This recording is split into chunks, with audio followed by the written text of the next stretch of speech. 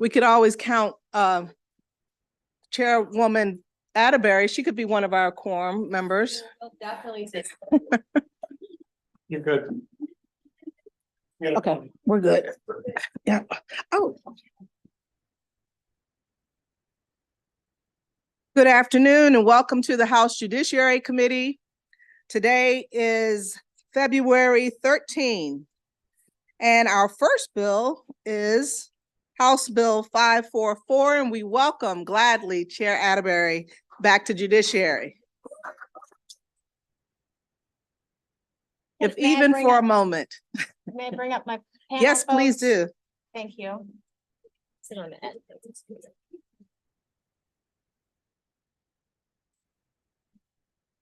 Thank you, Madam Chair, and Chair Clippinger is in Ways and Means. Yes. So we did a quick swap. Thank you, committee. It is great to be back in Judiciary Committee. I do not miss those days of 100 and some witnesses, though, I will tell you that.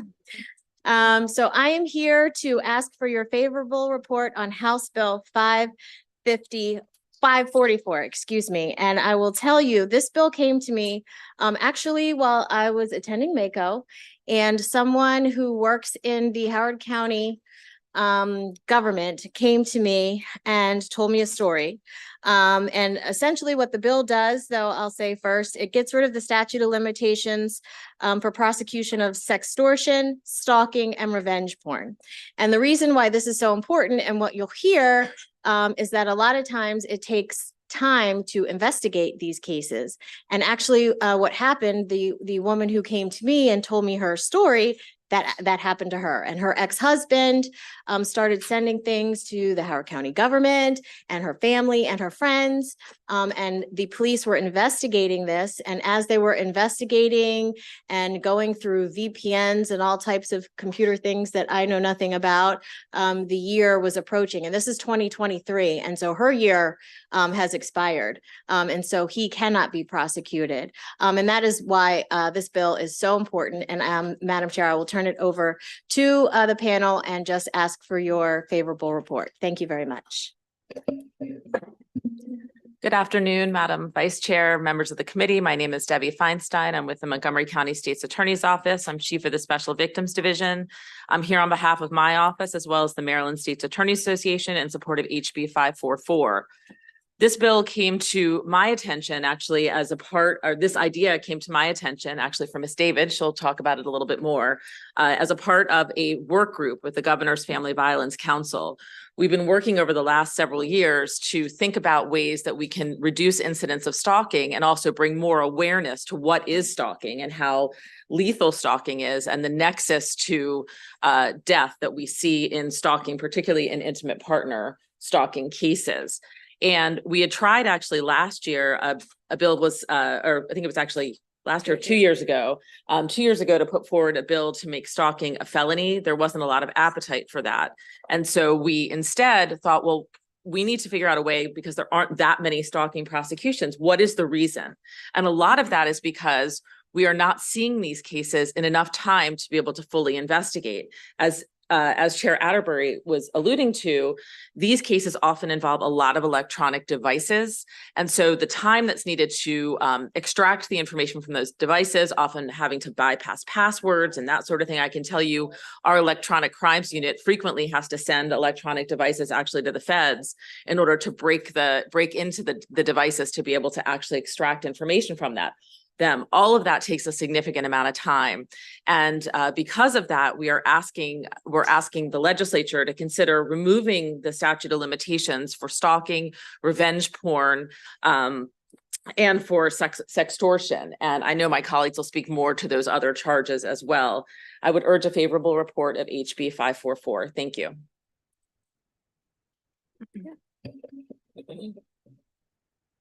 Good afternoon, Madam Vice Chair and members of the committee. I'm Carrie Tyrrell, Supervising Attorney at the Maryland Coalition Against Sexual Assault.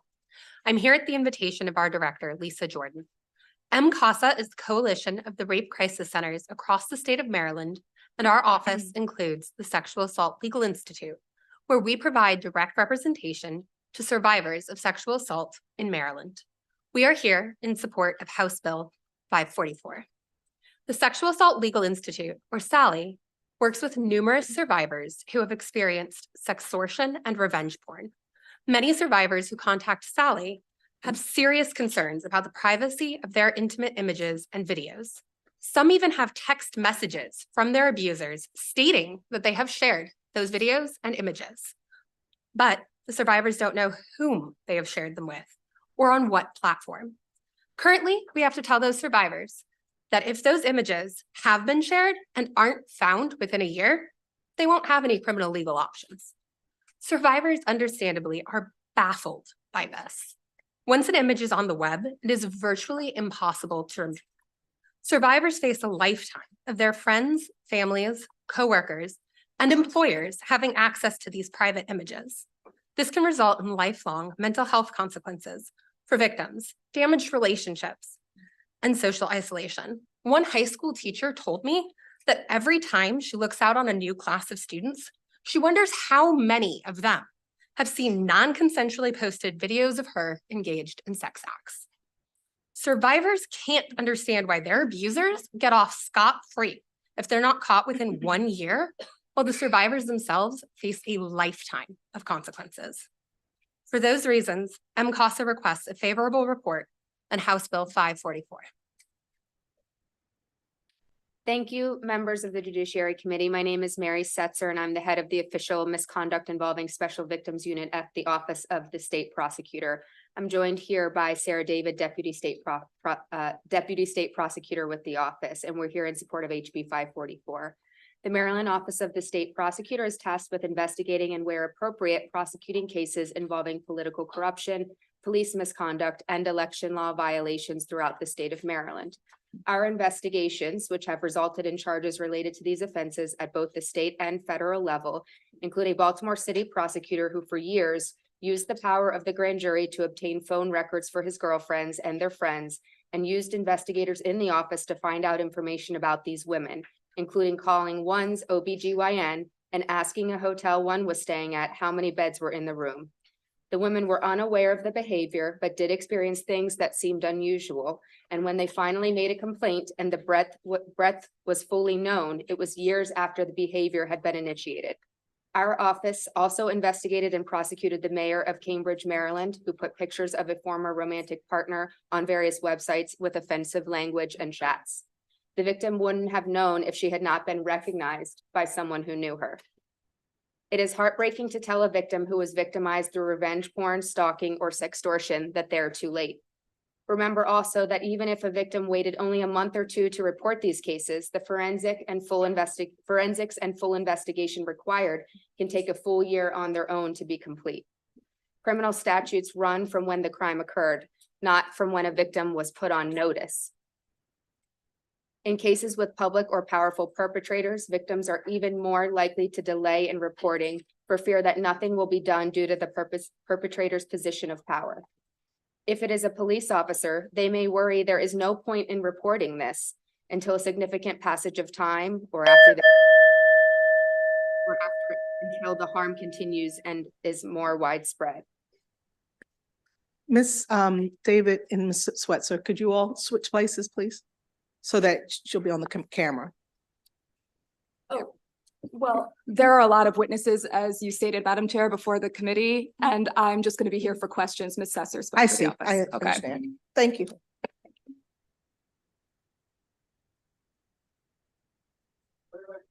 Thank you. Good afternoon, Mr. Chair, Madam Vice Chair, members of the committee. Melanie Shapiro, I'm the Public Policy Director with Maryland Network Against Domestic Violence, here in support of House Bill 544. I think you've already heard some of the necessary reasons for this bill. I just wanted to share a little bit about how it came about. I think you heard from Chair Atterbury, who I had a conversation with in the fall about this issue, and we talked about a statute of limitations bill.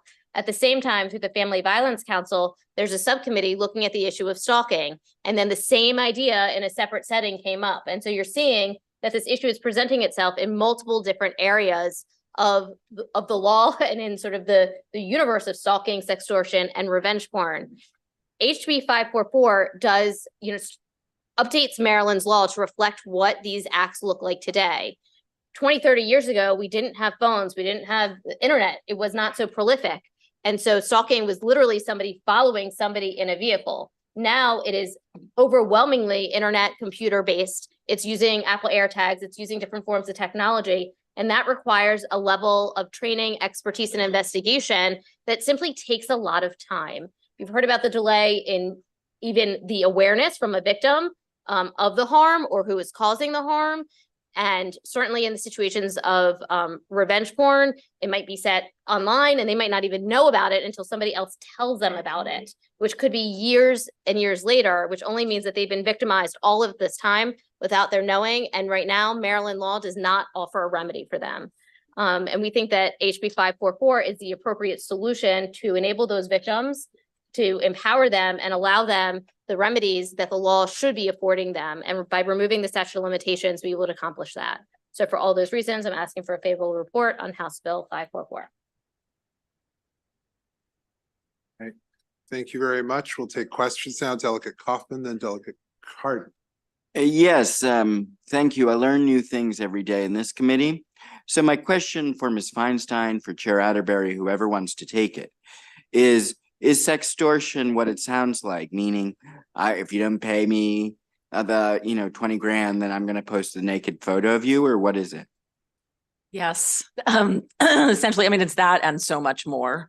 It can take all different forms, but it is using something sexual in nature, whether it's an image, whether it's a statement, and then extorting the person. I don't know if Ms. David has anything else to add. I know that her office sees a lot of extortion cases. Yeah, so sextortion is an enumerated crime, and it's because extortion has to have something of value, and so sextortion clarifies that the sexual act is that thing of value in a separate element of the criminal code. Just very briefly, enumerated means spelled out, right? Yes. So it's a spelled out crime where it's something of value, where they say, if you don't give me something. Sextortion is a statute. Okay, because I looked in the bill before taking the committee's time to ask the question. I didn't see it. So thank you all and can you refer me to the statute? That'd be great. Absolutely.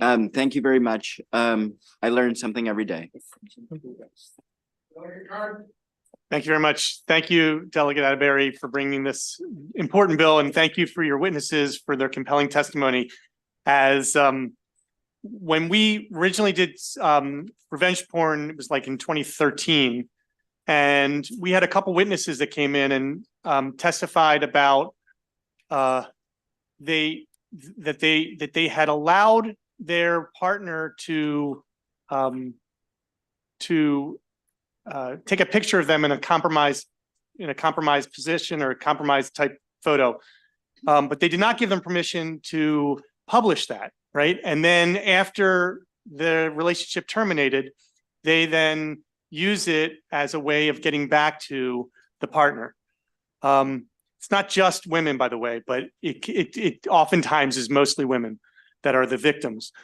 And in this scenario, the ex threatened and then did it, but he waited until she had a daughter from another person, and the daughter was 16 years old.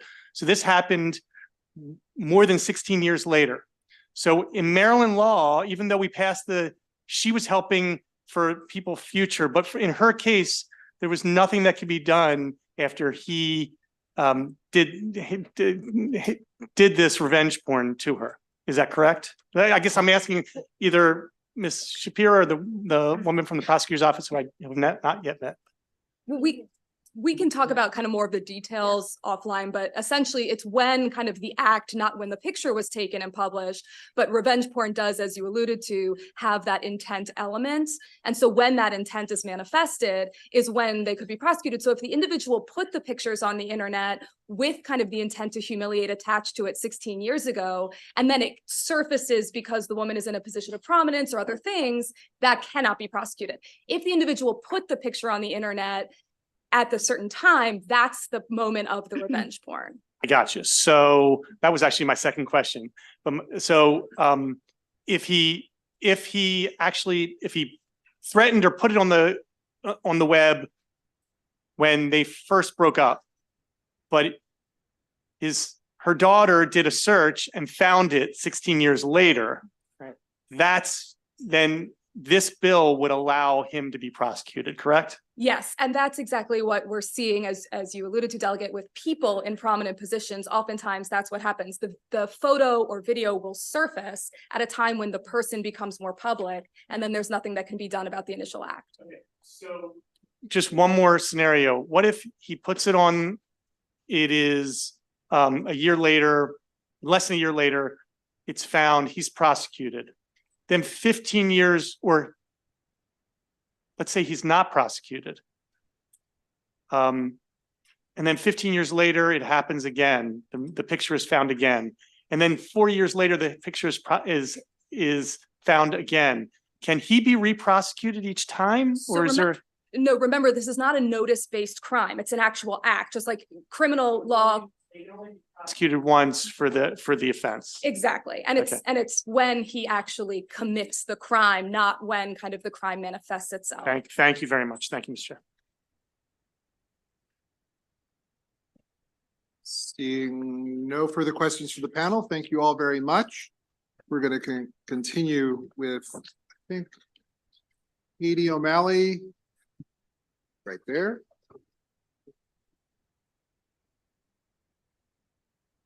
Nia Yes. Araya, is it, you're up? Okay, hold on one second. And Melanie Shapiro was just up there, so that's fine. So we'll hear from the two of you. Go ahead.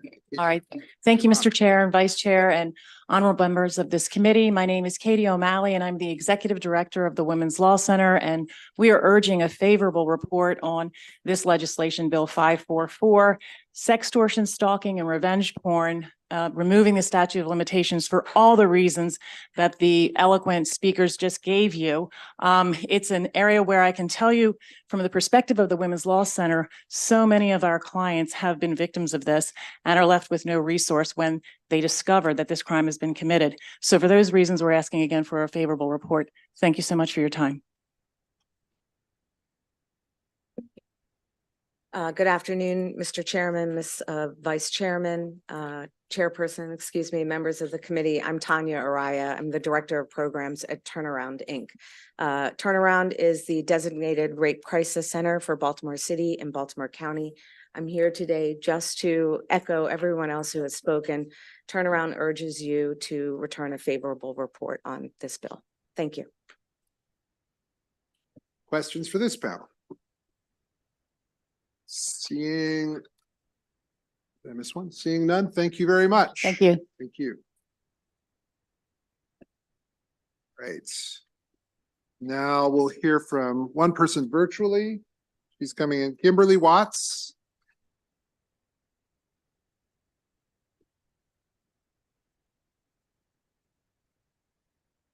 All right, for 2 minutes, please, Ms. Watts. Hi. Oh, dear.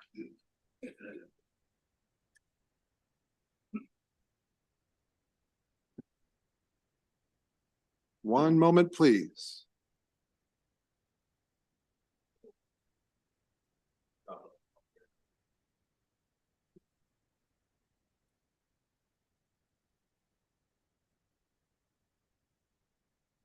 Okay, well, she's back.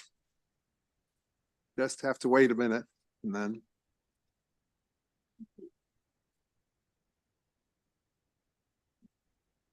Okay, let's try that again. My Kimber- apologies. For 2 minutes, please. Thank you. My name is Kimber Watts. I'm an attorney with the Office of the Public Defender in our Forensic Mental Health Division. We ask you to have an unfavorable report on this bill for a couple of reasons. We understand that as it relates to revenge porn in particular, it may take years to learn that those photos have been posted and that in cases of sextortion and stalking, it takes time for someone to be safe enough to report those crimes. That being said, we do have a couple of concerns. The first, more minor, is similar to what one of the other witnesses has already referenced, and something we've seen play out in the news several times in the not so distant past. That is, people who were aware of the harms that had been done to them, but did not report it until someone achieved professional success and then made allegations to undermine that success. That it's important to consider this because those cases do become harder to investigate and defend the more time has gone by. So while this most publicly may impact people running for office or high-profile judgeships, it undoubtedly happens in the world of business as well. That being said, we are particularly concerned about eliminating the statute of limitations for revenge porn as it relates to teens and young adults. We have concerns about how this will impact individuals potentially decades past their bad decisions. In our experience, individuals are more likely to share intimate photos impulsively in the heat of a moment during a breakup. This does not excuse that behavior in any way, but we worry that for young people and individuals in their 20s, for whom this impulsivity is part of normal development, it is not necessarily reflective of the adults that they will become. So for those reasons, we ask that you either issue an unfavorable report or omit. All right, questions? No? All right, seeing none. Thank you very much. That concludes the that concludes the testimony on House Bill 544. We're going to go now to House Bill 87. Delegate Mangione.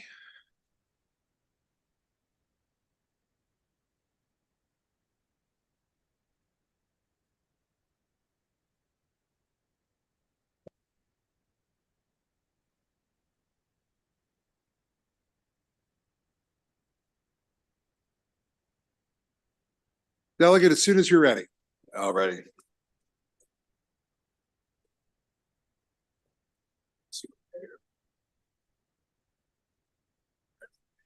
Good afternoon, Mr. Chairman and members of the Judiciary Committee. I am Delegate Nina Mangione, for the record, District 42A in Baltimore County, and I come before you today to present HB 87. So today I stand before the committee advocating for a necessary aspect of our justice system, and that is bringing back the death penalty. While I fully understand this topic prompts strong emotions and spirited debate, I urge you to consider the reasoning behind supporting this enforcement. Regrettably, today in Maryland, we have seen a spike in the most heinous of all crimes. There are some acts of violence that are so gruesome that they demand the ultimate punishment. Just 2 weeks ago, we learned of the horrifying story of a murder for hire plot with instructions to the contract killer to, quote, erase his head from his torso.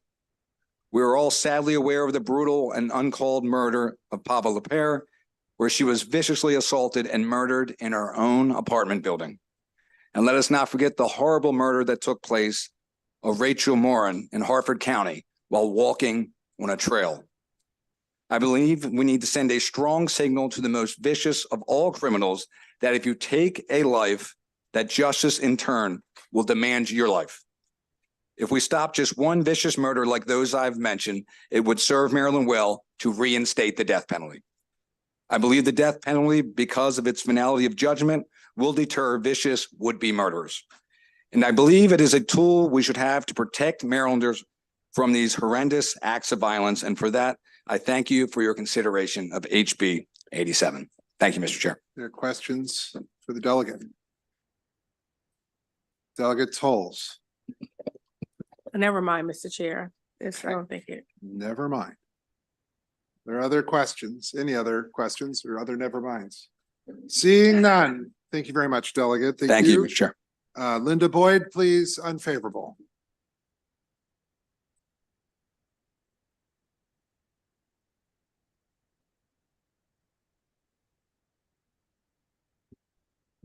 Good afternoon, Mr. Chair, Madam Vice Chair, and members of the committee. My name's Linda Boyd, and I'm here on behalf of the National Episcopal Church and the Episcopal Diocese of Maryland. We have long been opposed to the death penalty, not in small part because the Sixth Commandment says thou shalt not kill. And that is our guiding principle. I don't know, I did some research on this. I was unable to find any correlation between the death penalty and prevention of crime. I think it's an old-fashioned idea, an easy idea to implement because you think you're doing something to prevent it. Murder or heinous crime But I doubt that someone who is so deranged as to do a heinous crime stops and thinks about the consequences before doing it, or would hesitate to do it if he or she thought that they would get the death penalty. If someone is so deranged as to do that, that person needs mental treatment, needs health care and rehabilitation. And so we strongly oppose this bill. Thank you. Does anyone have any questions? That's my line. Any questions? Delegate Boucher. Thank you, Chairman. Who was the greatest victim in history of the death penalty?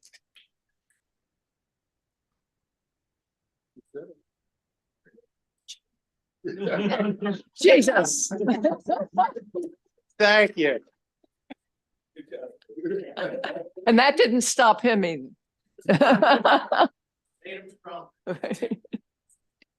Delegate Cardin. Cardin. I just wanted to ask, you said you did some research that there's no correlation between death penalty and deterrence of crimes. Well, not that I could find. I mean, if you have it, I think it's an old fashioned idea. It's a simplistic idea to say, well, just go ahead and kill somebody who does this. And don't get me wrong. I don't like heinous crimes. No one does, right? I've done my research and I haven't found any research that shows that the Maryland death penalty actually improved deterrence when we had it. And that was one of the reasons back in, I think, 2012, that we eliminated it. It was because it didn't work for deterrence. Isn't that so? Right. That's what I meant to say. And you said it much better. Thank you. Seeing no further questions, thank you all very much. That concludes the testimony on House Bill 87. We now are going to Delegate Shetty and House Bill 496. Let's look at this. All right. Do you have a panel that you'd like to bring up? I see two. Yeah. Lisa Jordan.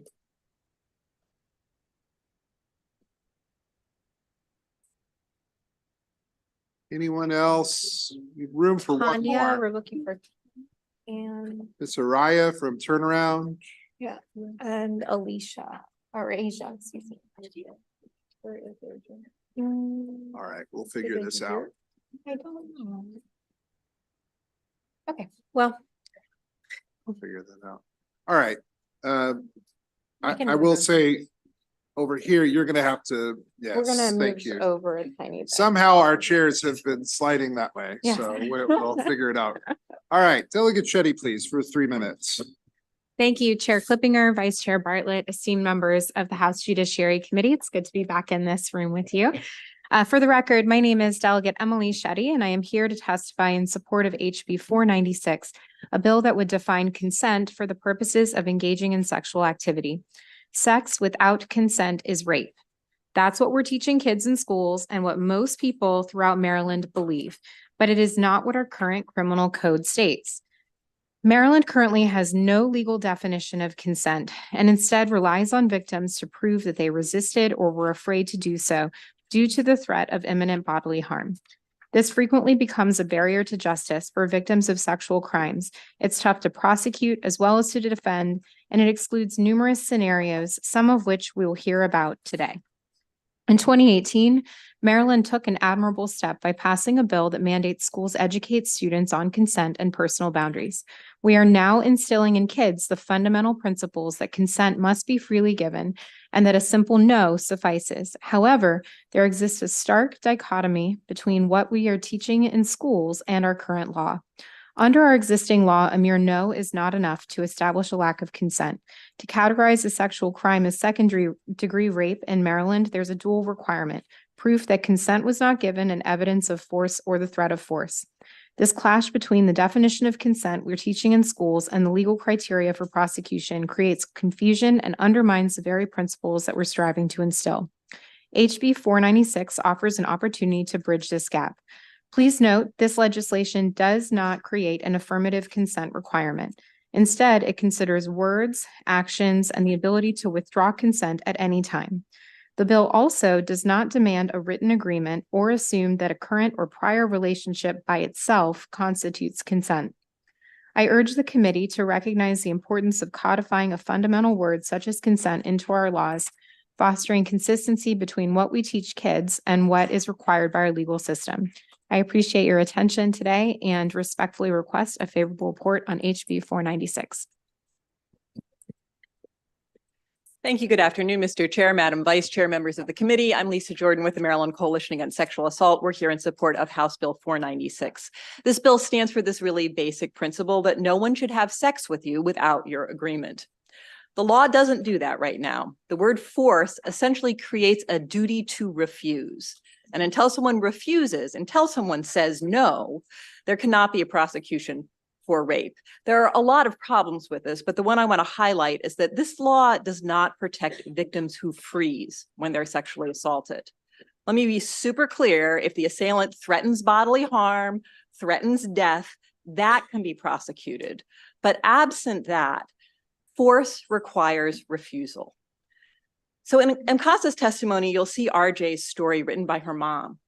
She was 18 years old, went to the pediatrician she had seen her whole life to check to see if her anxiety medicine was working. Her mom couldn't go with her, so for the first time in her life, she went to the doctor by herself. Dr. Torres sent his staff home, took his ungloved hands, lifted her waistband, and penetrated her with his fingers. She testified that her anxiety escalated. She was crying, having trouble breathing, but she didn't refuse, she didn't fight back, and she didn't say no. She went home crying, talked to her parents, bravely reported to the police, and prosecuted this sex offender. The judge found her credible, but also said the court cannot find that the defendant used force. And therefore, the court acquitted the pediatrician of rape. Consider this, if RJ had said no, he could have been convicted of rape. He should have been convicted of rape. Human beings are not walking invitations to have sex. And the policy of this state should not be that until we say no, we mean yes. For these reasons, Mcasa urges a favorable report on House Bill 496.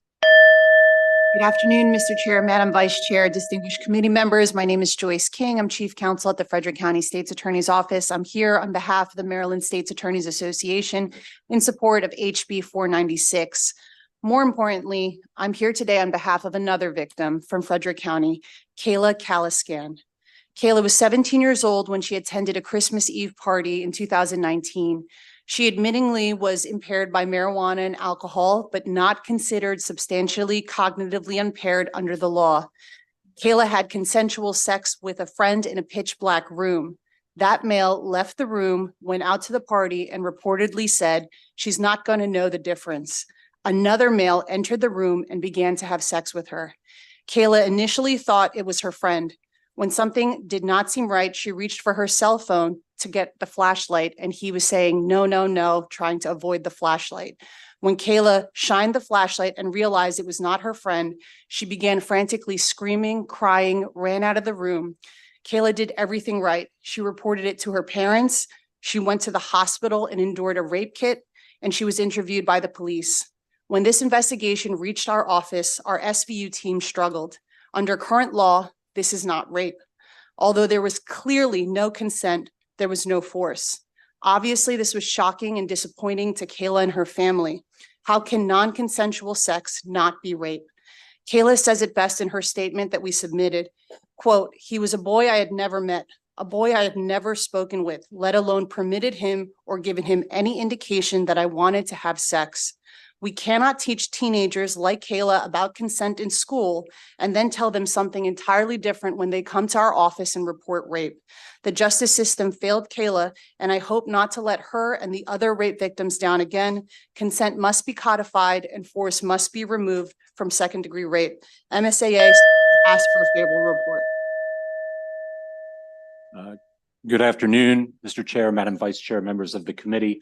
My name is Jer Welter. I'm an Assistant Attorney General here on behalf of the Office of the Attorney General to urge a favorable report on HB 496. The bill does two important things. First, it codifies a definition of consent or considerations for how consent can be determined. And those considerations are consistent with and essentially codify existing case law in the state of Maryland. The second thing that the bill does is removes the requirement of use or threat of force from second-degree rape, such that second-degree rape is subjecting someone to sex without their consent. And as the prior panelists have indicated, there is no current statute in Maryland that simply is making someone have sex with you without their consent. Second-degree rape requires force or use of force. Fourth-degree sex offense is sexual contact without consent. And as sexual contact is defined in statute and in the case law, it does not cover penetrative sex acts. So this bill is very important, and we urge your favorable report.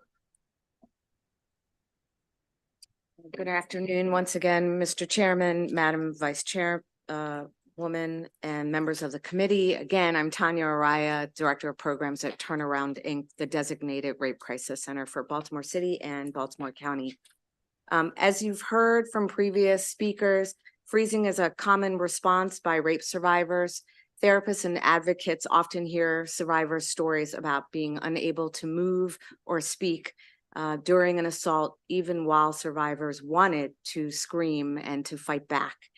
And even after those assaults, some of the same survivors agonize over why they didn't scream and fight back. This is a common experience to an uncommon and abnormal situation.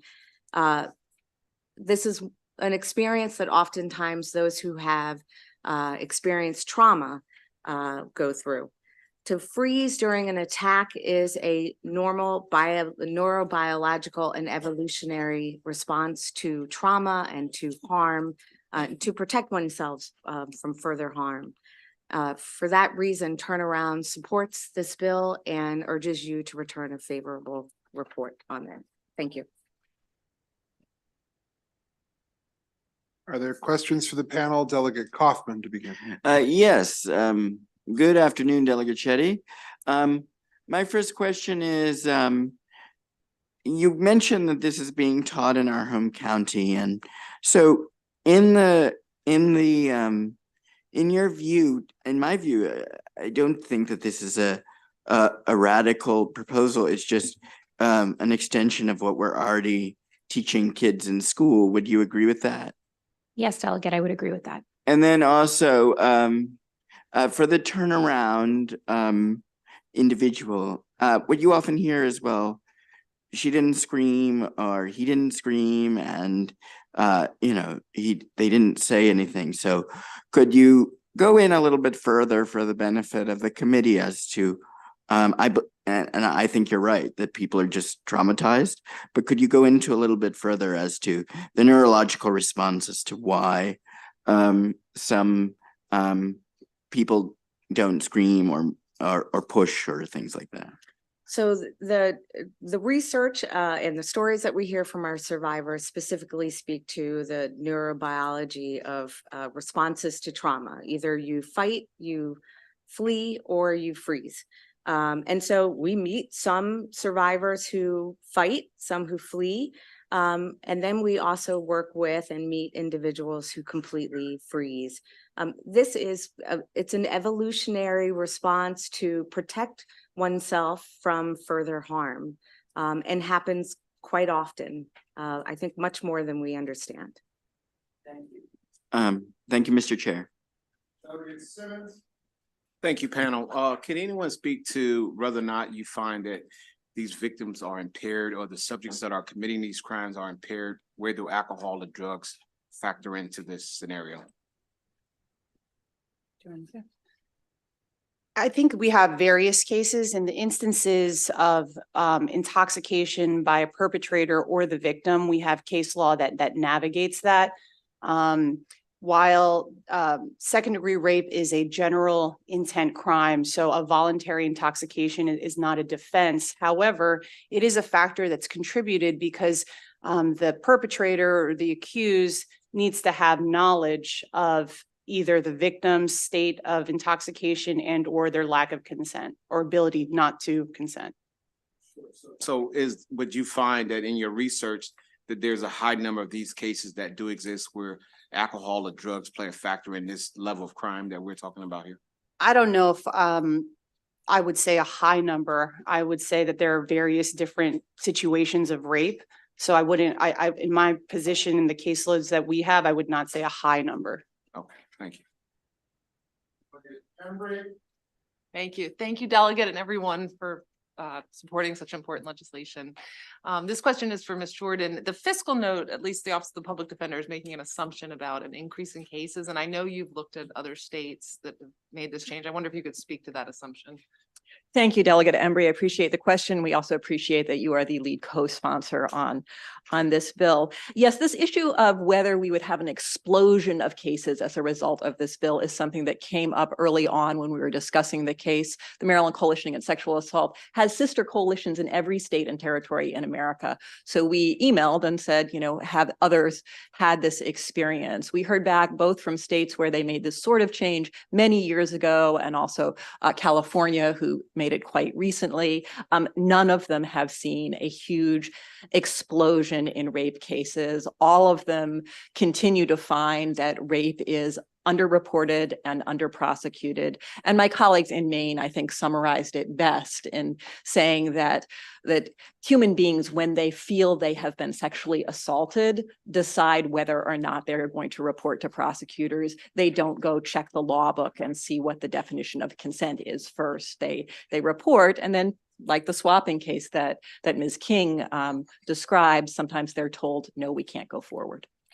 And if I could piggyback on that, Delegate, because I ran the numbers and I took a look at the declinations of prosecutions that we had in our county. We have a county of close to 300,000. We had 12 declinations for a second-degree rape. This statute would have only changed the analysis of declinations on 2.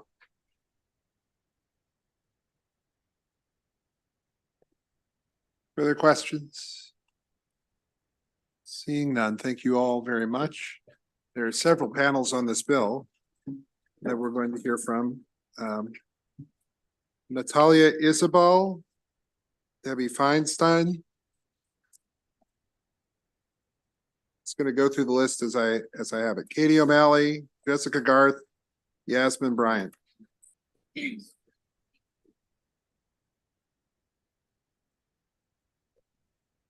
We'll start from my right, your left, and work across. Go ahead. Absolutely. Good afternoon, Chair and members of the committee. My name is Natalia Isbell, and I'm currently a junior studying criminology and criminal justice at the University of Maryland. I'm part of Care to Stop Violence, an on-campus entity designed to help survivors of intimate partner violence, where I serve as a peer advocate under the supervision of a licensed therapist. More often than not, peer advocates have been the first to console survivors of rape. Through weekly advocacy appointments, we connect with clients to provide resources for reporting options, how to obtain a protective order, manage emotional responses, and even get medical care if needed. This bill defining consent can help our clients seeking justice for the heinous crimes committed against them. Sex without consent is defined as rape and should be written into law as such. With this phrasing, I can confirm that our tireless pursuit of justice can be achieved, and the protections in place for our clients will become even more thorough. When a legal definition focuses on the victim and whether they resist, the blame is placed upon them. House Bill 496 changes the focus to whether there is clear and voluntary agreement between the people involved. It clarifies that coercion is not consent, and neither is anything but a clear and voluntary agreement. CARE at the University of Maryland strongly urges the Judiciary Committee to report favorably on House Bill 496. Thank you.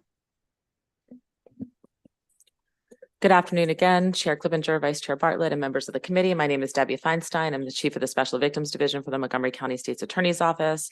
On behalf of myself and the Maryland State's Attorneys Association and my office, I testify in favor of HB 496. One of the other hats that I wear that I haven't really spoken about this session, or maybe not as much in the past, is I'm the chair of an initiative in Montgomery County called Choose Respect. The Choose Respect initiative is comprised of many components, but essentially it's a program that where we're looking to reduce the incidence of teenage dating abuse as well as sexual assault. And as one of the components of that program, we go and teach students in middle school and high school age appropriate different programs for 6th and 7th graders versus the 9th through 12th graders. But we teach them about what is consent and what is a healthy relationship. And in our teaching, we teach consent is yes means yes, get to the affirmative yes. That no means no is antiquated. It puts something on the victim where the victim has to be the one to say no. Now, as was described on the last panel, of course, the perpetrator has to have knowledge of the lack of consent. And that can come from words or that can come from actions. But I'd also like to point out that one of the pieces of the consent curriculum that we do teach is rooted in law that is already on the books. And that is 7445 of the Maryland Education Article, which requires age-appropriate instruction on the meaning of consent and respect for personal boundaries. This is for all public schools in Maryland, excuse me. And the definition in that article is the unambiguous and voluntary agreement between all participants in each physical act within the course of the interpersonal relationships, including respect for personal boundaries. So already we have this discrepancy in the law between how we define consent, how we're teaching consent, how the law defines consent, and then what is happening in practice, as again was described by the panel members in the first panel. I urge a favorable report. Thank you, Mr. Chair, Madam Vice Chair, and members of this committee. Again, I'm here from the Women's Law Center. I'm the executive director. My name is Katie O'Malley, and we are strongly urging a favorable report on House Bill 496. As part of our job, we are promoting at the Women's Law Center physical safety, economic security, and bodily autonomy of all women. And what this bill does, it removes the antiquated force and threat of force standard that is currently being used in Maryland law. The analysis keeps the fact finder now, this analysis that we're asking for now, focus would be on whether or not there's a clear and voluntary agreement between the parties. So the fact finder, judge or jury has to look at the totality of the circumstances in order to determine whether or not there was consent. This keeps the fact finder focused on asking the right questions. This analysis also keeps the fact finder away from wrong and harmful questions that have historically been used to blame victims of sexual assault, what the victim was wearing, did the victim have prior consensual experience with the perpetrator, etc. This law provides a straightforward approach to prosecuting and determining sex crime cases. In Maryland, women, roughly 18% of white women experience sexual assault and 22.3% of non-Hispanic Black women have been raped. Additionally, 44% of Maryland women have experienced other forms of sexual violence. These statistics are alarming, and the legislature must make these changes to properly support victims of sexual assault when they're seeking legal resources. For all of these reasons, as stated, we strongly urge a favorable report on this bill. Thank you. Good afternoon, chairs and members of the committee. My name is Yasmin Bryant. I am a junior studying sociology and political science at Morgan State University, and I am also the founder of Students Against Sexual Harassment and Assault at Morgan State University. In SASHA, we take on the mission of educating students on the definition of consent and what classifies as sexual violence and sexual assault. With our current education in higher education, high schools, and middle schools, the definition of consent is the clear and otherwise enthusiastic agreement to engage in a sexual act with the liberty to withdraw consent at any time.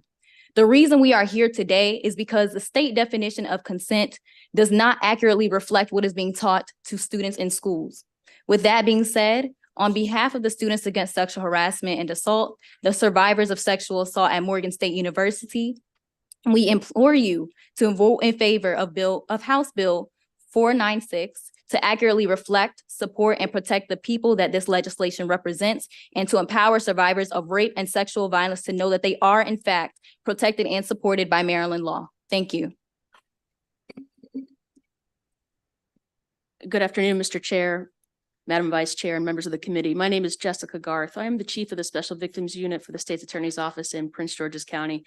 I'm here representing my boss, Aisha Braveboy, as well as the Maryland State's Attorneys Association and myself. I'm here simply to assure you that we are not worried as prosecutors about an opening of the floodgates. Prince George's County is one of the busiest jurisdictions, unfortunately. I have 8 line attorneys who prosecute a caseload of indicted cases between 50 and 80 cases. And I can assure you that we are not expecting a large caseload increase based on this change in the law. Currently, the way the law is written and the way that our attorneys operate, they're already conducting a totality of the circumstances review of every case that comes in. But the way the law is written now, if there is no force or threat of force, it's a full stop to prosecution. This change in the law allows us to do our jobs as attorneys. We all went to law school. We all came to prosecute these cases, to make these tough decisions, to make these charging decisions based on the actual circumstances of the case, rather than an outdated idea that force or threat of force is necessary to prosecute a rape. I recognize that I'm the 10th panel member here, so I'll cede the rest of my time back to the committee, and I would just urge a favorable report on this bill. Thank you. Questions for this panel? The Vice Chair. Thank you, Mr. Chair. I just wanted to address the young lady from Morgan. And I wanted to ask you, with respect to the work that you're doing, and I appreciate that very much. What are you finding are the conditions in which some of the victims are being presented? Would you mind further explaining your question? I guess, one, I wanted to give you a chance to talk because I admire the work that you do. So I didn't have a very specific question. However, the chair does not like for us to not ask specific questions. So I wanted to know, We'll make this about Right. me. Well, I mean, yeah. why is this about me? Yeah, I just wanted to for you to elaborate a little bit on the work that you're doing. Yes, absolutely. So with Students Against Sexual Harassment and Assault, this is actually an organization that I created in high school when I was attending Arundel High School, just after I was assaulted in the 10th grade and stopped going to high school for the academic school year. Once I transferred to another school, I learned that many victims in my high school, they were all around, you know, as the Me Too movement came about. I started to learn more about many of the students under 18 who were victims of sexual assault in their child age years.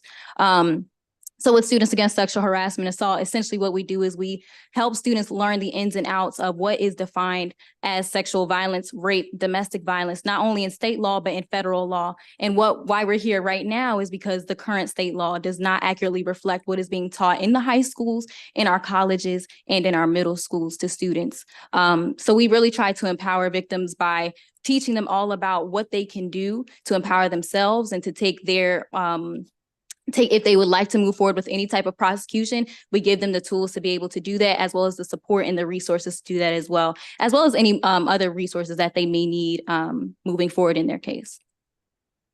Thank you. I'd like to first, so thank you, Ms. Buchanan. I want to ask you a question, if I could.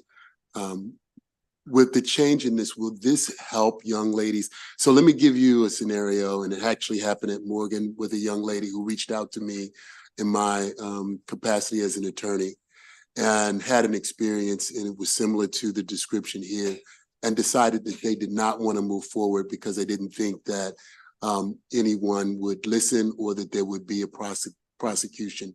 And I know Morgan has its own process once a student kind of comes forward. Can you share with us whether this would empower women in your perspective and what that process is on a college campus? Yes, absolutely. So with Morgan State's Title IX office, of course, the Title IX office has to follow state law pertaining to all cases regarding sexual violence, rape, and anything else under those large umbrellas.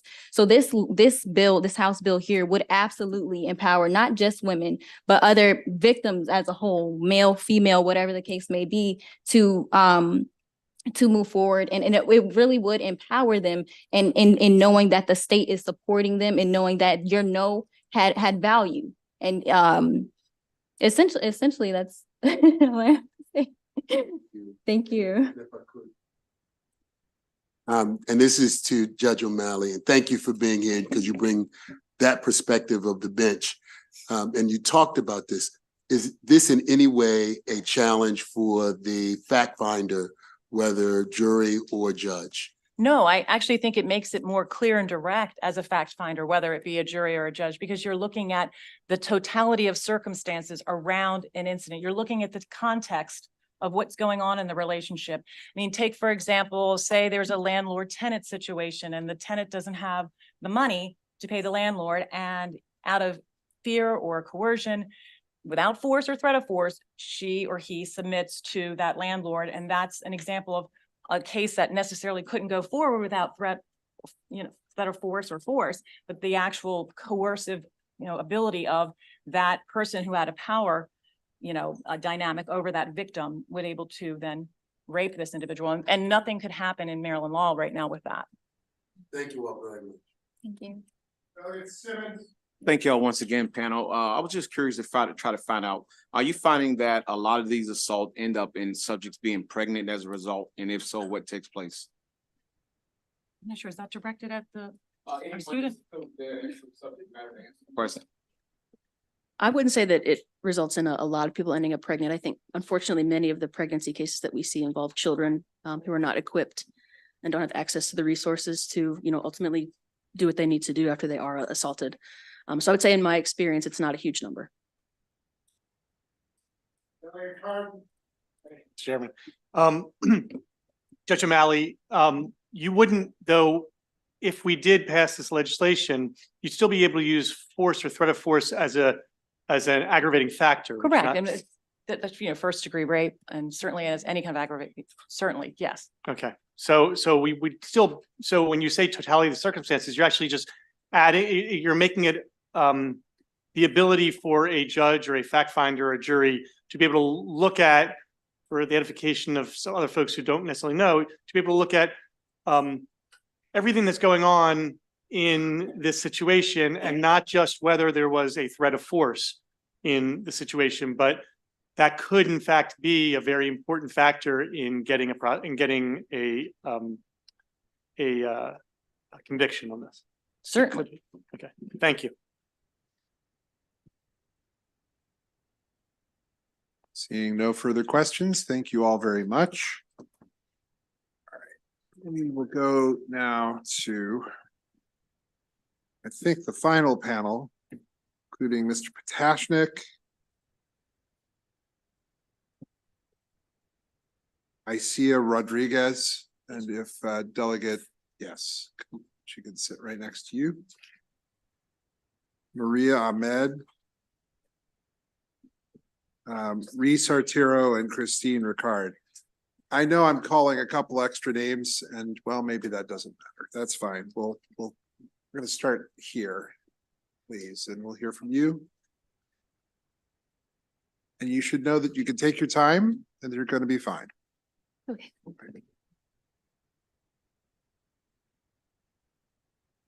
Good afternoon, esteemed members of the Judiciary Committee. My name is Asia Rodriguez, and I'm here to offer my personal testimony in favor of House Bill 496. Many of you recognize me from my role within the Maryland General Assembly, often described as a vibrant Californian known for her positivity, outspokenness, and lively demeanor. Yet there was a time when I was 16 when I found myself silenced by an experience that has since profoundly affected my life. Today, I stand before you to advocate for this bill because, to my understanding, it seeks to acknowledge and address experiences like mine through legal statutes. The natural response to threat, fight, flight, or freeze are particularly pertinent in cases of sexual assault where victims may exhibit varied reactions. I want to share my personal account. One night, I'm hanging out with a friend, or at least that's what I thought. We were both under the influence, and then things took a really messed up turn. He started groping me. I vocalized, "I'm not comfortable," as he was crossing boundaries, but he didn't stop. I spoke up again, saying, "This doesn't feel right." Despite my discomfort, he persisted, taking off my clothes, and my body froze. I couldn't process what was happening. I'm thinking to myself, was this rape? Am I getting raped right now? I didn't want this. I'm not into this guy. I said I wasn't comfortable. Processing my assault was tough because even though it was not violently forced, my body froze and made it difficult to wrap my head around what was happening. This left a lasting impact on my perceptions of intimacy and has been a critical factor in understanding my trauma responses as I've grown. My decision not to report this assault was not because I was worried about legal definitions or consent laws, but was a necessary step in acknowledging my own experience as valid. Clearly recognizing the absence of consent. Although this occurred in California, I'm compelled to share my most personal and vulnerable story in hopes that Maryland leads by example. It's crucial for our state to establish clear statutory language that recognizes non-consent as a fundamental element of sexual crimes, offering support to victims and survivors who choose to move forward. I respectfully request a favorable report, hoping it will provide much needed recognition and support for those with similar experiences. Thank you. Are there any questions for this first witness on this panel? Thank you very much for being here today and sharing your story. If you would like to step down, you're more than welcome to. If you'd like to stay there, you're more than welcome to. It's entirely up to you, okay? I wanted to make sure that we added Shivani Sid, who is on virtually, I think, to this panel. And with that, I believe I have everybody else who is supposed to speak on this panel. And so with that, we'll go to the next. Go ahead. Thank you. Thank you, Chairman, Vice Chairman, and members of the Judiciary Committee. I am here asking for a favorable report on House Bill 496, Sexual Crimes Definition of Consent and Repeal of Force. I am a Deputy State's Attorney for Queen Anne's County and a leadership member of the Queen Anne's County Child Abuse Recognition and Evaluation Team. My name is Christine Dula-Record. I assist in the supervision and prosecution of sexual crimes against children. Additionally, I participate on the Maryland States Attorneys Association Legislative Committee, as well as the Special Victims Subcommittee of the Maryland States Attorneys Association. And I'm here on behalf of the MSAA and the Queen Anne's County State's Attorney's Office. In my role as a prosecutor in a largely rural and close-knit community for over 16 years, I have had too many conversations with victims of sexual assault. Unfortunately, in a lot of these conversations, I have had to tell victims who have been violated that the crimes that have been committed against them because there was no force are not rape. My most recent case involved a 17-year-old female who was being sexually abused through both oral and anal penetration by her father. The construct of her household was one in which her father was a supreme authority. The children, especially female children, did not disobey, and my victim did not disobey. On an August afternoon in 2022, this victim was instructed by her father to perform oral sex on him, and she did. Her choices would have been to say no, resist, and run away, but that's not how she was raised, and she was not able to do that. She also knew that there would be consequences for disobedience. She was fearful of being physically disciplined. She was fearful of not being able to attend school. She was fearful he would do it to her sisters. So she did it. She gave him oral sex. Ultimately, this victim's father was charged. He was tried by a jury and they hung. There was a retrial. She was cross-examined to the point of victim shaming. Why didn't you resist? Was questioned. Why didn't you run? Questioned. That's not fair. I urge a favorable report. Good afternoon, Mr. Chairman, members of the committee, Madam Vice Chair. My name is Gavin Potashnik. I am the Chief of the Special Victims Unit for the Cecil County State's Attorney's Office, here to lend my support to the chorus of prosecutors who all see House Bill 496 and Delegate Shetty's leadership as welcome and an appropriate change in Maryland law. Of the many depressing things about my job, one of the most depressing is sitting across the table from a victim of sexual assault and saying, you were not assaulted enough. You were not saying consent was taken away enough. You were not raped enough for us to meet the elements of this case. Because the reality in Maryland law currently is that force, although not described by statute, in case law, essentially, it's overcoming the will and resistance of the victim. Resistance is not required to be shown by statute, but you have to have enough force to meet that particular element. It is ridiculous and absurd that we are forcing victims of this heinous crime to have to articulate that they were beat up enough for us to meet that particular element. That is ridiculous. I'll say that again. House Bill 496 is a much needed welcome change. Also, on a personal note, I have a 12-year-old girl. Chances are, and this is the reality of life today, that she at some point will most probably be the victim of a sexual assault. I would like to look her in the eye and tell her that I did everything I could to change the law so she has the tools necessary to fight perpetrators. And I ask for a favorable report on this bill. Thank you so much. Questions for the panel? All right, seeing none, thank you both very much. You had someone virtually. Okay, could we bring her in? Okay, if you'd like to go ahead for 2 minutes, please, we're ready for you. Hi, Chair Clippinger, Vice Chair Bartlett, and esteemed members of the Judiciary Committee. Thank you for the opportunity to testify before you today. I'm the Vice President of Preventing Sexual Assault at UMD, an entirely student-created and run organization that advocates for survivors and students. I and the Executive Board members of PSA support this bill because the focus on defining consent in our state is necessary to help survivors get the justice they deserve. At the University of Maryland, the definition of consent is found online, but the state lacks a standardized definition. This difference creates a disparity in understanding and addressing consent-related issues between the university and the broader state. HB 496 aligns UMD and the state on the consent definition, boosting university efforts in statewide sexual assault prevention and support. Given that this bill would alleviate the onerous obligation that survivors currently hold to provide proof, Preventing Sexual Assault at UMD respectfully urges for you to report favorably. Thank you. Any questions for this witness? All right, seeing none, thank you very much. That concludes those people who are testifying in favor. We'll now hear from those opposed. Christine Dufour, Margaret Tehan, and then virtually Brenda Jones.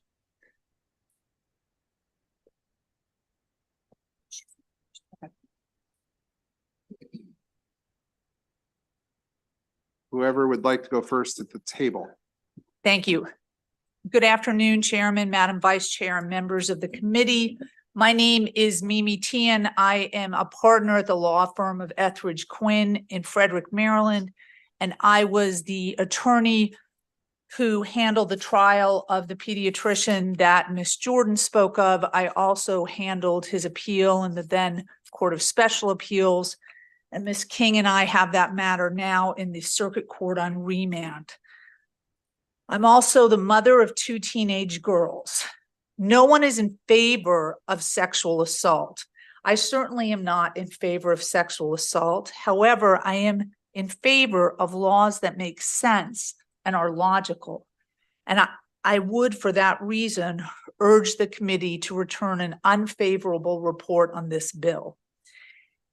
What this bill basically does is completely remove the element of force or threat of force from the second-degree rape statute. As is indicated in the fiscal note, if the committee pushes this bill forward and this bill is passed, second-degree rape will be the only other sexual offense in Maryland other than fourth-degree sexual offense, which is a misdemeanor, for which lack of consent is the only element of the crime. There's been a lot of testimony regarding the defining of consent. I think what needs to be done probably, if the committee wants to discuss this or consider this bill, is to actually define force. Force either means something or it doesn't mean something. Force or threat of force either makes a sexual offense worse or it does not. Consent is actually defined in the Maryland pattern jury instructions, but force is not. I think that is a topic that's appropriate for discussion, but at this point, as written, I would urge the committee to return an unfavorable report on this bill. Thank you. Good afternoon, Mr. Chairman, Madam Vice Chairman, members of the committee. My name is Christine Dufour. I'm an attorney with the law firm of Jezik and Moyes, running their Eastern Shore office, but I'm here in my capacity as the executive. I'm on the executive committee of the Maryland Criminal Defense Bar Association. I testified on this bill last year. Fortunately, I have company at the table this year. I did not last year. There was some virtual testimony, but my additional concern in this bill, in addition to the specific defining of consent, which is already defined and in the pattern jury instructions. It adds, in addition to the acts that must be proven by the prosecutor, vaginal intercourse, sexual act, or sexual contact. Sexual contact is a very different definition than sexual act. The sexual contact means an intentional touching of the victim's or actor's genital, anal, or other intimate area for sexual arousal or gratification or for the abuse of other party. Essentially, that's the main element in fourth-degree sex offense. And if we include that in rape in the second degree, people who commit much lesser acts of touching, shall I say, diplomatically, without force, if this bill is to be passed, would face a 20-year felony and I think it's a lifetime registration. It's a tier 3, I believe. That's a significant penalty and consequence if we're reducing the type of touching as well as eliminating force. And for the reasons I've talked about last year and this year, I'd be happy to answer any questions, but I'm also on the Maryland criminal pattern jury instructions. And I think adding sexual act will confuse the trier of fact if the judge has to explain what sexual contact is in addition to sexual act. Finally, I would say this body, I believe Delegate Cardin had it last year and Senator West, empowered a review of a criminal statute and it's still ongoing. So I would suggest that could be the place. I suggest that would be the place, that task force to look at our tier. We have 4 tiers sex offense: first degree sex offense, first degree rape, second degree rape, third degree sex offense, and fourth degree sex offense. If we're going to eliminate force out of the second degree and potentially de-elevate it, I would urge that the task force look at whether or not that's a wise move. All right, we have virtually, we'll hear from Brenda Jones now, please. Brenda Jones, 2 minutes. Thank you, Mr. Chairman. I'm with the Families Advocating Intelligent Registries, and we're seeking common sense and practical laws regarding sexual offenses. We do agree that a clear and reasonable definition of consent should be considered, but we have real big concerns about the definition of consent in this bill. 3 main things. I'll see if I can hit them all in 2 minutes. The first one is concern over the penalty. The potential punishment, as mentioned, is incarceration for 20 years for this level of offense. And when you remove the force element in that, that's a significant change. And to consider that engaging in that act without force or threat of force being a separate and distinct offense is where the problem comes in. If you look at other laws, you will find that in other laws in other states, there is a separate law that has consent with, no consent with force versus just no consent. The second is that some proponents have said that there's that it doesn't impose an affirmative consent standard. And based on their definition, it would require verbal permission and so on. If you take a look at the policies that are used in U.S. colleges and universities, that's fine. But if you're actually looking at laws, affirmative consent is different from simple consent. It mandates ongoing affirmative consent prior to and during. So we don't feel that affirmative consent does apply here. And finally, we feel like the language in this is really geared more towards educational codes used in university settings, and that they are policies that the students can be instructed on and trained on, where in this case, we're dealing with a 20-year sentence. So we do encourage the committee to vote no on this legislation. Thank you. Thank you, Mr. Chair. My question is for Mr. Four. Is that right? Yes. Okay. I'm not sure who testified actually to what I wanted to ask. So if you recognize this testimony, please just help me out here. Someone was saying that they were they represented the doctor that was spoken of before. That was me. Okay. Was that person a pediatrician? Is that what I heard? Correct. Okay. And do they have any other cases there are other cases, and I can't speak to those because I'm trial counsel on those as well, as is Ms. King. Cases against this Correct. pediatrician? Okay, thank you. Yep. Delegate Sample Hughes. Thank you, Mr. Chair, and thank you both for being here today to testify. I'm new to judiciary, so I'm not a lawyer, but I do want to just get clarity so I can fully understand where you're coming from. I wanted to know the part about the definitions. You had indicated that those need to be clearly defined, and I was trying to make a list. What I have is you're asking to define force, sexual act, sexual contact, and consent. Is that correct? If I can, sexual act and sexual contact already defined and in the statute. Sexual consent is already defined and in the jury instruction, and I can read that to you. We do not have a specific definition of force. What the jury is basically told with regard to force is the amount of force necessary depends on the circumstances. No particular amount of force is required. Evidence that the victim physically resisted is not required. And then the definition of consent that's currently in the instructions that judges all across the state of Maryland read is consent means actually agreeing to the sexual act or vaginal intercourse rather than merely submitting as a result of force or threat of force. So if you all don't think that's sufficient and want to flesh it out more, but we already do have a definition and it involves what the proponent said, we need to show that that it's not agreement. And we already have the term agreement that is being discussed and given when to the jurors or trier of fact when they're being told what the law is and they need to apply the law as it is. That what we have in place now can speak to the statements that the young women who testified here today said that they didn't feel heard or their no wasn't valuable. Are you saying that what we currently have now speaks to that and can address those concerns? It does address lack of consent. The requirement that was problematic in their situations was the prosecutors or the investigators felt that the lack of force was the problem. However, this prosecutor would still have available to them assault in the second degree, which is a 10-year misdemeanor, a 4th degree sex offense, which is a 1-year misdemeanor, 3 years if you're a subsequent offender, and a registration of 15 years.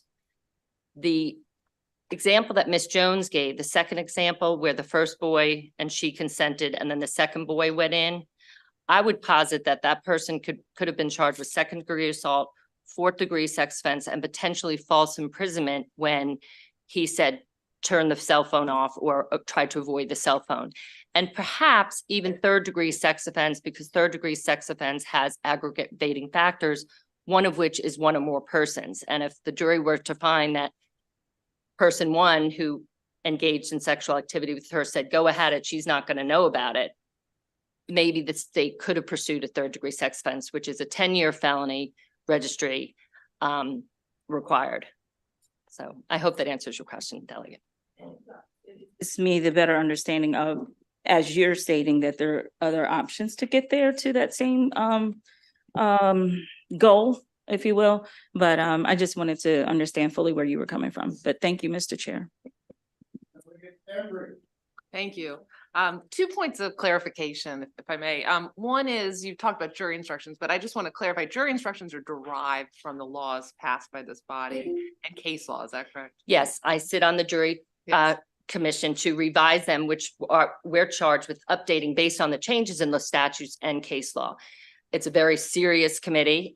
You have to be nominated to be on it. It includes judges, prosecutors. My colleague is on it, Debbie Feinstein, and myself. I'm one of the newer members. So we do a lot of in-depth work, and we try to closely and as practically follow what the statute and the case law says, because we want the jurors to not only know what the case law is, but to understand it with clarity when they have to know what the law is when they have to apply it to the facts that they've just heard after the evidence has all been introduced by both sides.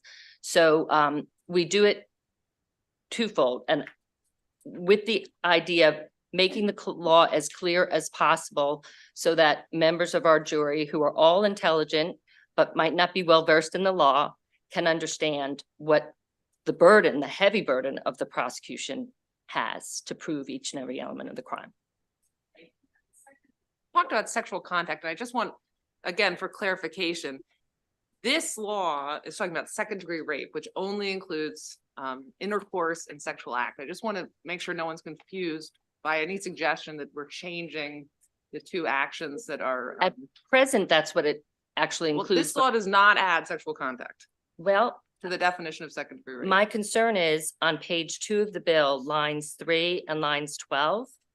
It says vaginal intercourse, a sexual act, or sexual contact.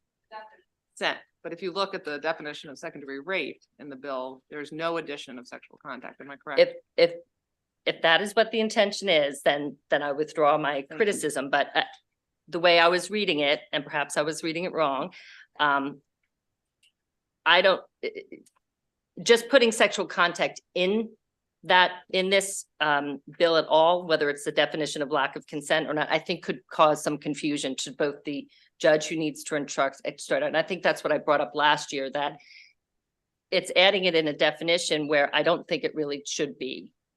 Because lack of consent is already a consideration in 4th-degree sex offense, which is basically sexual contact.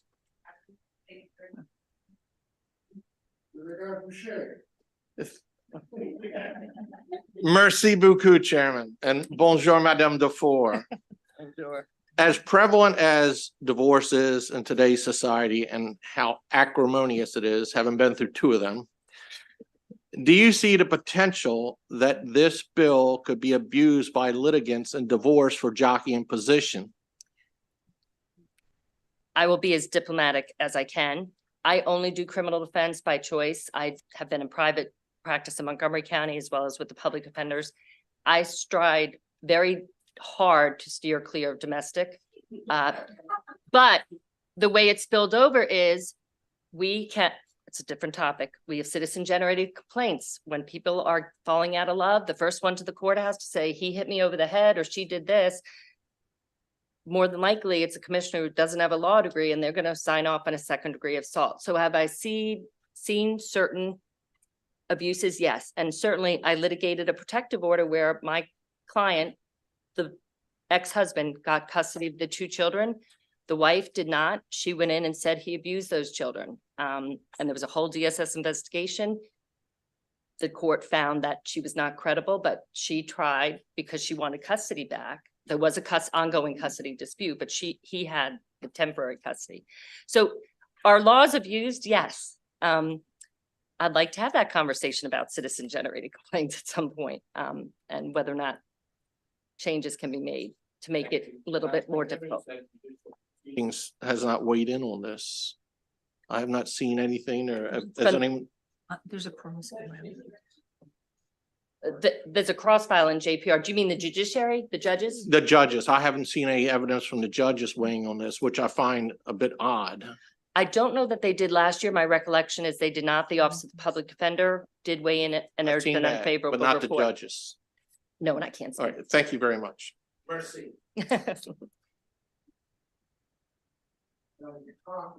Merci, Mr. Chair. I have a question for the Quinn Etheridge attorney. Yes. My question, well, first of all, thank you for coming in. It's interesting to have the perspective of an individual who defends clients in similar situations. But my question to you is, Delegate Shetty in her testimony explicitly stated that that more than half the I have a second one if that's okay, Mr. Chair. That more than half the states have this consent law that she is seeking. So my question is, it's a 2-part question, then I have a follow-up, and that is, if it's so problematic, why do more than half the states have this law? And also, my second question is, you articulated, you're a good lawyer, you articulated alternative things that people in the anecdotes that they gave could be charged with. But don't you think that a good lawyer, like if it was actually feasible, a good lawyer like Mr. Potashnik or Ms. King or Ms. Feinstein would have thought of that, because you heard Mr. Potashnik say he has to tell victims or alleged victims that, sorry, I can't charge it. So my two questions are, if it's so problematic, why do so many states have this? And if the alternatives are so easily available, why haven't more states' attorney pursued those charges? Thank you very much for your questions. I guess to answer the first question, Delegate, Maryland has this unique tiered schematic with regards to first-degree rape, second-degree rape, all the sex offenses, and each state, obviously, their legislative bodies have the right to make the laws that they think are appropriate to serve their citizens. I think that I would have to really, and I'm not prepared to do that today, I would really have to kind of lay out in front of me or have a conversation with Delegate Chetty about, tell me what the schematics look like for sex offenses in each of these different states where there are similar bills. Because again, the concern is that this would be the only sex offense in Maryland where, other than fourth-degree sex offense, where lack of consent was the only like linchpin element to the charge. And to me, forced either means something or it doesn't mean something. And again, that's why I say if the legislative body here wants to define force and say, because force in the jury instructions, it's also not really defined. Ms. Dufour talked about the jury instructions. It's also not really defined anywhere. So I do think that's an area that's ripe for conversation. And to your second question, what do prosecutors say? Prosecutors have difficult jobs. Victims and witnesses sit across the table from them, and they have to make assessments realistically applying the law. And just because a specific fact pattern, what a specific victim is representing occurred to them, does not match, identically the level of trauma that the victim feels. I don't think that means that we turn around and we say, well, we're just going to take away force from, historically what this has been defined as a second-degree rape in Maryland.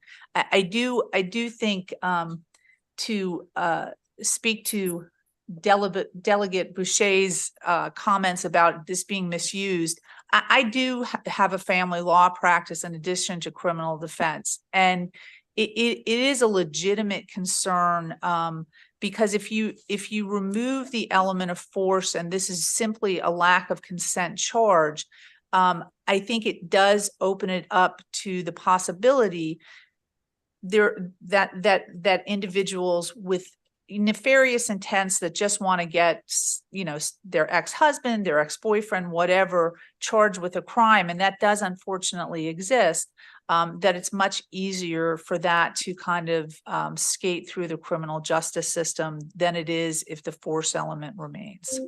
The last thing I'll say is, I'm sorry to hear about my colleague's divorces because he's the nicest man, but I think that it would be helpful. You can always find a troubling anecdote, but for the other half of the states, if you find that angry estranged spouses are using it more than one or two anecdotes that you can find, if it's a common issue, please share that data with the committee. Thank you. Thank you.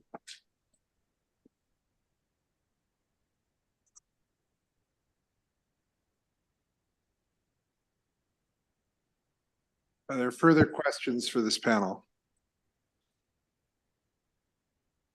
Okay, I'm going to go ahead and ask a question. So you've said repeatedly that we should seek to define force. I'm wondering why. Well, I struggle with that argument. The issue is about consent. The issue is about, to some degree, whether a person is consenting to the action that the other person is taking. And if they're not consenting, then that person is having to use even a scintilla of force, even a little bit of force against that person to overcome their consent. So how are you defining force in this, how would you, could you give me a couple seconds on how you would define force? Or the use of force here? Chairman, I am not suggesting that anything needs to be done currently with the statute. I'm coming here asking for the committee to give an unfavorable report on this. However, right, however, in looking at all of the definitions and looking at how consent is defined and outlined in the Maryland criminal pattern jury instructions, it does occur to me intellectually that force is not defined. So I say to myself, okay, well, if you wanted to actually define force and say maybe force in Maryland in the context of a sexual assault, maybe force does not have the typical meaning that it has in everyday life, because as you certainly know, with statutory construction, we say, well, if the term's not defined somewhere, we're going to use the kind of everyday term. Well, maybe force means something else. Maybe force means that the scenario that was described by one of the panels that Ms. Dufour referenced, of the individual that was in a dark room and was having consensual relations, and then that individual walks out the door, another individual comes in. You could say that force, you can use language to define force broader than its general meaning. I just don't think that eradicating it is the answer to the problem that's been put forth with the statute. I do think consent is fairly well defined in the criminal pattern jury instructions.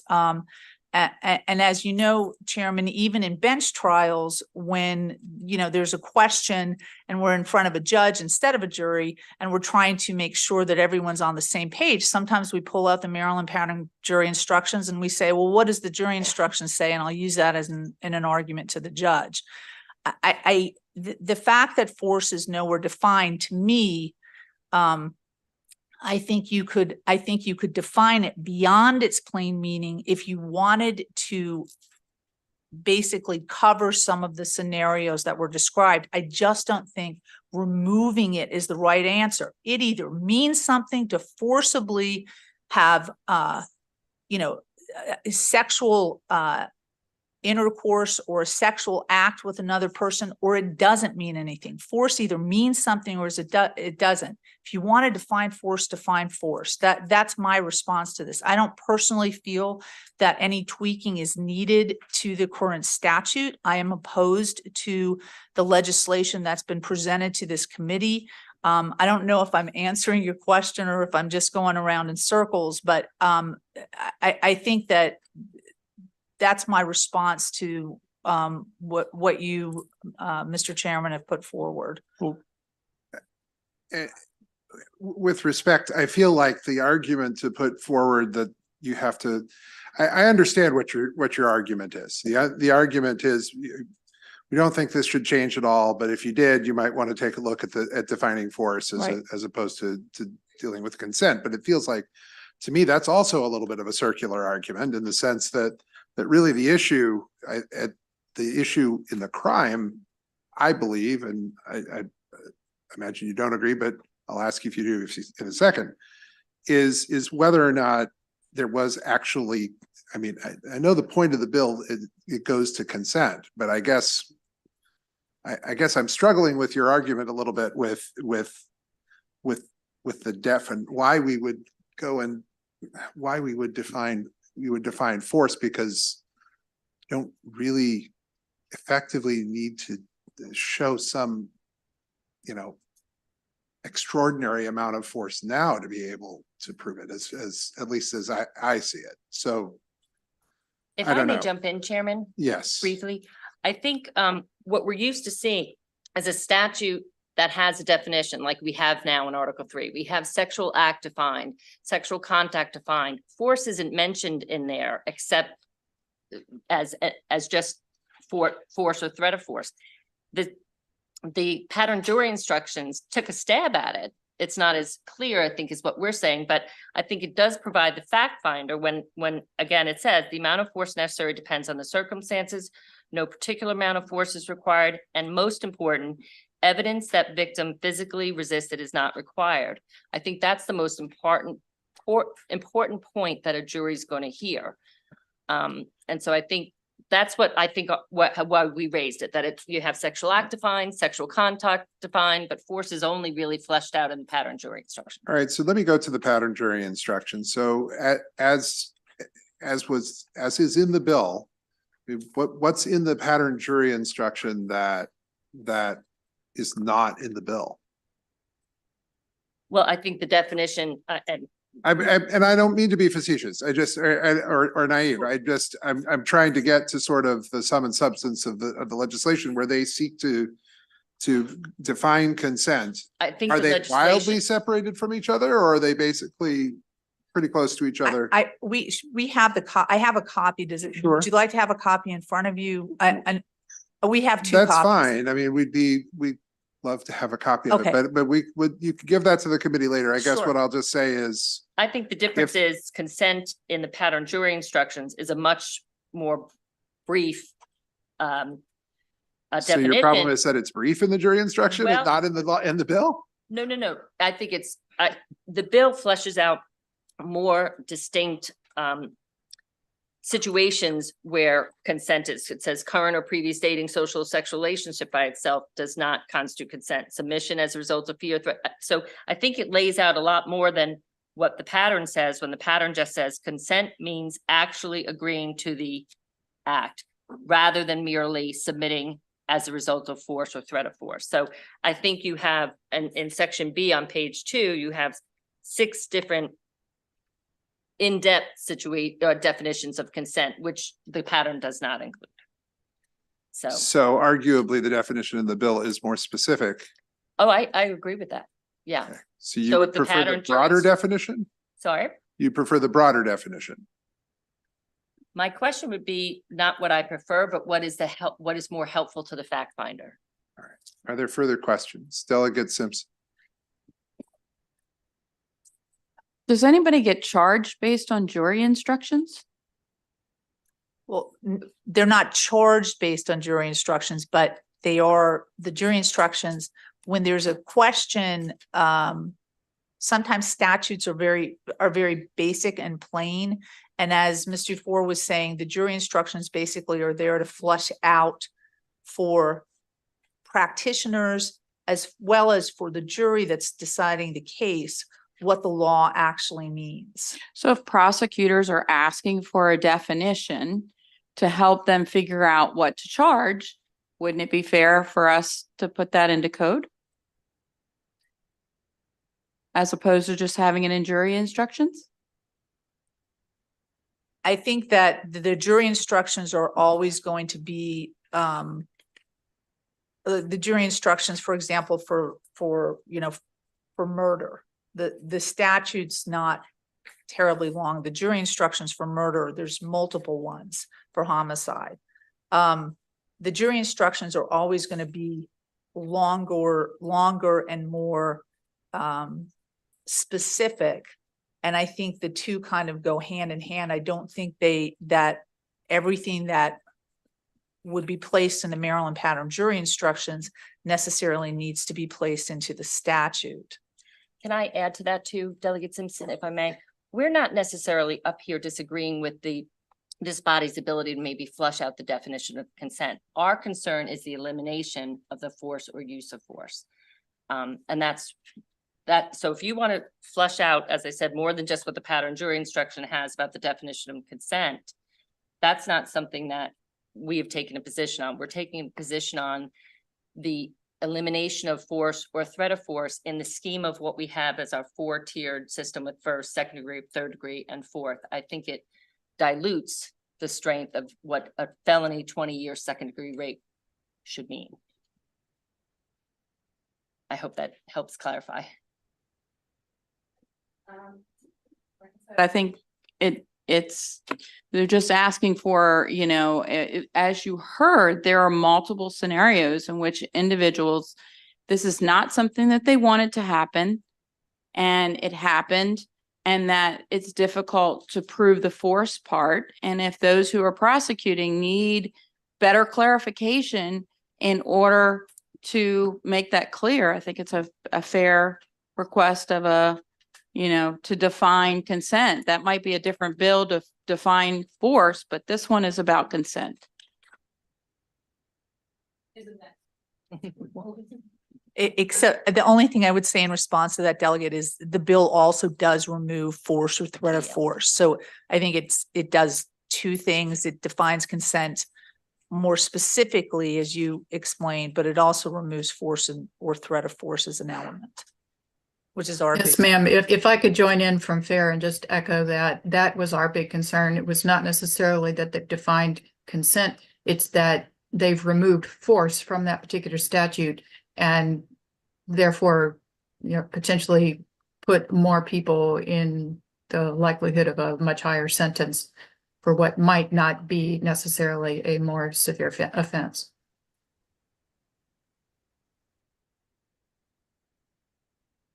Okay, I'm gonna stop. That's fine. I have many more questions. I'll address them later. We have many other bills to take up today. Are there further questions on this legislation? Seeing none, thank you very much. That Thank you all. concludes House Bill 496. Oh, I'm sorry. I have one more witness in favor, who apparently is ill. Maria Ahmed. She's in favor of the legislation. And she's there. Ms. Ahmed, we understand you're not feeling well. We're very happy that you're not here to make us not feel well, but please testify for 2 minutes. Go ahead. Great. Thank you. I hope everyone can hear me. Good afternoon, members of the committee. My name is Maria Ahmed, and I'm a senior at the University of Maryland College Park, where I serve as an outreach peer for the Campus Advocates Respond and Educate program, also known as CARE. The CARE office is dedicated to ending power-based violence while also providing resources that allow individuals to navigate assaults and leave dangerous situations behind. Some kinds of resources we provide include transportation to SAFE exams, housing, legal resources, and free therapy, to name a few. I'm here today to show my support for HB 496 that would provide a clear definition of what consent entails. As outreach peers, we teach consent as an agreement between two individuals with clear communication and mutual respect, and that consent cannot be given in cases of physical, emotional, or mental incapacitation. We are very conscious of the language we use so that survivors feel welcome and validated, not ostracized and neglected. House Bill 496 ensures that consent is defined as a clear and voluntary agreement between individuals, and that there is a right to withdraw consent. The current law does not reflect this. With that, the phrase force or threat of force places undue blame on the survivor as to whether they fought back or resisted. In aggravated assaults, neither fight nor flight is often the reaction. Rather, survivors often freeze, unable to retaliate against their attacker. To question the severity of an assault based on whether the survivor resisted or if there was a threat of force is harmful. With that, recognizing the power language holds and changing the legal definition of consent will accommodate survivors and legitimize their experiences. On behalf of CARE, I urge the House Judiciary Committee to report favorably on House Bill 496 and show their support for survivors of violence. Thank you.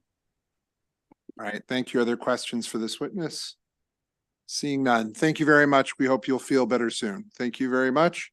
That concludes the testimony for House Bill 496, and Delegate Davis has been waiting quite patiently for House Bill 441 is here, and we will hear from her and whoever you'd like to bring up for your first panel. I have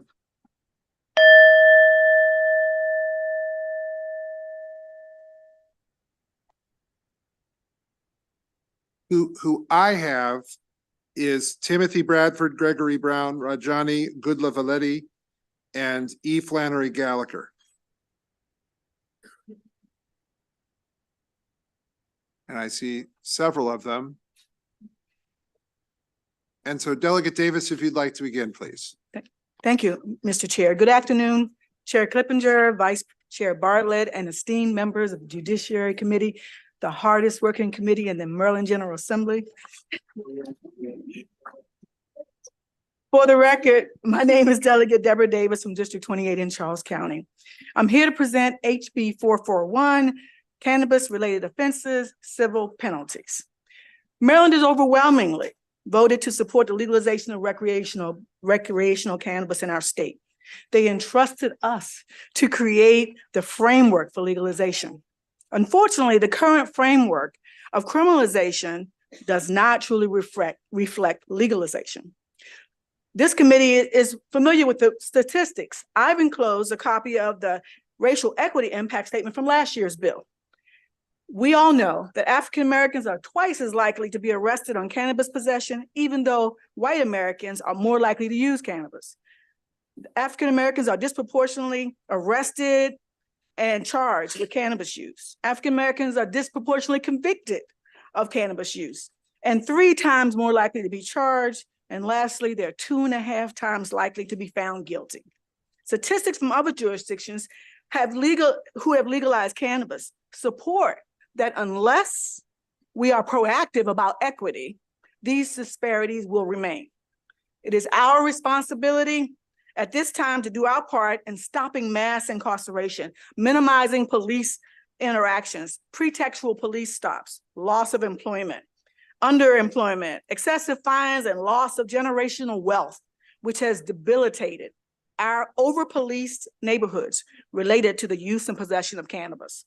HB 441 aims to replace civil penalties with alternatives of reasonable fines, rehabilitation programs, and community service, centering our citizens' safety and quality of life as the focal point for the proposed legislation. I submit to you that if these policies and practices of incarceration and excessive fines continue, we have failed our communities. I respectfully request a favorable report on House Bill 441. Sorry. Chairperson and members of the committee, my name is Tim Bradford. I'm with the Office of Public Defender's Office out of Caroline County, and I'm in favor of this bill. One thing the war on drugs has shown us over the last 50 years, incarceration is not the answer. Furthermore, African Americans are more likely to be arrested for possession of marijuana. In Queen Anne's County, which is in my district, African Americans are 8 times more likely to be arrested for possession of marijuana. I can tell you though, that not only Caucasians are using more drugs than African Americans and minorities. It is clear from the statistics. The cannabis possession laws are not being enforced fairly, and I ask for a favorable report as to House Bill 441. Thank you. Good afternoon, Chair, Vice Chair, and members of the committee. My name is Flannery Gallagher, and I'm a legal fellow at the University of Baltimore School of Law's Center for Criminal Justice Reform. The center is dedicated to supporting community-driven efforts to improve public safety and address the harm and inequities in our criminal legal system. In line with that mission, we are grateful for this opportunity to testify in support of House Bill 441. By moving certain cannabis offenses from the criminal to civil justice systems, House Bill 441 will further the work of addressing the harms of the war on drugs and mitigate the disproportionate impact of the criminal legal system on Black and Brown communities in Maryland. As a matter of fundamental fairness, Maryland should not criminalize those who participate in the cannabis market, even when operating outside of the regulatory scheme, while privileged entrepreneurs simultaneously start to build wealth through the emerging legal market. Recent changes in laws in other jurisdictions make clear that the legalization of cannabis for personal use without additional proactive measures is not enough to reduce the disproportionate racial impact of the war on drugs. For example, in Virginia, despite legalization of recreational use, Black adults accounted for 60% of all marijuana-related charges and only 20% of the state's population. House Bill 441 will serve to mitigate the staggering impacts of an arrest or conviction record on individuals, families, and communities. The extensive list of collateral consequences can follow a justice-involved individual for years, well after a case or period of incarceration concludes. These impacts span numerous areas central to a person's ability to survive and thrive, impeding access to stable housing, education, healthcare, voting, and occupational opportunities. On behalf of the University of Baltimore School of Law's Center for Criminal Justice Reform, I want to thank you for the opportunity to testify in support of this bill. We urge Good afternoon, Chair, Vice Chair, and members of the committee. My name is Gregory Brown, representing the ACLU of Maryland. Amid a growing understanding of the harm caused to Black and Brown communities by the enforcement of the war on drugs, Maryland voters have decided that the recreational use of cannabis should be legal. And this state has propped up an industry in furtherance of that. However, criminal penalties for marijuana-related offenses are still on the books. Under the current law, cannabis-related offenses such as possession over the civil use limit and possession with intent to distribute are misdemeanor offenses. It's important to note that the Maryland State Commission on Criminal Sentencing Policy released a snapshot, and in that snapshot, it says that 49% of the people that receive these misdemeanor convictions are have no previous criminal record. Of the ones that receive felony convictions for marijuana, 45% have no previous criminal record. If these criminal penalties are not removed, cannabis will only be partially legalized. Black and Brown people will continue to be disproportionately impacted by targeted enforcement of these laws and saddled with the collateral consequences accompanying entanglement in the criminal legal system, which oftentimes comes with exclusion from the job market, exclusion from housing opportunities, and access to social services. We believe that this bill strikes the appropriate balance of public safety and the legalization of cannabis in the state. And we believe that reasonable civil fines, rehabilitation, and community service are more appropriate alternatives to further criminalizing people that have been historically to criminalize. Thank you.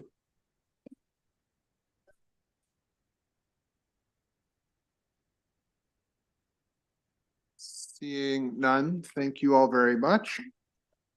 Go now.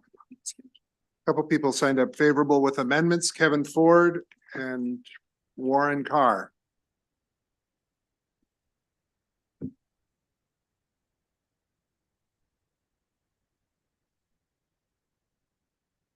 Mr. Chair, Madam Vice Chair, members of the committee, thank you for allowing me to testify on this topic.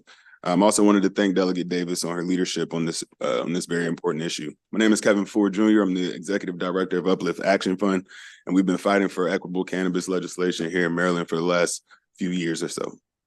I understand there's some cannabis fatigue, going through everything last year and getting us to this point this year, but there's one very important step that we have to ensure that we do to ensure that we have a truly legal and equitable market, and that's removing criminal penalties from cannabis use and possession.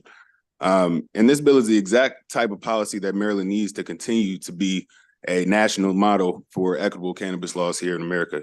However, in doing so, we have to ensure that the penalties are fair. Currently, this bill calls for 75 hours of community service in lieu of a $250 ticket.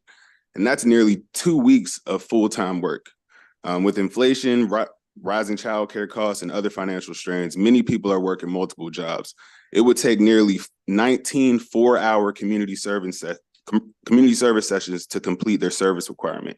And in order to ensure that citizens are able to satisfy that requirement, we're seeking a friendly amendment that will reduce the service hours required in lieu of that $250 ticket from up to 75 hours to up to 25 hours. And I'll yield my time. Thank you, Chair Clippinger, Madam Vice Chair, members of the committee. My name is Rusty Carr. My first name is Warren. I go by Rusty. I'm a resident of Mount Airy, a current medical cannabis patient, and a medical cannabis caregiver for my mom. I'm here to support with amendments 441. The first thing I'd like to mention is that I would suggest that the community service option be prorated to the minimum wage, so that you don't have to specify dollars versus hours, just automatically translate dollars into a number of hours based on whatever the minimum wage is. And as that number goes up, you don't have to change the law. And it makes the penalties equal because there's a 250, there's 100, there's one in the bill that doesn't have a community service equivalent. It would just take care of the whole thing. The other suggestion I have, and I'm just mentioning it to the committee because I don't expect you to take action on this year, But the home grow limit is set at 2 plants. And when it was originally set up, the concern was 2 plants is enough, and that there would be potential impact on the commercial licenses. We've seen 6 months of home grow, and we've seen the sales in dispensaries. It's not an issue. I think we need to raise that 2 plant limit. My suggestion is, instead of doing it by plant count, do it by canopy square footage, the same way we do the commercial licensees. And that would give you a better way to combat diversion. One of the things you may not be aware of is on a plant count limit. There are people out in California who are growing plants that can yield 20 pounds. The yield that was mentioned when 2 plants was introduced was 6 to 9 ounces, if I recall correctly. So the potential for abuse is a lot less under a canopy. The other thing I'd mention is there's no civil limit for going over the home grow count, and you should address that as well. Thank you very much. Seeing none, thank you all very much. Now hear from one person in opposition, Karen Piper Mitchell.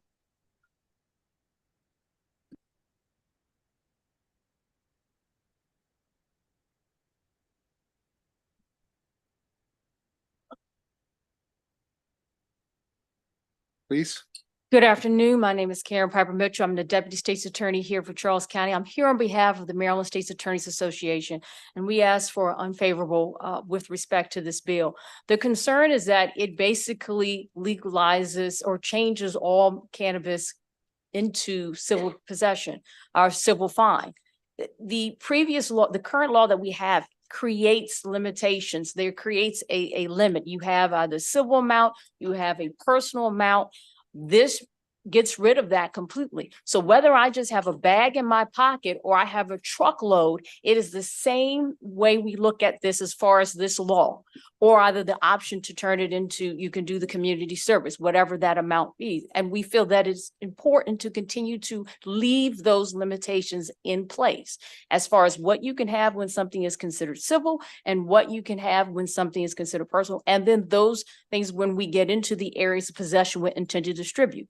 And certain things have been done by the General Assembly with respect to cannabis. One, you may possession with intent to distribute into a misdemeanor. Two, there have been changes with respect to when you can expunge certain types of crime. Possession with intent to distribute was added to the list of those things several years ago.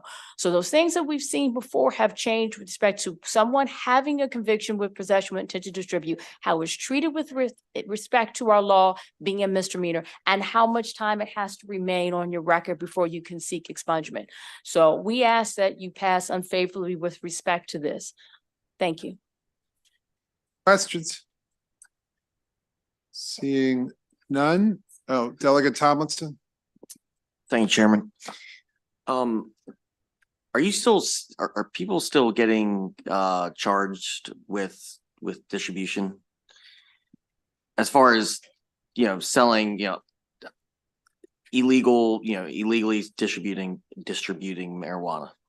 Yes, you can have situations, yes, where people are maybe charged with distribution. It depends on, usually those are going to be investigations that are probably handled by each jurisdictions in narcotics section, because distribution, you're looking at a lot of different factors to determine whether or not that considers a distribution where someone is trying to profit by selling the marijuana versus am I just giving it to a friend? So those are going to be conducted under those structured investigations. So are you seeing in your county, is it, individuals selling, small amounts or are these, large, are you catching people who have, a trunk full? For the distributions? Yeah, or So- pass now with how the laws have changed in the last year or two. We haven't had anyone, well, for the distributions versus the possession with intent to distribute. For the distributions, generally there is an individual that our narcotics enforcement section will learn is engaged in ongoing selling of cannabis to a variety of individuals. So they will conduct a series of investigations with respect to that. They may set up what they call a buy with respect to those individuals with a confidential informant. With respect to the possession with intent to distribute, those are things more so that patrol may come across when they are investigating a situation and they find that someone is in a certain amount that passes beyond the personal use, and then you're looking at the other factors that are laid out in the law and indicia to determine. But are we finding truckloads? No, we haven't found any truckloads, although truckloads for our county wasn't something that was unique anyway. Munoz. Thank you, Mr. Chair. Ma'am, I've heard that there might be a new issue in the state of Maryland regarding illegal cannabis versus legal. So we legalized it for tax purposes and to reduce, criminal prosecutions. But I'm hearing that the cost of the illegal market is like a quarter of the legal market. And inside that, there's like new strains that are being created. They're adding more like harder drugs to the cannabis to make it more appealing for buyers. And I'm just curious if you've seen that and if that could be part of the issue with instituting something like this, a change like this, where we're making the illegal market even more appealing than the legal market. Well, this isn't going to change the illegal market. So now it just means if I'm caught with whatever amount, it's a civil fine, or either I can do community service.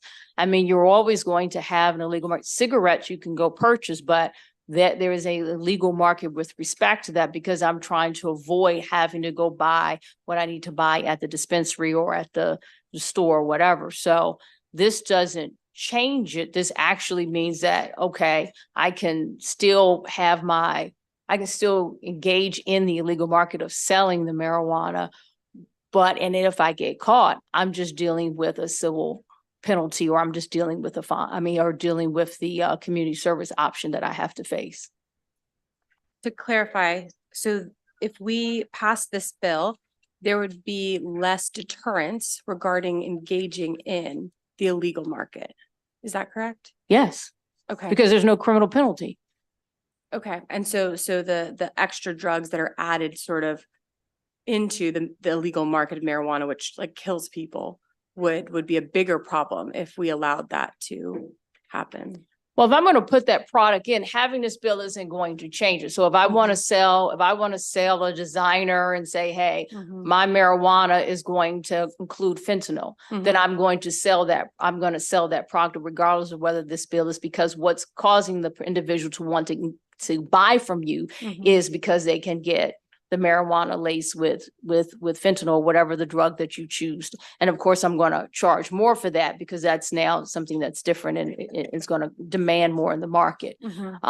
So that existence of that doesn't change. The key is the marijuana. And so okay, again, because the penalties are going to change. Generally, if I have a substance that's a combination, then once it's tested, then we're going to charge, you have to charge, if it's marijuana, you're going to charge based on the fentanyl. So the combination of the Doesn't drug, affect and we see that sometimes where we'll get a substance and it may be a mixture of some things. So as a result of that, you're charging for each one of those substances that exist. Okay, that's super helpful. Thank you. You're welcome. Thank you.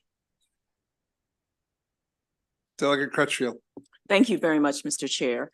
Thank you very much for your testimony here today.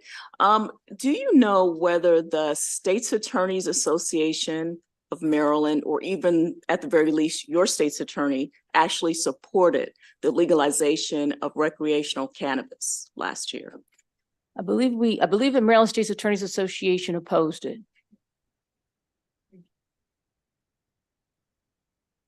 Further questions? Seeing none, thank you very much. That concludes the testimony on House Bill 441. Delegate Alston is right there. All right, House Bill 547, please. And we will have you accompanied by Lisa Tenney, State's Attorney Braveboy, Maya Bradley, Dante Hickman.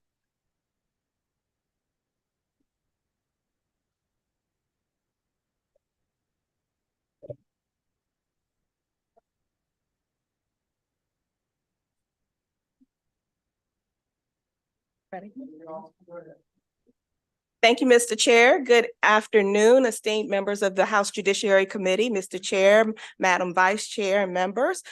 It is, while it's a pleasure to bring this bill before you, I wish I didn't have to. This House Bill, I'm Tiffany Austin, and I'm presenting House Bill 547 today. This is the Sacred Places Act of 2024. The purpose of this bill is to create an enhanced penalty for people who commit crimes in our most sacred locations when we are at our most vulnerable states in life. Those locations include churches, hospitals or medical facilities, and schools. As recent as Super Bowl Sunday, we all heard the very disturbing news of what happened at the Lakewood Church, where someone went into the church and shot a person. In Prince George's County over the summer, which was the impetus for this bill, a 10-year-old girl had been shot in a drive-by shooting in Washington, D.C. While her family was attempting to bury her, someone came to the funeral, created a ruckus, and shot and killed one of the family members and injured another. Also last year, a young boy was riding the school bus home from school. Assailants got on the bus, fired their gun 3 times at his head. Thank God that gun misfired, but for the grace of God, he would have died in the school's custody. And every day, our hospital workers are assaulted while trying to give us care at some hospital in the state. And it's just gotten out of hand. It's almost like we've lost our decency, which is why I'm glad that the speaker has created the decency agenda. In the governor's state of the state, he said, we will protect you where you live, where you work, and where you worship. And this bill seeks to do those things. This bill, it is a punishment bill, and it is very much off character and off brand for me. It is, but it is so necessary. Our citizens must know that we have their back, that we are going to keep them safe, and that when you commit these heinous crimes, at times and in places where we are most vulnerable, bow down and praying, that we are going to punish those people for doing those things so that they will learn a lesson. So I'm grateful for the state's attorney's office for bringing this to my attention.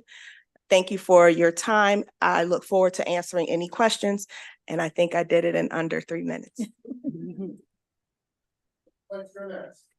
Well, I'll go next, and I'll be very brief because I think Delegate Austin said it all. Mr. Chair, Madam Vice Chair, and members of the Judiciary Committee, for the record, I'm Aisha Braveboy, State's Attorney for Prince George's County, and for many of the reasons stated, we are asking for support for this bill.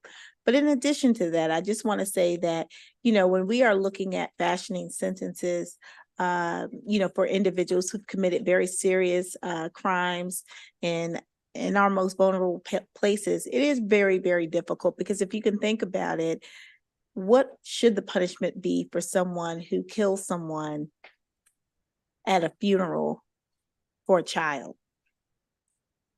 I really don't know what type of individual thinks it's okay to bring a weapon, to bring whatever beef or that they have to certain types of places, including places of worship, schools, libraries, hospitals, where people are supposed to be getting care. I think that this bill gives us, as prosecutors, an opportunity to really send a very strong message and hopefully serve as a deterrent for people to commit violent acts at these places or bring weapons to these places.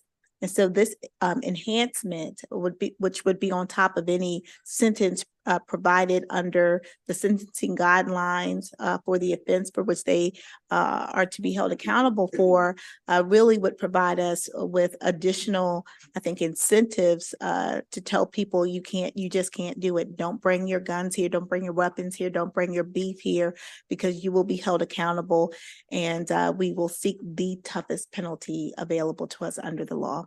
So thank you very much, and look forward to any questions you might have.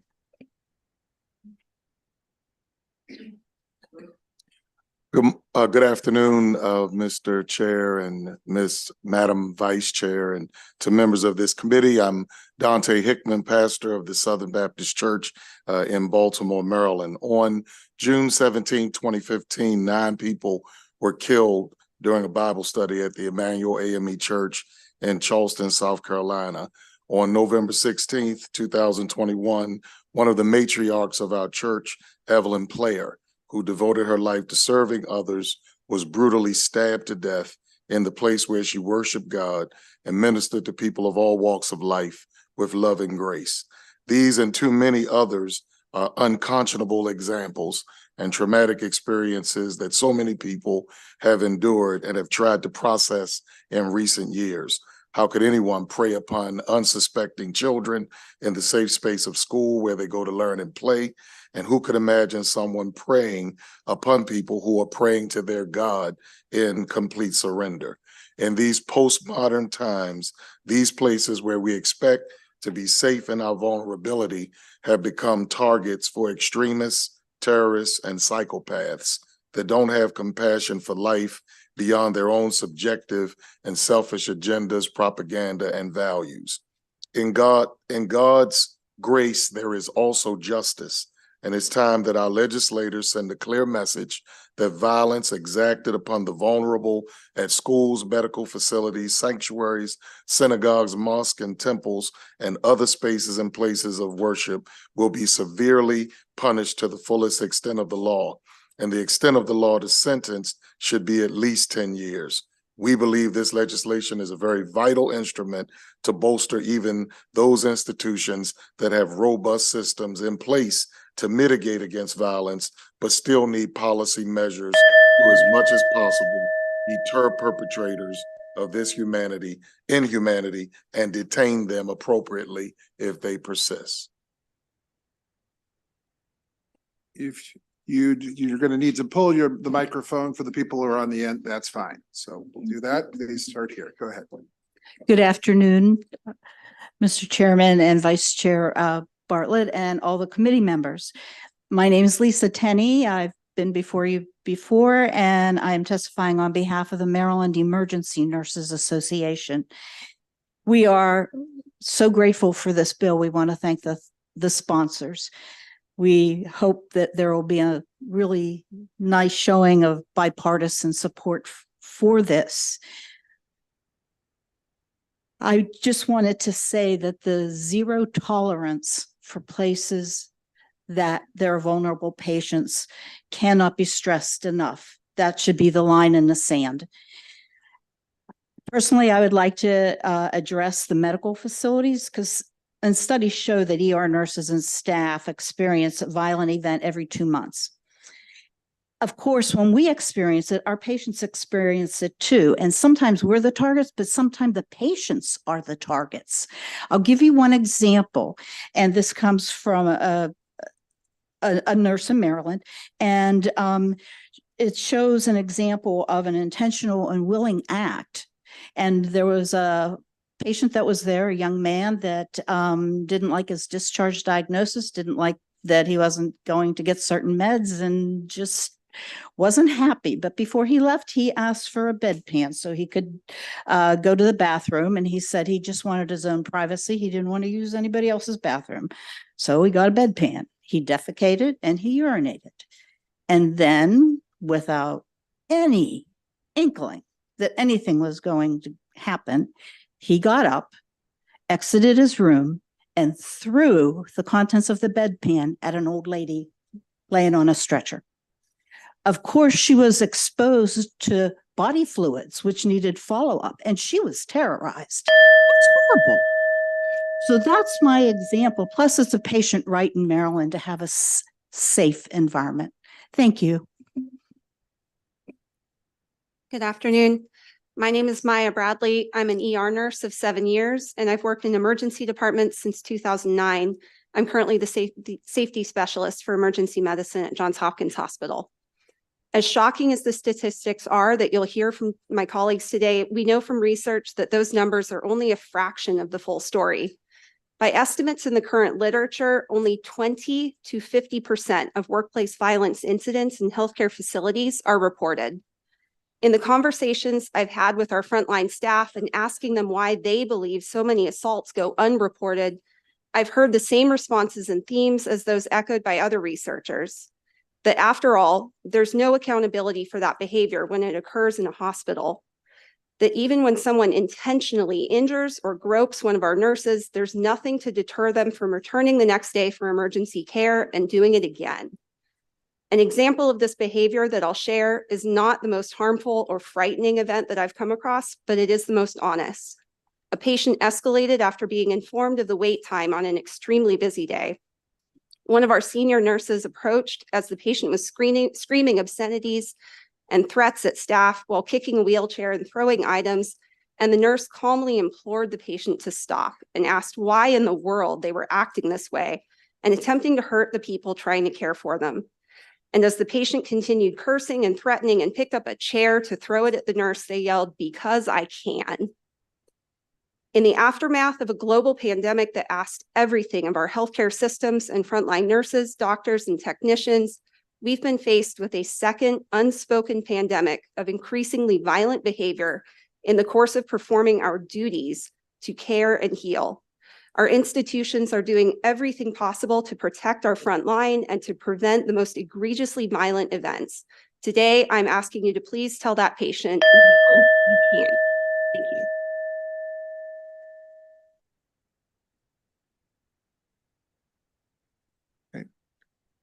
Delegate Schmidt.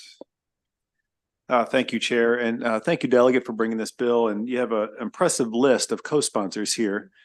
I do have a question in a little more detail regarding, I see some topics of the bill talk about in an educational facility, and then it talks about on the grounds of certain facilities. Would it be better if we encompassed all of that to on the grounds? Because the specific shooting that we had talked about, I believe it was at Morgan State Homecoming. There's been a couple incidents there where maybe somebody's not necessarily on the grounds during the shooting, but maybe they're adjacent to the grounds of the school. I just wonder if we could maybe put an amendment in, maybe to tighten up some language there. Yes, thank you for the question. And I'm definitely open to working on the bill to, I trust the committee to do its work. Yes, I'm glad you brought up Morgan State. 3 years in a row at their homecoming, there were shootings. And then last year, Bowie State invited Morgan because they couldn't have a homecoming. And there was a shooting at that homecoming too. No, not that it was the Morgan State students, because it was not. But the fact that people think it's okay to do these shootings at school or school-sponsored events, and in that case, it was a school-sponsored homecoming that they're specifically targeting, that is the problem. And I thank you for pointing out the very wonderful people that have co-sponsored this bill and all the bipartisan support. And I'm also very proud that both the Jewish community of Maryland as well as the Muslim community of Maryland have also supported this bill. Thank you. Further questions? Seeing none, thank you very much. Thank you. I think there was one question. Tomlinson, sorry, Delegate Tomlinson, go ahead. Sorry about that.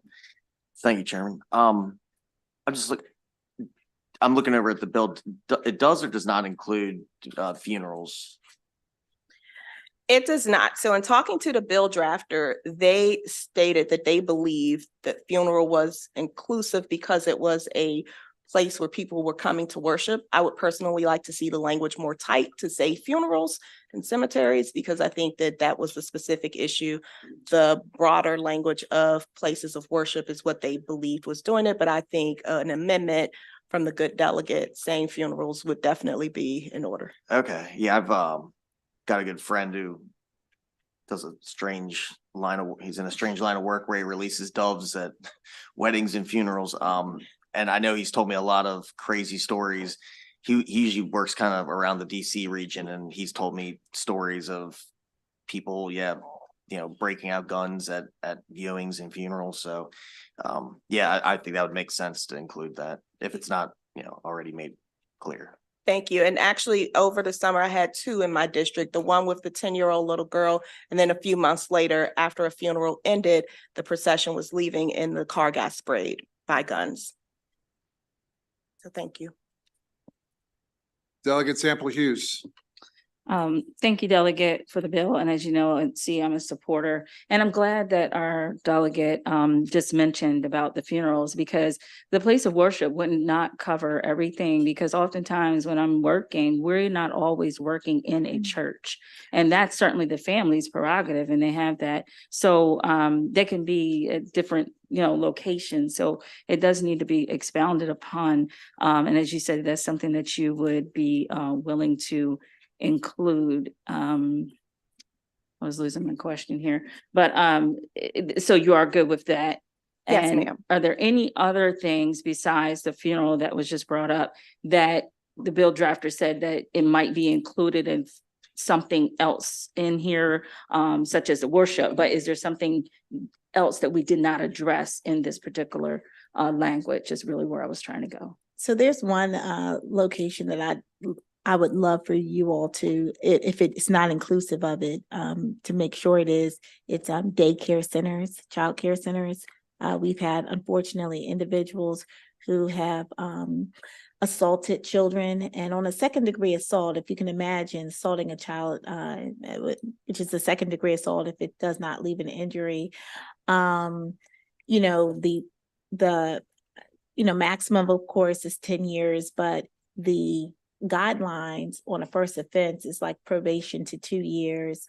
And oftentimes individuals are sentenced, or maybe it's even probation of 1 year. But anyway, people are often sentenced within those guidelines, oftentimes if it's their first offense at the lower end. So if you can imagine having sent your child to a daycare facility and an individual assaults your child, and they're charged, I think very much that we want to be able to seek very significant penalties against those individuals, because there's no one more vulnerable than a baby or a very small child. And these individuals are almost acting as parents during the day to care for them, and they're relying on them to make good decisions. So that's also an area I'd like you all to consider. Thank you. Thank you for bringing that up, and I'm glad that you're bringing that point, because it's not only persons who are in that space, the consumer or whomever you want to say, but it's also the workers as well. Last thing I'll say is that when I'm working funerals, we're constantly looking around, and a couple of funeral homes, we make sure that our people are equipped. But anyway, that is very concerning, given the fact that we try to make sure we work with the police department and police some undercover people in the location of the funeral. But oftentimes at the cemetery, there could be a potential issue, just as you noted. So again, thank you for the bill. And I have certainly noted the daycare as well. And thank you. Yes, Delegate Alston, I'm a proud co-sponsor of this bill, but I wanted to make sure that you were aware of the concerns of Disability Rights Maryland, which is the state's protection and advocacy system. And it says, and I'll read it as fast as I can, but it says the educational facilities as well as home and home-like medical facilities covered under HB 547 create a risk that peer-to-peer and student or parent or patient to staff incidences in the setting will result in harsher sentences. And then it says also HB 547 may inadvertently cause education and medical staff to believe they are obligated to involve police, given the heightened state in which the bill places educational and medical facilities. And it goes on, I won't read you the whole thing, but they're concerned about people with behavioral health issues, experiencing unnecessary and expensive care. So I was wondering if you would like me to drop the letter off tomorrow by your office, or if you had a response, or. Thank you for pointing that out. And I actually do have the letter of information, and I have had an opportunity to review it and speak with some of the advocates from group homes that were very concerned, because people with mental health challenges sometimes act out, and it's not necessarily intentional. It may be a result of their mental disorder or their disability. And I can see where this bill could create an unintended consequence. So I will look at drafting language to address that. And I'm happy to work with the committee to do so. What we tried to do was make sure these were the most violent and heinous of felonies. So we went with section 14101 of the criminal code, which lists the most violent crimes. So I will definitely reach out to your office to look at how we can draft language that will accommodate the concerns in the letter of information from the disability. I appreciate that, and I'm happy to be part of the dialogue, but I think it's better if you reach out to Disability Rights Maryland their lobbyist and CCOT. Thanks. Thank you. Seeing no further questions for this panel, thank you very much. Thank you. Mark Marino, Pegeen Townsend, Scott Graham, Dana Kaufman. And we'll stop there.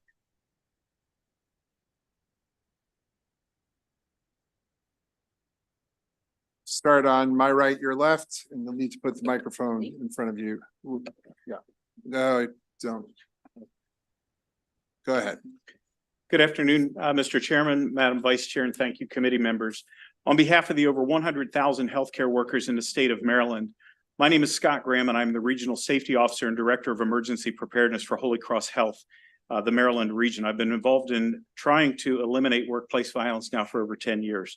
Prior to coming into healthcare, I served Montgomery County Fire Rescue for over 26 years as a firefighter paramedic and retiring as an executive assistant chief. I continue to serve in that same jurisdiction as a volunteer fire chief and EMT.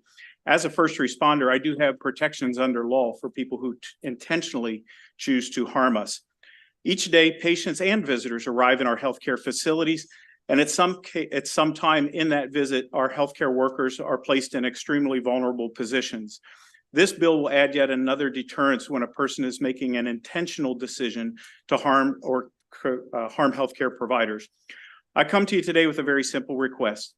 It is to give a positive or an affirmative recommendation for this bill. Just a few years ago, our healthcare workers, our nurses, our doctors, our environmental services tech, security officers were lauded by all of you as heroes during the COVID pandemic. Today, I represent them as victims. Workplace violence has increased exponentially, and the numbers are out there to prove that statement. I won't bore you with those today, but they are available.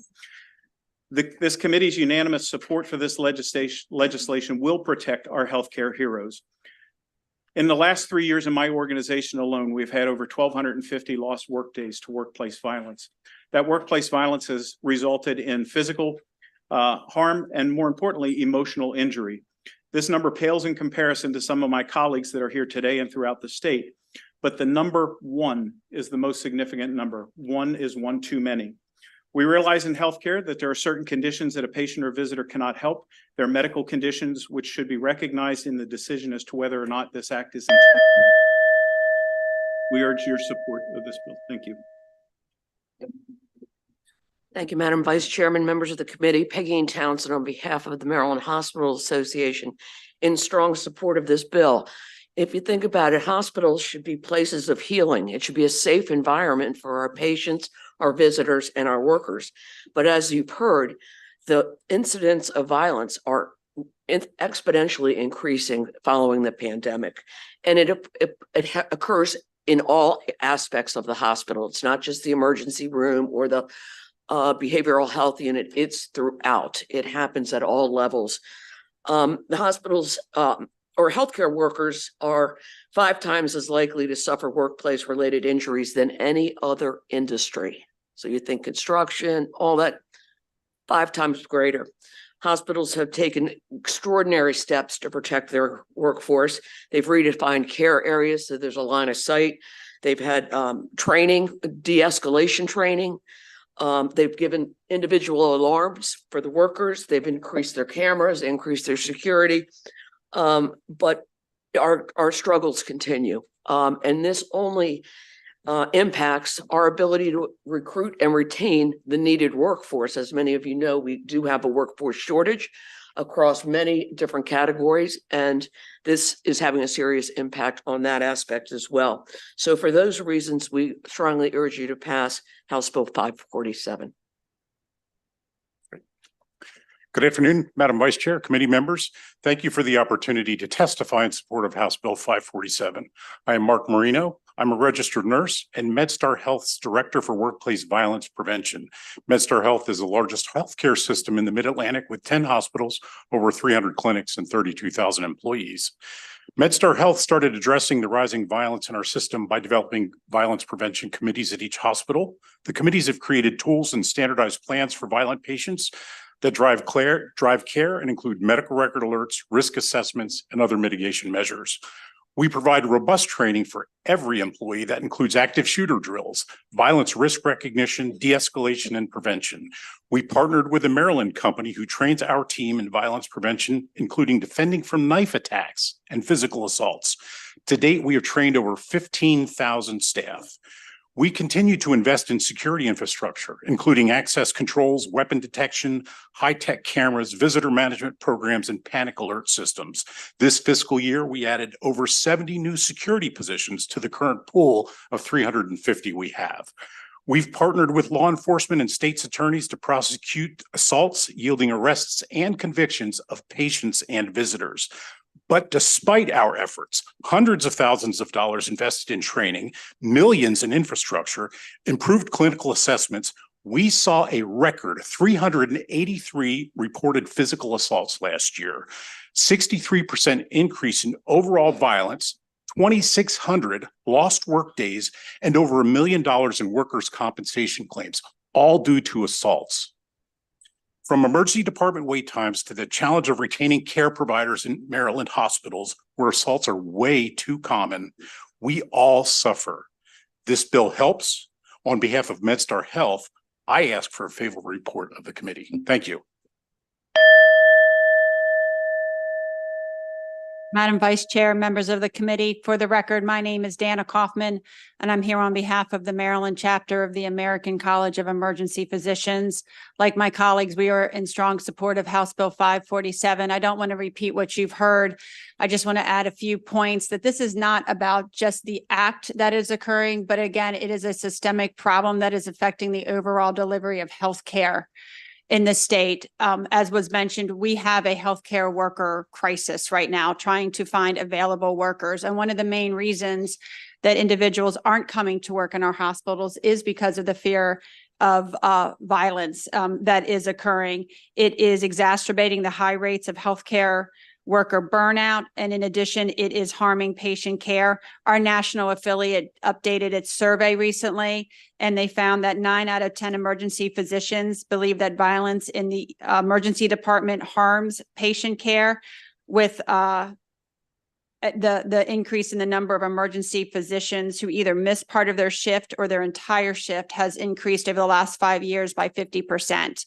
And when you translate that, that is individuals who are trained to care for you, but can't care for you because of a violent act that occurred when they should be able to do their job. So again, this is a systemic issue. We think that this bill sends a very strong message that is actually, not only is it needed, but it has been needed for many years. So we urge you a favorable vote. Thank you. Thank you. Delegate Simmons. Thank you, Madam Vice Chair, and thank the panel. I feel like I should be over there sitting where you are. I spent a few years working at Luminous Health in security, in which a lot of people got injured. A lot of staff got injured and things like that. It is a challenging field, and I respect your advocacy on behalf of those who are victims. I know I am a victim of workplace violence in the sense of being attacked and things of that nature. My question to you is that although we see a spike in those numbers, do you find that they're making it to the court system? Because a lot of that results in the individual victim have to actually press charges on any assaulter. So do you find that that is taking place where it's making it to the courts or it's not? Delegate, I will say on behalf of the healthcare providers, and we're not just talking nurses here, on behalf of all of them, they won't press charges because first of all, they're now entered into a public system, their identity, et cetera. They fear for their own safety in doing so. The other point to that, probably equally as important, is that nothing is done. Right. Those who commit the assault hope that the nurse doesn't show up or that the doctor doesn't show up to court so that it's thrown out. So we have implemented a process where we will take that employee to each and every court appearance each and every meeting that they have to go to ensure that there will be some sort of conviction, but in most cases, there is not. If I would may, we've actually unfortunately had cases where assault resulted in significant lost work days. And it got pled down to disorderly conduct. So really not impactful penalties. So that's one problem. I've had instances as recently as last month where one of our emergency department nurses was physically assaulted and reported to the police, and the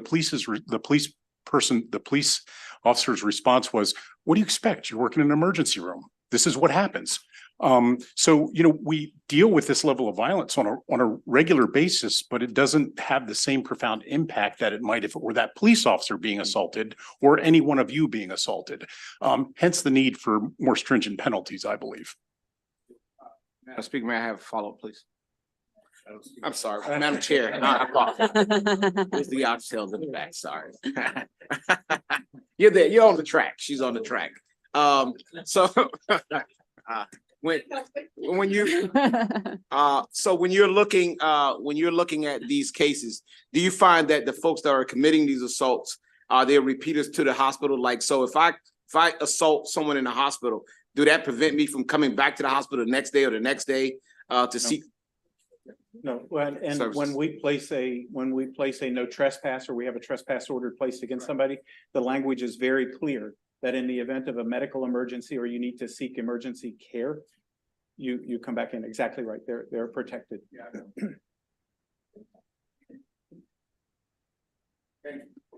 Okay, seeing no further questions for this panel.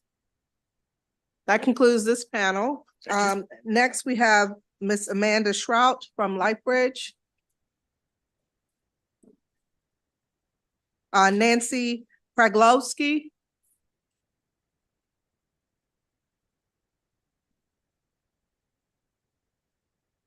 Kendall Wade. Was Kendall? Okay, great.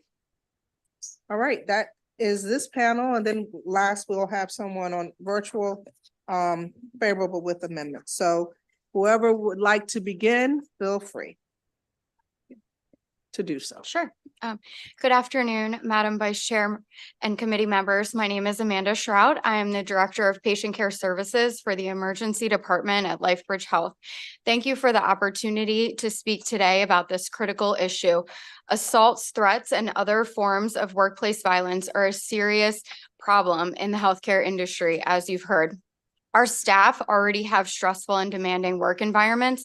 The incidents of violence add to this stress and at times make it more dangerous. This detracts from the time and attention necessary to care for our patients safely. These acts taken out on our staff are more intentional and aggressive than ever.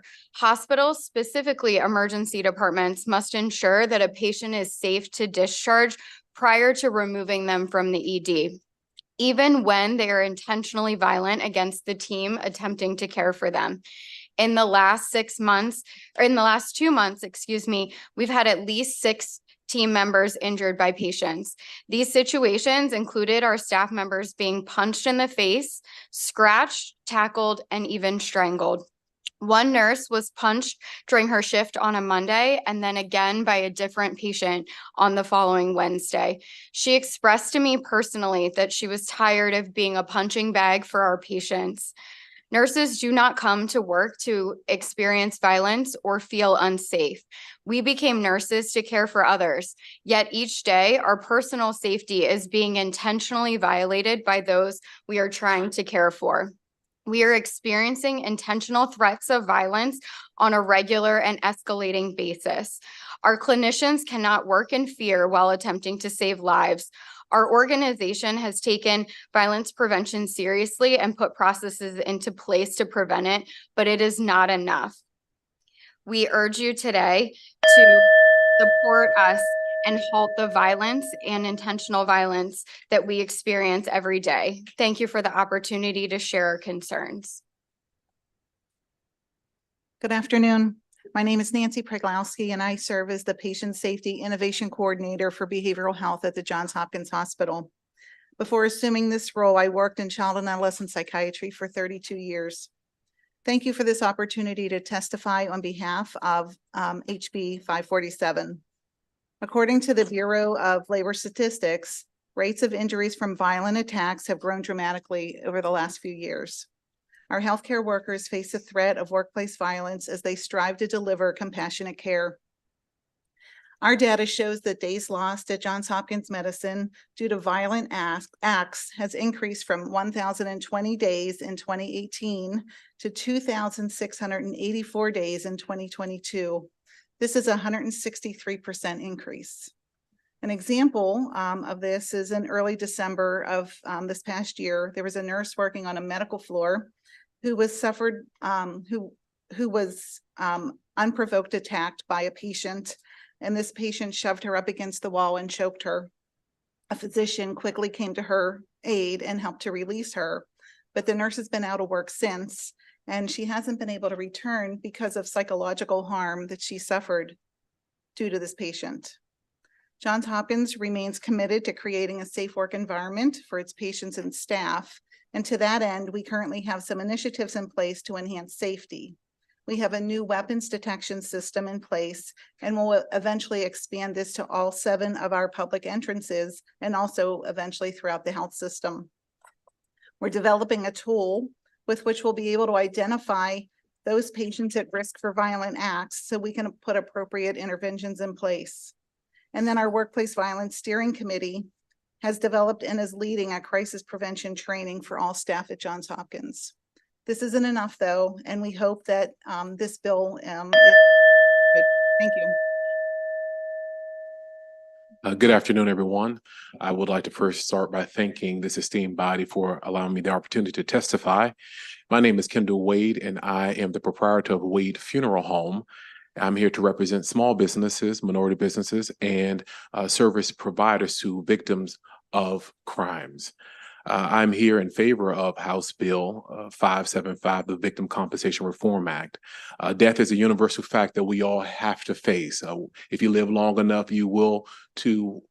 There's a, ma'am.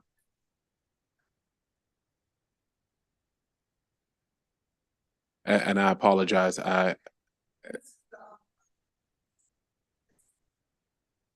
A safer places, yes, ma'am. And I apologize for this typo in my notes. Yes, ma'am.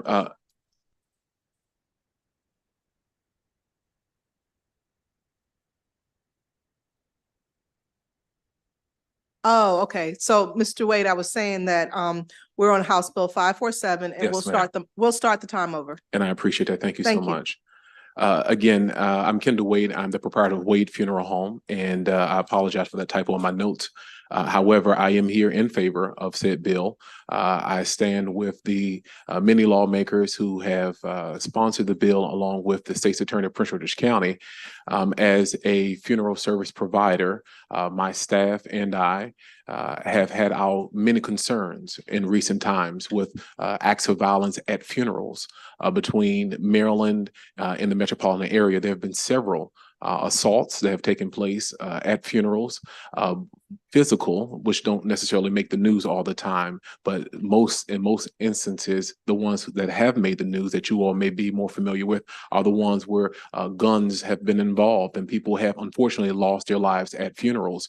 I believe that I speak for many of my colleagues in the death care industry when we tell you all that such a bill is very imperative in order for us to be able to continue to serve families. Sometimes out of caution, services may be limited, may be circumvented or modified because of safety concerns, specifically when there are homicide cases and a funeral home has to modify staff. They have to modify how they execute the service itself. Those things are unfair to families, and they are also unfair to the deceased. And we would like to be able to freely help a family express a life well lived without the fear of more death or one of our staffers being hurt. Thank you. Thank you. Are there any questions for this panel? I have one question, and this question is for Mr. Wade and anyone else from the healthcare industry, just one person though, please. I'd like to know if the law enforcement shortages have in any way, you know, are you able to have law enforcement available to you at funerals? The way that I have seen, you know, let's just put a question mark on that. Are you able to have law enforcement at funerals? At times, yes. Okay. It would be based, I'm sorry, was this a yes Well, or no the second part of that is, do you feel like there's been the shortage is affecting having law enforcement at funerals? I would say that first, I want to express my appreciation for all uniformed personnel and the work that they do. It is unfortunate that we do need them at funerals at times, but I feel like that should not be their responsibility. No, I understand that, and I agree with you. And I'm not, this is not a slight against them. Yes, I just was wondering, because I remember, you know, unfortunately, the funerals that I have gone to, you know, we've had police escorts even on the procession and different times. And I know that we're having a law enforcement shortage. So it just came to mind. That's Yes, ma'am. But to further expound upon my response, sometimes homicide detectives will come and play a part in the service because they may be looking for a particular witness or a suspect who may be affiliated with the service or a person attending the service. And some facilities, such as churches, do hire armed security on their own. And unfortunately, they do charge more to families because it's a homicide. right. Right. Okay. And if someone from the hospital industry could answer that as well? Sure. I would say that our hospital, LifeBridge Health, utilizes off-duty officers at times, and we do have a struggle in hiring the number of security guards that we want, but LifeBridge has fully supported and implements new ways to onboard and obtain those security officers. Okay, great. Thank you. It's just always interesting how one thing affects another. And so I just wanted to know the effect that was having there. Thank you very much. I see no further questions for this particular panel. Thank you very much for coming and Thank you. testifying. Thank you. Thank you. Next we have Ms. Chaudhry. Is she okay, she's available virtually and she is going to testify favorable with amendment. Good afternoon, Vice Chair Bartlett and members of the House Judiciary Committee. My name is Zainab Chaudhry. I'm with CARE, the Council on American Islamic Relations. And I thank you for this opportunity to testify in support of House Bill 547 with amendments. Between October 9th through December 2nd of 2023, my office recorded 223 complaints, hate bias incidents, and requests for assistance. This was a 4 to 5-fold monthly increase compared to the month prior in September of 2023. Several of these incidents targeted mosques across the state.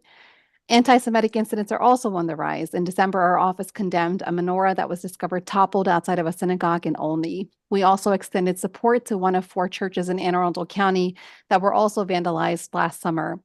My organization supports classifying crimes of violence at educational institutions, houses of worship, and hospitals as felonies, with the condition that the crime is found to be motivated by hate bias.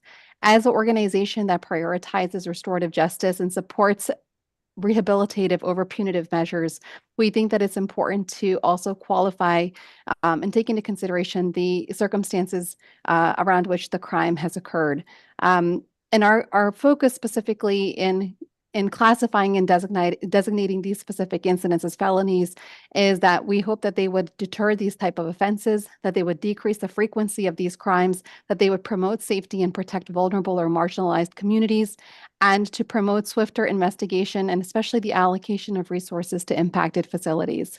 By treating hate-motivated crimes in these instances as felonies, law enforcement agencies may allocate more resources to investigate and prosecute these offenses, and this can lead to more thorough investigations, quicker apprehension of suspects, and ultimately contributing to safer communities. And I hope that you're able to hear me okay. I think that I can hear you okay, but it seems like I might be having some Zoom technical issues. Thank you, Ms. Chaudhry. We were able to hear you just fine. Wonderful. And so finally, I just want to wrap up with the felony classification. It sends a powerful message that our state values tolerance and rejects acts of bigotry and hate. And it really reaffirms the fundamental principles of pluralism and underscores the importance of protecting diversity within our state. Thank you so much. Thank you. Are there any questions for Ms. Chaudhry? Seeing none, that concludes the testimony for House Bill 547. We're going to move on to House Bill 555 with Delegate Andre Johnson. Is he here?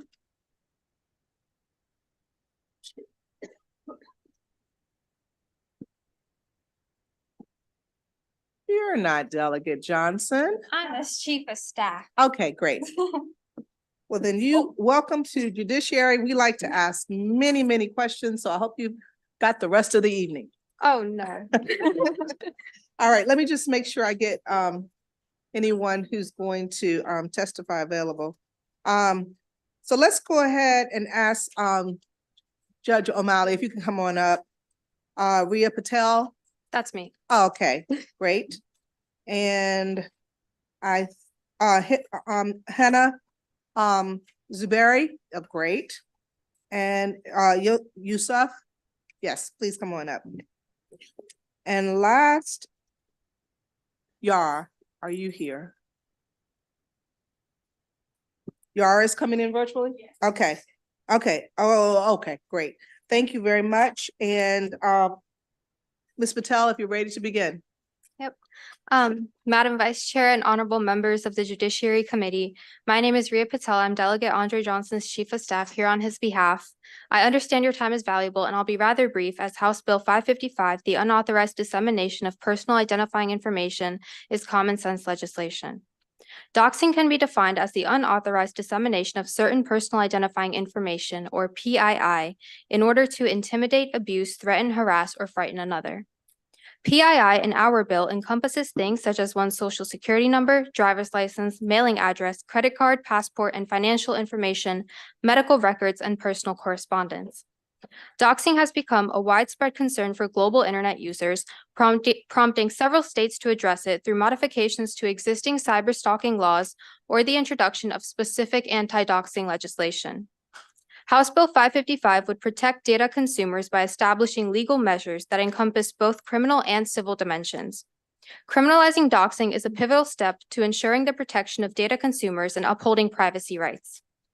This legislation aims to establish a strong framework transcending criminal and civil domains to deter and penalize those involved in malicious doxing activities. The criminal sanctions derive from a 2021 Kentucky law where violations can result in fines, imprisonment, or a combination of both depending on the severity of the offense. These penalties will escalate if the offense leads to physical harm or the death of the victim or their family member. Regarding civil liabilities in this legislation stemming from a recent Illinois law, victims or their guardians can pursue a civil action against the perpetrator, seeking injunctions, damages, and attorney's fees, providing an additional avenue for legal recourse. Doxing, whether driven by personal vendettas, ideological differences, or other motives, fundamentally violates privacy. Its consequences are severe, exposing individuals to potentially dangerous situations. Revealing sensitive information like addresses and phone numbers can result in harassment, stalking, or physical harm. This legislation is crucial for enhancing personal data protection, especially as technology evolves, providing a defense against the escalating online threats that can have real-life consequences for victims. In 1997, only 18% of Americans used the internet. Today, over 90% do. The law must reflect this progression. With that, I would like to urge a favorable report on House Bill 555 because it aims to prevent harassment, protects data privacy, and would adequately address the evolving landscape of online discourse. Thank you.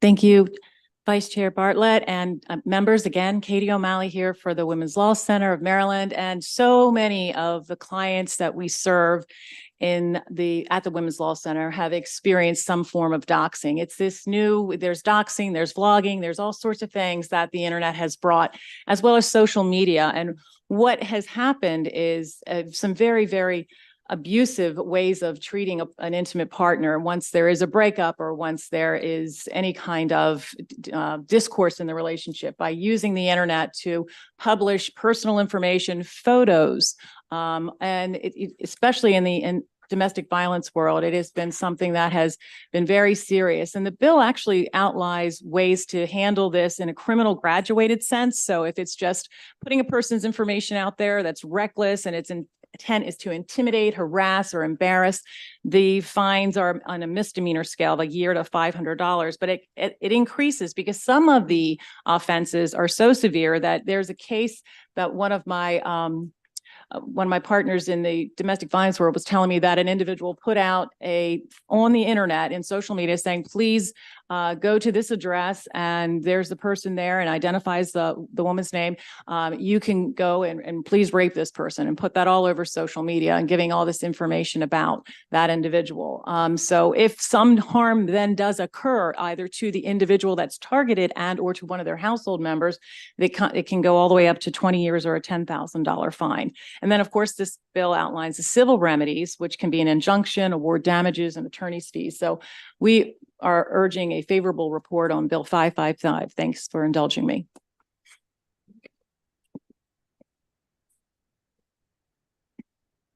I'll go next. Thank you, Vice Chair and House Judiciary Committee members. I'm here today not just as the Director of Advocacy for human rights organization Justice for All, but also as someone who has personally faced threats and fears associated with transnational repression and doxing.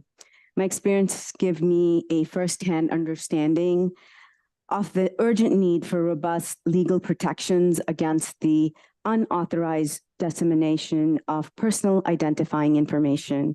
Therefore, I strongly support House Bill 555 and urge its passage into law. In Maryland, there have been instances where people have been doxxed, suffering immensely. Victims have suffered harassment, both offline and online, leading to mental health crises, physical violence, and in some cases, being forced to hide their identities. Activists working on sensitive social issues have found their home addresses and personal phone numbers spread across the internet, leading to threatening visits and calls. Young professionals have had their employment jeopardized by the spread of false and misleading information, severely impacting their lives and careers. A recent report highlighting over 200 instances of bias against the Maryland Muslim and Arab community, 17% of those cases involved doxing. This indicates that doxing is a recognized form of harassment and bias within the state, affecting marginalized communities as well. The passage of HB 555 would send a strong message that Maryland values the safety and privacy of all its residents. Thank you so much.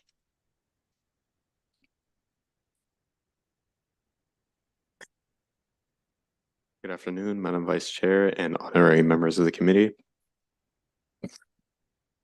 My name is Yusuf Siddiqui, a junior at Mount Hebron High School in Ellicott City and an avid user of social media platforms like Instagram and Snapchat. I stand before you today, both as a student and digital native, to express my strong support for the HB 555 and to share my concerns over the increasing threat of doxing, especially as it pertains the misuse of these platforms by my peers and I. Social media, for many of us, is a double-edged sword. Platforms like Instagram allow us to connect, share, express ourselves in creative ways. However, they also serve fertile ground for doxing, where personal information can be disseminated wildly and rapidly. On Snapchat, the situation is even more precarious. The platform's design, which encourages the sharing of moments through photos and videos that supposedly, quote unquote, disappear, can foster a false sense of security. Yet screenshots can immortalize these moments, making them a tool for doxing when shared without consent. Consider the case that became a national conversation, the doxing of a high school student due to misunderstood posts on Instagram, leading to the widespread harassment and threats. The student's personal information was shared across multiple platforms, demonstrating the ease with which a life can be disrupted through the misuse of social media. Another example involves Snapchat, where a seemingly private photo was screenshotted and circulated, resulting in the student being facing bullying and academic repercussions. These incidents were underscored the vulnerability of the students in digital age. Our lives, so often documented on these platforms, can become open books for those with malicious intent. The repercussions extended beyond the digital realm affecting our mental health, academic performance, and personal safety. I see this worry echoed in my friends' group chats. I urge you guys to support 555. Thank you.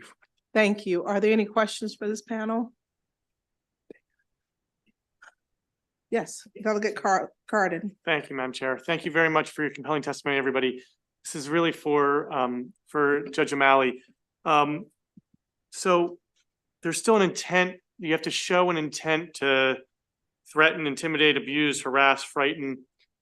I'll give you one example, or one, I guess, hypothetical, but if, for example, somebody published about this person supports a woman's right to choose and gives the name of the person and the address.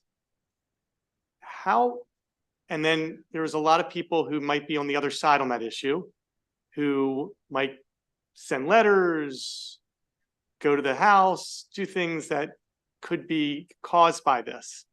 But the person wasn't necessarily, they were doing it to inform, I guess, how do you prove the intent to threaten or harass versus the intent to make known? Right. So each case would be looked at on an individual basis, because if, say, it's, Delegate Carden chooses, is for a woman's right to choose. And so a Right to Lifer could put that out on social media, but that you're a public figure and that's something that you would expect, right? And it's a little different, but if it was so there's somebody out there who's a big advocate on women's rights, and somebody else published it on Snapchat, maybe in a way that was in a positive way.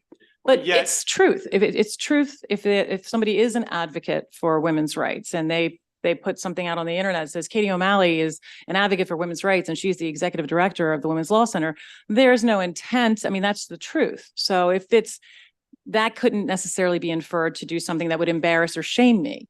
But if, say, you are in a situation where there was a neo-Nazi group that actually put out, and there was a national case, a bunch of information, public information about where this woman who had a bakery, she was Jewish and she had a bakery, and he was putting all sorts of anti-Semitic slurs out. And this is where she has her address. This is where she lives. This is where her work address is. That intent, based on the forum that he was coming from as a white nationalist or neo-Nazi, you could show there that was an intent to have her harmed in some way.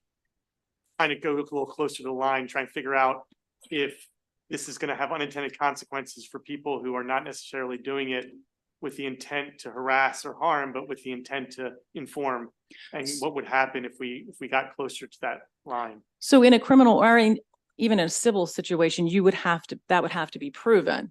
And you would have to do that through the circumstances of what the relationship was. I mean, there's cases where kids, at high schools, like our witness was telling us about, are bullying or trying to do something out of revenge to, say, another student, posting something online where that student might have been doing something that was against the school rules, and then publicly putting it out there. So then what happens? That student then gets either suspended or expelled. So what was the intent of publishing it?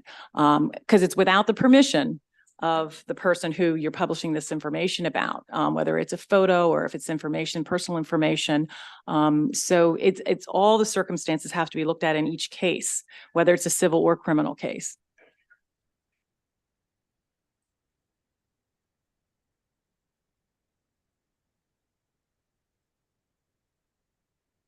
Okay, thank you. Okay, next we'll have the virtual folks. And we'll start out with, and I hope I am pronouncing your name correctly. We'll start out with Elam Majli.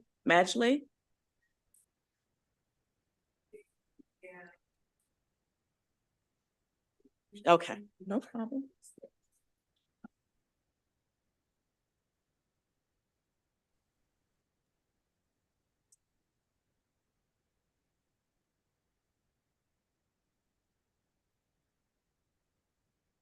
Okay, you may go ahead. Hello, my name is Ahlam Majadli, and I am here today to strongly support and provide testimony on the importance of prohibiting the unauthorized dissemination of personal identifying information, also known as doxing. For many years, doxing of community organizers, activists, and others has been used. Go ahead. Hello, my name is Ahna Majadli, and I am here today. Sounds like we have some background. If you want to turn off something. Is that better now? Okay. Okay, sorry, apologies. I'm a longtime community organizer. In February of 2023, my name, picture, social media handles, and the school that I attended were published on a well-known doxing website, which is used as a tool to scare people into silence. I was doxed because of my justice and advocacy work, and this instance of doxing was very damaging to my mental health. To be exposed in that manner with no autonomy over the way my image and words were being misconstrued to paint an awful picture of me was disheartening at best and downright dehumanizing at worst. After I was doxed, I felt like I was walking around on campus with a target on my back. I had no idea who may have seen the website, who may have made assumptions about me or people I associated with, and who may have had ill intentions towards me. This constant mental chess game was exhausting, and it took a large toll on my mental health. I urge you all to support HB 555 to prevent instances like this in the future. Thank you. All right, thank you very much. And next we'll have Zainab Chaudhry. Hi, thank you so much. Zainab Chaudhry with CARE, the Council on American Islamic Relations. I'm here today to strongly testify in support of House Bill 555 on behalf of the Council on American Islamic Relations, which is the nation's largest Muslim civil rights and advocacy organization. But I'm also testifying in my personal capacity as an advocacy, as an activist who's been in the advocacy space for several years and has personally been targeted by doxing as well. In recent months, my office has heard from dozens of community members across Maryland, especially students who've been doxed. As you already know what doxing is, what the implications of it can be. You have my written testimony in front of you, so I'm going to spare you going through this verbatim. But I think suffice it to say what I really want to share with you is that this has a devastating impact on the lives of students, on community members, public officials, and currently, as law stands, with the U.S. Federal Criminal Code, it does not use the term doxing, but it is currently a federal crime under Title 18 Code 119. However, this law only applies to certain individuals, such as government employees or elected officials. We believe that this law should be applicable to every individual, that every person has their security and peace of mind of knowing that they are protected by law from this type of harassment and intimidation. I think to Delegate Cardin's point about how do you indicate what an individual's intent is when they are exposing personal information? I think one of the aspects of proving that piece of information is the fact that generally we don't see or hear of instances where people's personal confidential information is being disclosed or publicized. And the intent behind this, generally, especially if it's an individual who is involved in activism or is from a marginalized community, is to undermine their advocacy, their efforts, their positions, their platforms, their identity. And having stricter laws against this can help protect students and community members and give peace of mind to everybody who is affected by this very malicious practice. Thank you so much for this opportunity to testify. Thank you for your testimony. Next, we'll hear from Dua Hussan. Is not there. Okay. So we'll go on to Sean Hare. Hello. Go ahead. Thanks. Hi. Thank you for thank you the House for opportunity to I'm testifying strongly in support of this bill. I'm here as a graduate worker at Johns Hopkins University. In my years here, I have had 3 friends who this has personally happened to. 2 of my friends, I can't tell the whole story in detail because I only have 2 minutes, but their full names and personal identifying information and photos were put up on these doxing websites without their consent. And this was part of an attempt to intimidate them away from community organizing, which is how I knew them. So my 3rd friend who this happened to, it's a bit different. This happened more recently. He and I are members of the Graduate Worker Union here at Hopkins. Our union released a statement of solidarity with violence happening in Gaza. And a few people didn't like this. One member of the union took a bunch of quotes and messages from a private messaging app we use called Slack, gave them to a journalist for the Baltimore Banner. They published a article that used these quotes, but specifically the quote from my friend, it mentioned like a Palestinian and Muslim member of the union. We reached out to the Banner. The journalist defended his right to do this because it's in this legal gray area of like between free speech and like complete privacy. But the fact was that my friend's identity, like that was a focal point being used to intimidate him and also just our union as a whole. So I strongly support the passing of this bill because it's a very new thing in this online age. Thank you. Okay, thank you. And we will hear next from Yara Changyet Levine. Thank you. Thank you so much. My name is Yara Changyet Levin, and I've been a grassroots advocate since I was 6 years old, thanks to my mom. And because of that early start, being involved in lobby meetings, protests, town halls, I was aware that it's a really great thing for kids to do and also not an entirely safe thing, unfortunately. I first saw a friend get doxxed when I was 14 years old in middle school. My friend was in college at that point, and their information was published by Canary Mission, the infamous doxing operation that targets anti-Zionist students and professors. It was really scary in my high school because we all knew this person. Fortunately, my friend was able to get through that scary time with family support, and they got through it relatively unscathed because they are white and Jewish themselves. A lot of their allies, the people they were working with who are Palestinian themselves, can't shake off doxing as easily. They don't have that privilege.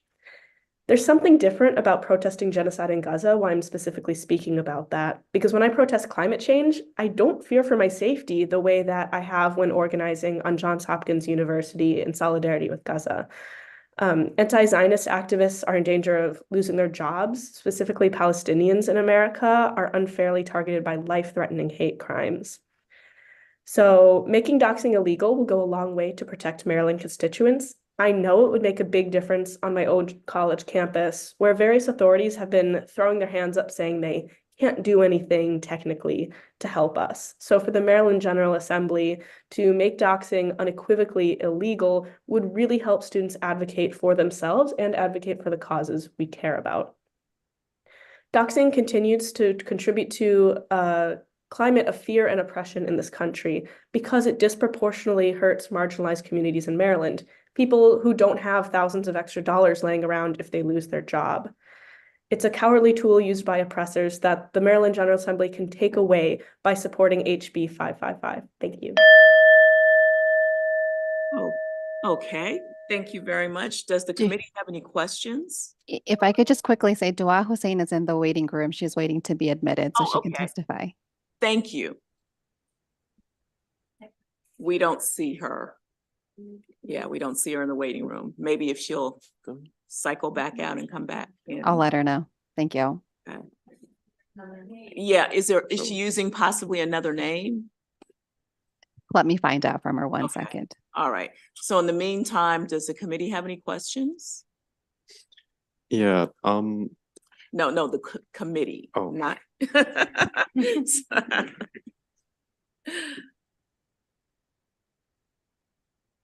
Okay, we'll sit tight for a couple of seconds. Oh.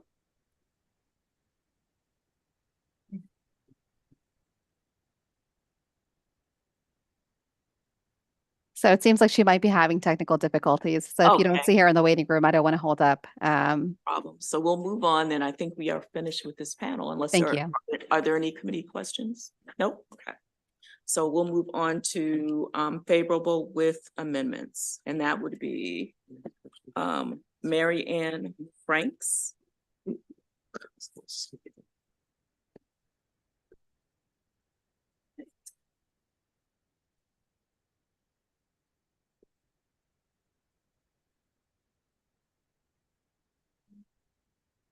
Good afternoon. My name is Dr. Mary Ann Franks.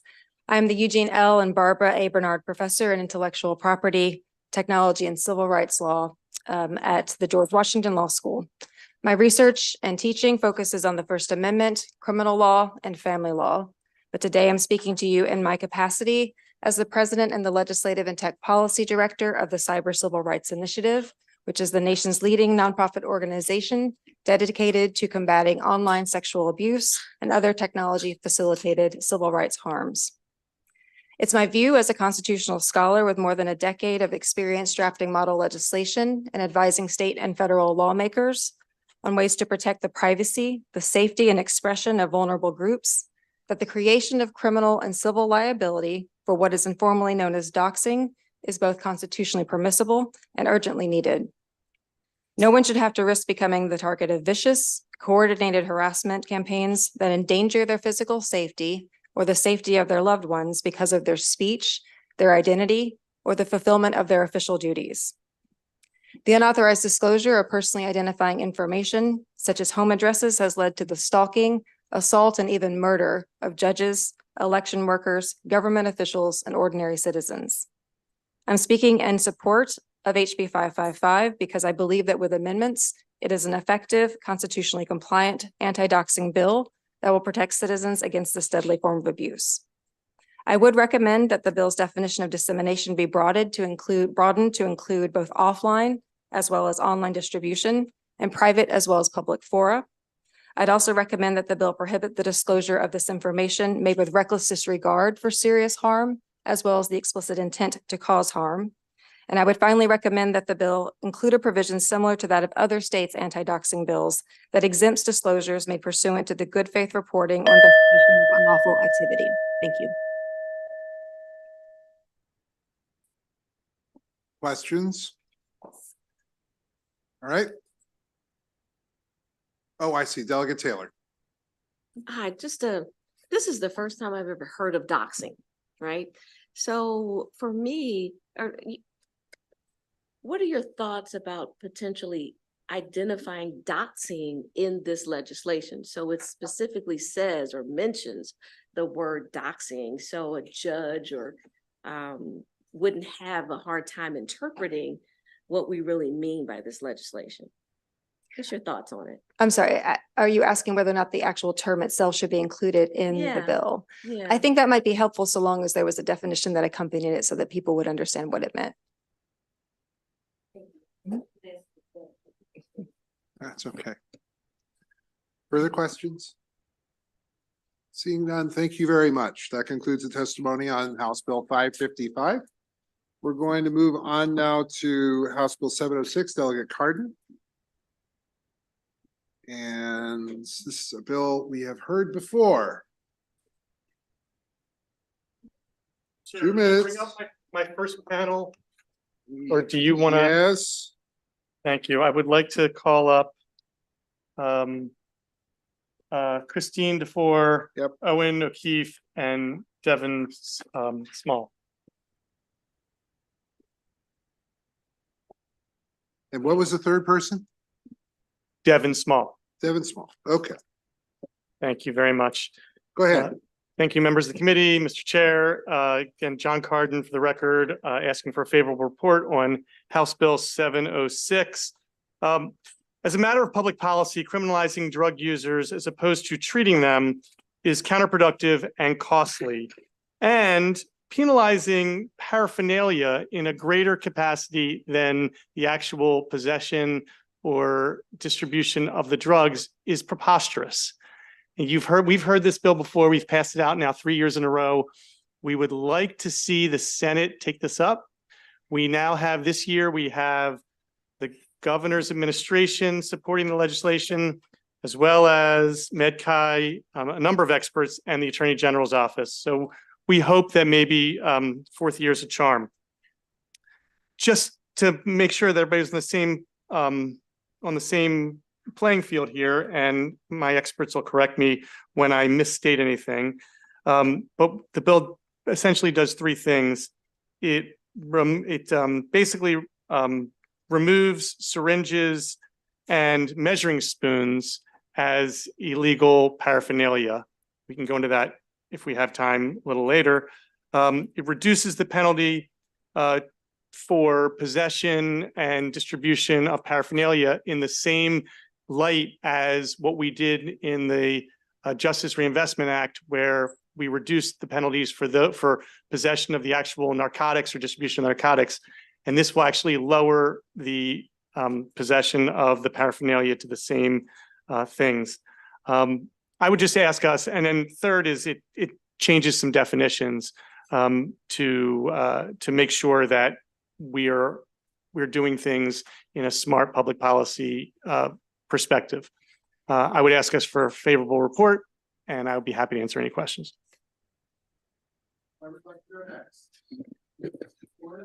Okay. Good afternoon, Mr. Chairman, Madam Vice Chairman, members of the committee. My name is Christine Dufour. I'm a lawyer with the law firm of Jessica Moyes with their Eastern Shore office in Talbot. However, I'm here on behalf of Maryland Criminal Defense Attorneys Association. I'd ask for a favorable report. I had the privilege to work with Vice Chairman, now Judge Dumais, on the Justice Reinvestment Act, as well as many of the members that are here and remain in the legislature. And I think we all agree, after we reduce the penalty of possession of heroin and cocaine from 4 years to 1 year, it was really an oversight that we neglected to do the controlled paraphernalia, where it's the needle that's used to ingest the drug that still remains at 4 years, and prosecutors still charge it along with the possession that carries 1 year. So it has leverage over a defendant. The other thing I'd like to say, I've litigated these cases. I've litigated a syringe case. I've litigated a spoon case. The spoon case I won. The syringe case I lost. It was a known drug addict, and he had an overdose. His car was impounded. He washed the car. He thought between the impound inspection and washing the car, there was no paraphernalia. Well, in the carport side where his CDs were, there was an old needle underneath. And not only was he convicted, I love the judge, but it was a bench trial.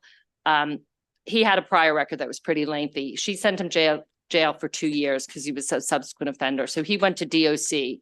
This bill will create a 1 year penalty for a subsequent offender, which would permit a judge to not send someone to DOC, Department of Corrections. You need a year and a day to go to the Division of Corrections, but certainly a local sentence can still be imposed for the subsequent offender.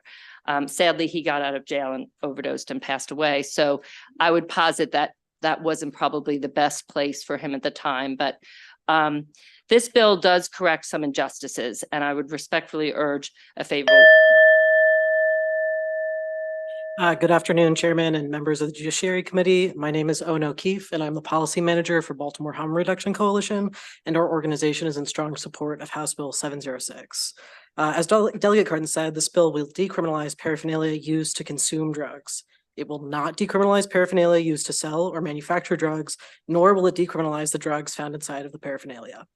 The paraphernalia that's decriminalized by this legislation includes the many items that are given out for free by the 23 authorized syringe service programs in the state of Maryland, including our own.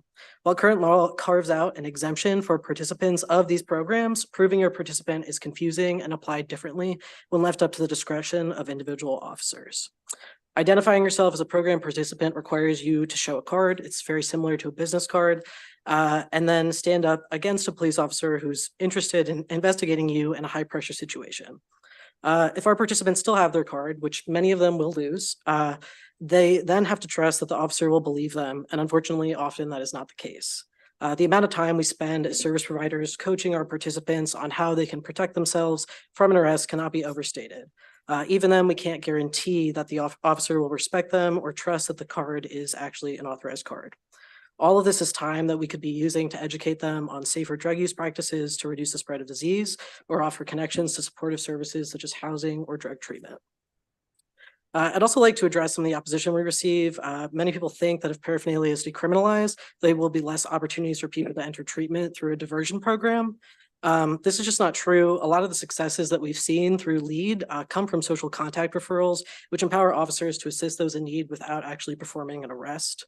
The idea that people who use drugs need to be arrested in order to begin drug treatment is incredibly misguided and leads to disproportionately negative outcomes for Black people. I also would like to encourage you to read the testimony from the Maryland Department of Health, which really highlights this point, as well as the increased overdose rates. For those reasons and more, I urge a favorable report on House Bill 706. Good afternoon. My name is Devin Small. Thank you for the opportunity to testify in support of HB 706. I'm an outreach specialist for Behavioral Health Systems of Baltimore, Be More Power. We are a community organization that provides Narcan and other harm reduction supplies to the communities of Baltimore City and its citizens that are struggling with substance use disorder. We support HB 706 that addresses racial profiling, and this reduces the fear experienced by people who use substances. This keeps Be More Power workers and the citizens safe. Drug paraphernalia is sold in corner stores, gas stations, and supermarkets across Baltimore City. The citizens are harassed and arrested because of their color and the suffering from the use of substances. They are stopped and harassed for having a spoon or a cooker, a pen, which is a stem, or syringes. The Baltimore City Health Department, Behavioral Health Systems of Baltimore, Be More Power, and the Harm Reduction Coalition supply these items to stop the spread of infectious diseases like HIV, COVID, hepatitis, and tuberculosis, and it keeps all of us safe. We know the criminalization of drug paraphernalia keeps people who use drugs in the shadows that may want help to start on the road to recovery. If we remove the criminal penalties associated with drug paraphernalia, this would help to prevent overdose and suicide throughout the state of Maryland. Thank you. Questions for the panel? Delegate Munoz. Thank you, Mr. Chair. Thank you all for coming and sharing your opinions today. I know last year there was an issue about a concern and escalation of overdose if we decriminalize these things. And I remember specifically some testimony that I was really concerned about regarding needles and more needles being available in the community, being carelessly left in the community, like at playgrounds, like where people walk dogs, where children are. And I was wondering if you could address that for me. Let me start. I'll just highlight, because I have the main arguments against the bill and that came up last year. Okay. This was, by the way, Delegate Moon was the lead sponsor last year. You'll remember that bill. It's going to increase the occurrence of syringes in communities. It's going to increase the number of overdoses. And the bill actually will decrease the number of syringes. And the reason is because people will not have to discard them in public places for fear of getting caught. You will remember that we passed the Good Samaritan bill last year to make people feel comfortable about, this was about overdoses, but the same is true about relinquishing or getting rid of or disposing of paraphernalia. And if you're not worried about letting people see that you have it, you're going to be much more responsible with how you handle it. And the gentleman who just testified can tell you about all the different programs where they're trying to collect them. So instead of it going into the playgrounds or into the harbor, it will go into the proper receptacles in a way that will be much more responsible, because people will be empowered to know that they can actually handle them and be seen with them without fear of being incarcerated. So that's the response. And I think that you're probably gonna hear that from the State's Attorneys Association, which will hopefully work with to figure out a way to, again, move this across the street. But I just don't think I think that it's flawed logic. So do you honestly believe that after people shoot themselves up with heroin, fentanyl, cocaine, LSD, and all these other drugs, that they're going to be of the right mind that they don't want to leave syringes on playgrounds? Yes. I'd like to speak to that as someone who works at a syringe service program. And yes, our participants do come back. We have ways to incentivize them to return their syringes. Their biggest fear is that they will get caught. If you are at risk of 4 years for carrying that paraphernalia, it's really hard to tell someone to bring it back to the drop-by center, to wait for a week until the outreach van comes around again. Our hope is that through expanding legislation like this, we can make it more commonplace for people to hold onto them and return them in the places where they're designated. This will hopefully aid in the ease of assisting kiosks for people to dispose of them safely and in other public places as well. So I really do believe that from my interactions with our participants, that yes. Statistics or data from another state that's done this, and you found that there are less syringes available in public places because this type of law has been passed? I would have to get back on you on that exact statistic. There has been some research from North Carolina as far as our interactions with police and reductions in needle sticks. I will say there's other sort of programs that have shown a decline in sort of like unsanitary conditions around them. And those programs do include syringe disposal. So I think spaces that encourage people to come there in a non-judgmental way and do that do have positive outcomes as it relates to the kind of litter you're worried about.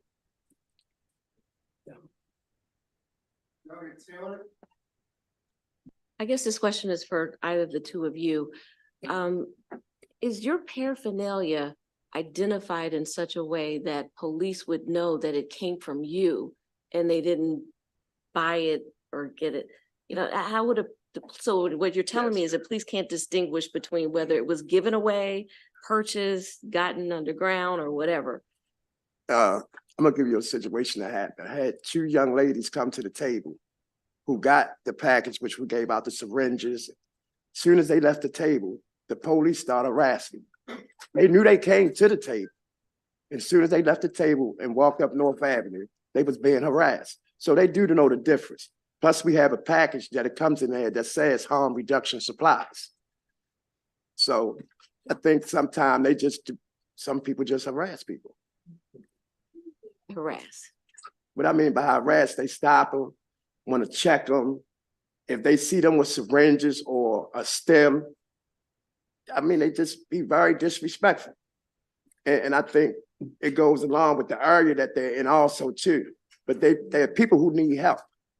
And we trying to help them, but we fighting a battle against the police. It's just crazy to me, but that's why I'm here to try to get this bill passed. Thank you. If I may add something just for a moment to say that we're talking about programs, but though we have 23, they're not across every county. So there are many places in Maryland where you cannot still authorize a syringe service program unless you cross county lines, and you rely mostly on pharmacies. Now, pharmacies are able to give out syringes for really any reason at this point. There's in my written testimony, I sort of explain this point a little more in depth, but there are many cases where people are still legally obtaining syringes, whether it's from a program, whether it's from a pharmacy, whether it's from prescription or doctor, and there's really no way to tell. They all look the same when it comes down to it. Thank you, Mr. Chair, and thank you, panel, and thank you, delegate. I'm confused on some of the terminology in the bill. Maybe you could clarify this for me, and this would be for anyone on the panel. We kind of go back between 5-619 and 5-620, where we're going from controlled to regular paraphernalia. Are you trying to merge so there's one penalty for both? Because regular paraphernalia doesn't even carry the period of incarceration. Are we only talking about controlled paraphernalia in this bill?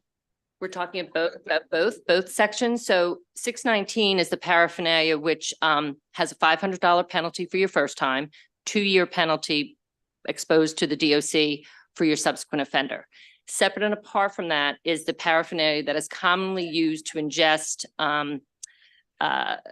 heroin or fentanyl, and that's typically your syringe is what we see most. Also, the spoon is in the other section as well as in the ingested, because if you burn the spoon and put the drugs on it, then it can be used, then it can be considered paraphernalia.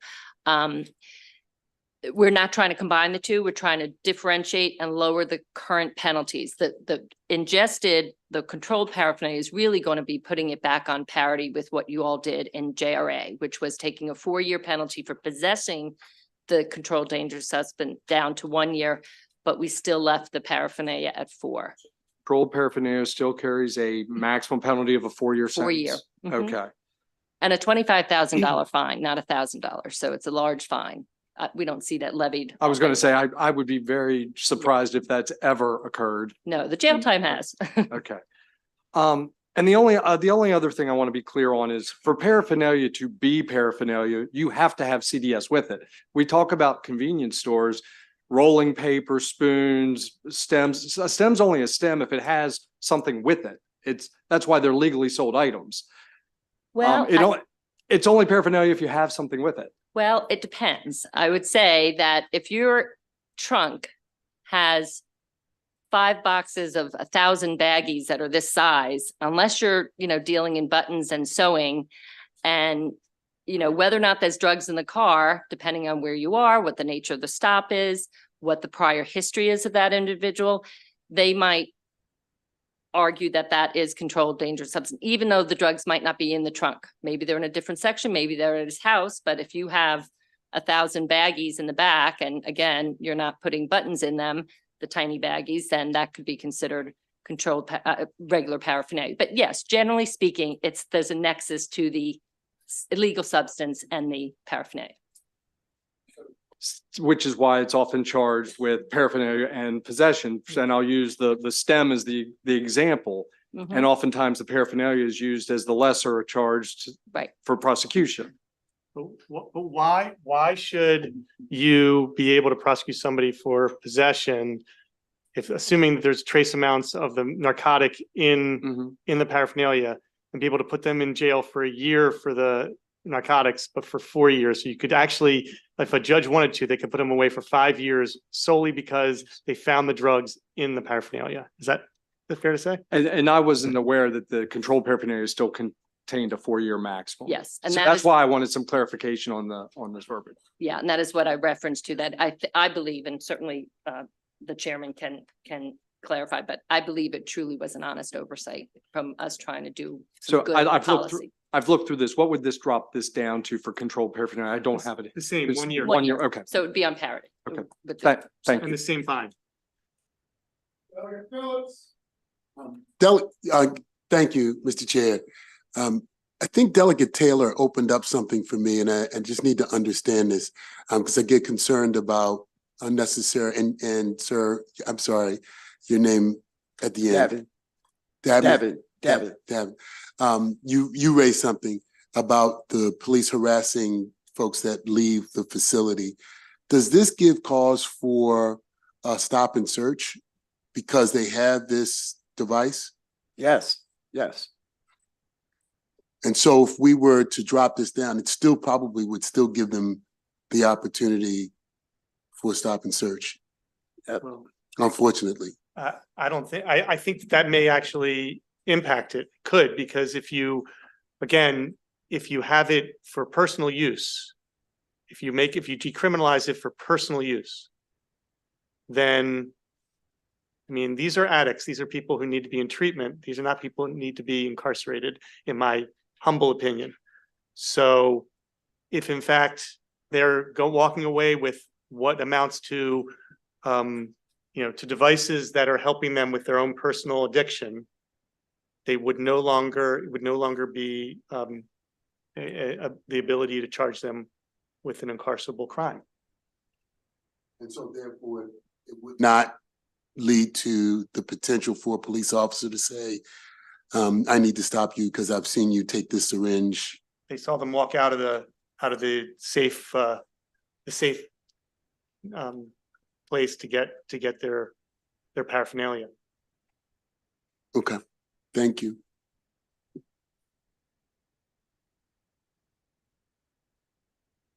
Seeing no other questions, thank you all very much. Thank you. Good job. Okay, we're going to press on to further panels here. Michael Hilliard, Timothy Bradford, Ju Nyung Park is virtual. Jesse Dunleavy and Hyun Dunn.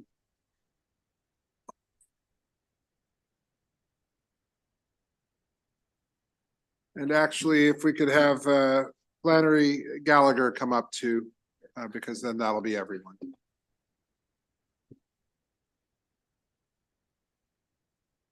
Whoever would like to start, please.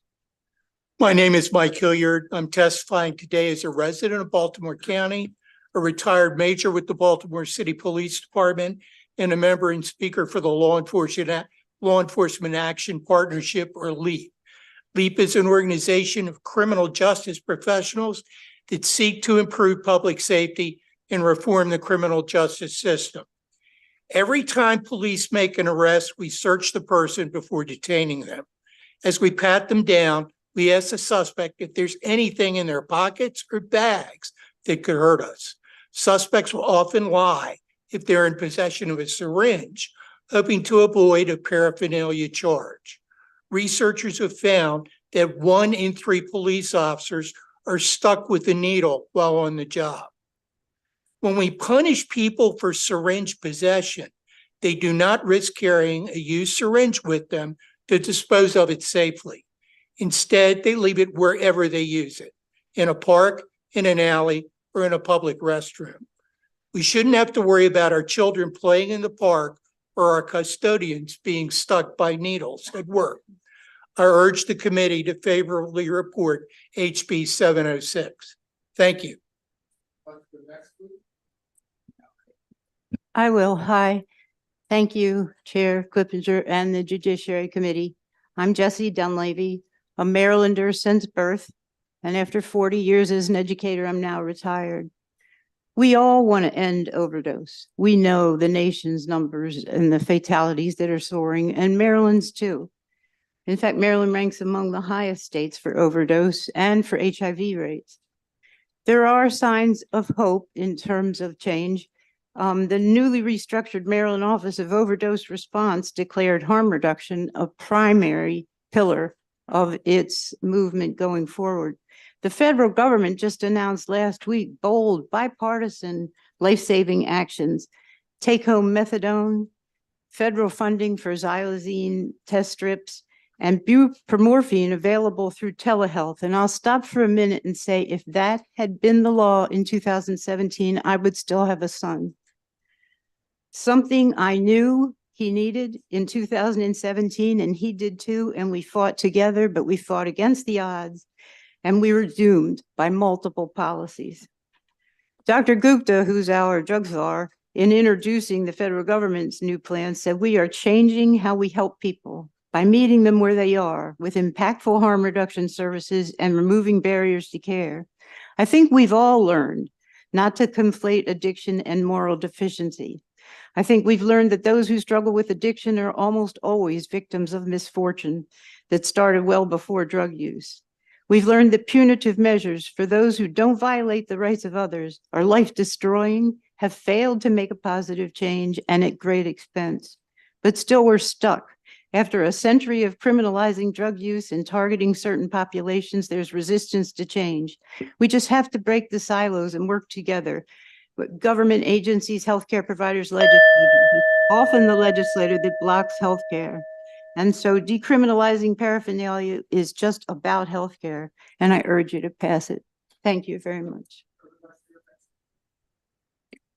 Thank you. Chairperson, members committee, my name is Tim Bradford. I'm with the Office of Public Defender in Caroline County, and the Office of Public Defender is in favor of this bill. I'm not going to repeat what Delegate Cardin or Mr. Four stated in their testimony here today. The two big things here is right now the penalty for paraphernalia is 4 years, where the simple possession is 1 year. It's, I believe someone used the term ludicrous. It makes no sense.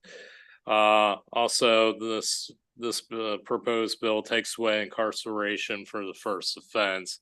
Obviously, as many people have stated, and I've stated before testifying in front of this committee, this isn't an incarceration issue, it's a treatment issue. The Office of Public Defender's Office asked for a favorable report as to House Bill 706. Thank you for your time and attention to this matter. Thank you.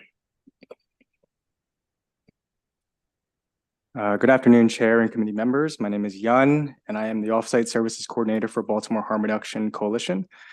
I am here today in support of House Bill 706 to decriminalize paraphernalia, and I urge your support for it. One of my main roles at the organization is dedicated to running the RAD testing program. RAD stands for Rapid Analysis of Drug Testing.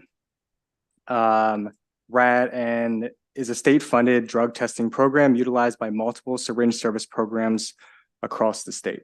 This program helps to identify specific substances in the drug supply. Results over the years have revealed how unsafe the local drug supply is due to adulterants such as xylazine and fentanyl. Prevalence patterns of drugs in neighboring counties throughout the state of Maryland have been much easier to track through this program as well. Keeping our participants as informed as possible about the drugs they're engaging with is one of our highest priorities. In order to provide the most accurate and applicable results to the people we serve requires them to carry around the used paraphernalia to give to us give to us, which could be days or weeks at a time. This ultimately increases their risk of being stopped by a police officer and being arrested. In order for the state's drug testing program to be as effective as possible, community members need to be able to trust that they can safely get their paraphernalia to authorized providers without being criminalized. Knowledge is power, and the more participants know, the safer they and their communities will be. For this reasons, I again urge you to support in favor of House Bill 706. Thank you. Ms. Park, please, for 2 minutes. Hi, can everyone hear me? Okay, great. Thank you for allowing me to speak today in support of House Bill 706. As an epidemiologist and assistant professor of medicine at Brown University, an educator and former faculty member at Hopkins, who still lives in Maryland, I have had the privilege of learning from legislators, service providers, and patients working tirelessly to reduce drug-related harms every day. I want to get to the heart of this issue. 50 years ago, before any of us were working, lawmakers decided to punish those who used drugs across the country. Linkages were made between urban Black communities and drug crimes to justify these laws and win over white voters. Consequently, entire generations of Americans, especially Black communities, have been burdened with criminal records for things like syringes, Ziploc bags, cookers, you name it, hampering their recovery. What that looks like in practice is that the same syringes, bags, and cookers being funded by the Maryland Department of Health are being confiscated by our police officers. This seems like a huge waste of taxpayer dollars, and it is. Fortunately, there are 15 states like Rhode Island, New York, DC, where drug paraphernalia is no longer a crime, and I hope that Maryland is the next state. Contrary to popular belief, these types of laws have failed to stem the flow of illicit drugs into the US. The Iron Law of Prohibition predicts that crackdowns on high-demand substances creates a market incentive to design even more potent substances like fentanyl. This is not a war on drugs, but really a war on Americans. I also want to just mention public litter, as I put in my written testimony. As a recent homeowner myself, I know that it's something that many people talk about, and I think that voting in support of House Bill 706 will help reduce litter and make sense for people who are afraid of being caught by police. Thank you. Thank you very much. Are there questions for this panel? Seeing none, we thank you all very much for your testimony. I believe that is everyone set to testify in favor of the bill. I'm going to ask Karen Piper Mitchell now to come up and testify in opposition, please.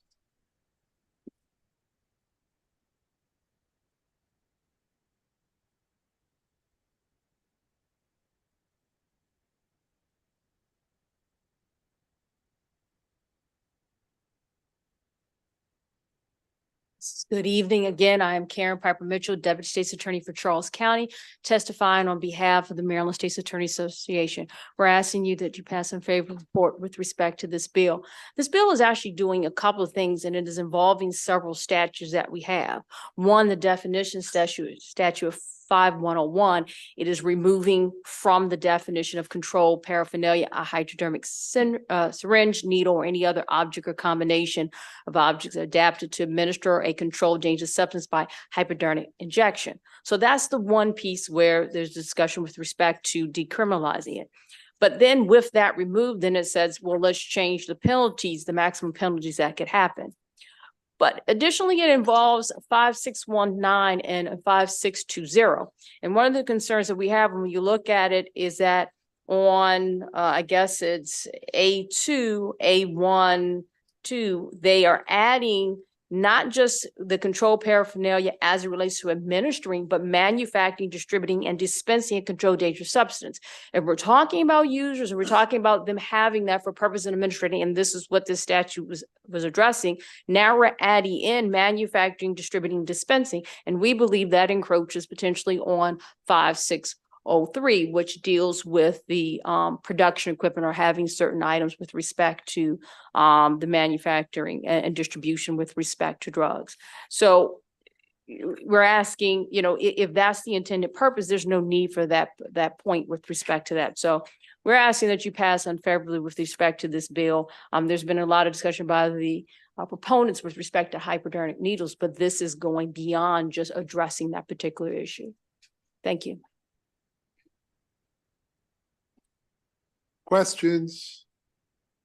Seeing none, thank you very much. That concludes the testimony on House Bill 706, and we're going now to House Bill 734. Delegate Miracle North, please. And whoever you'd like to bring up. Just one other member of my panel, so I hope to be short and brief.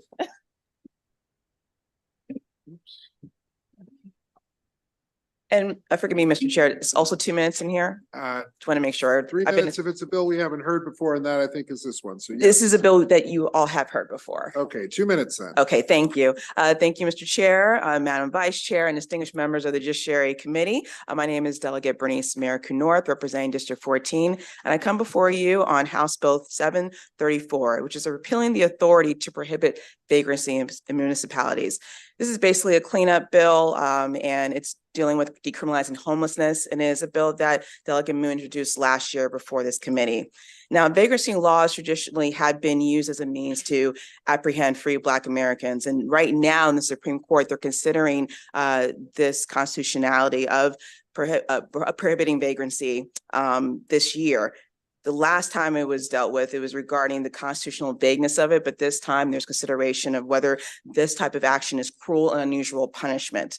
I would note that last year the AG noticed the constitutionality issues of it. So this is really just repealing something that's been outdated in our laws, and it shows that Marylanders are not going to punish individuals for being involuntarily housed. So I'm asking for a favorable report on House Bill 734. Hi, good afternoon. Vanita Taylor from the Public Defender's Office. I think I may have testified in favor of this bill last year with Delegate Moon, because this truly is a short bill. It's a cleanup bill.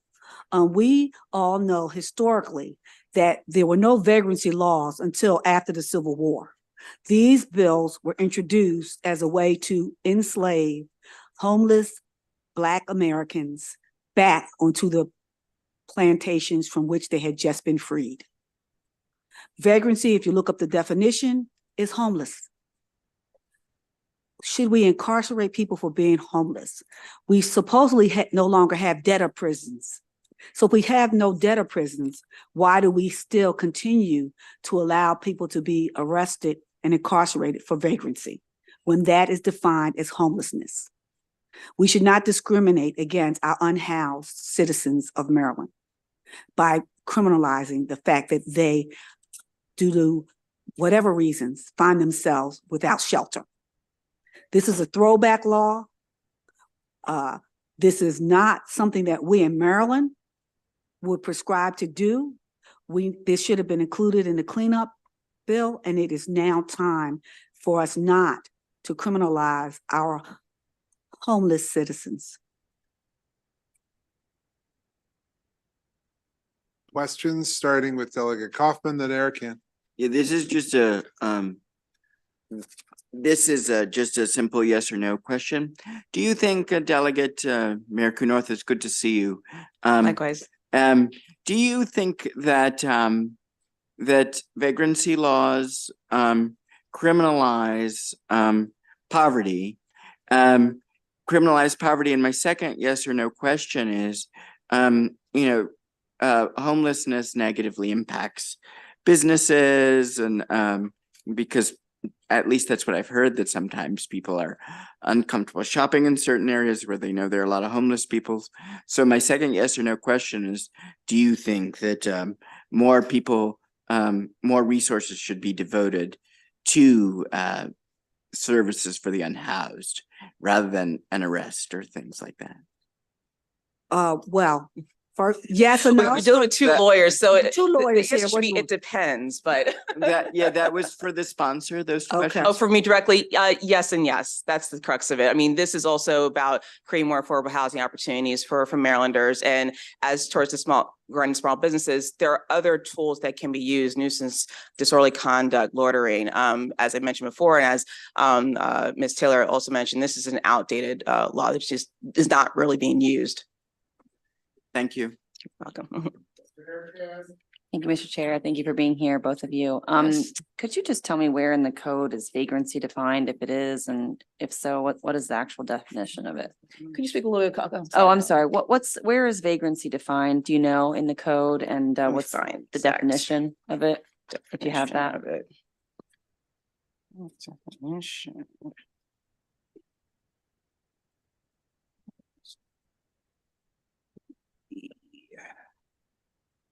That's. Yeah. Delegate, I don't believe it's in the code. Okay. I looked up Black's Law Dictionary for Okay. the definition of vagrancy and Okay. found it was defined as homelessness in the Black Law Dictionary. Okay, just only the word homelessness? Yes. Okay, and then I know Delegate, you had mentioned that it's not really being used. Do you know how many times in the last decade maybe it's been charged? Well, I did reach out to MML regarding their position in the history, the use of this case and use of this law. And, you know, the reason why they didn't file any particular letter of support or lack thereof is that there wasn't really an appetite to address it, because as I mentioned earlier, there's so many other tools that they use. And plus, if you notice in the provided testimony, even Baltimore City noted that they support this bill because this is about creating affordable housing, not criminalizing homelessness. Yeah, we've had in the past a bill that, I don't think this is the same bill, that sought to remove the ability of officers to make a lawful order to remove somebody, like as the previous delegate mentioned, congregating in an area around a school or on a public area, but in a way that sort of impedes the community's ability to really utilize businesses or even get to their homes if your home is like a row home or a townhome on a public street. So I just want to make sure for the record that that's not the intent of this bill. No. Okay, thank you. Thank you. Further questions? Seeing none. Okay. Thank you both very much. Thank you very much. That concludes the testimony on House Bill 734. We're going now to House Bill 724. Delegate Pasteur, who will give the opportunity to get up there and bring forward her first panel. Who would you like to have up and with your first panel?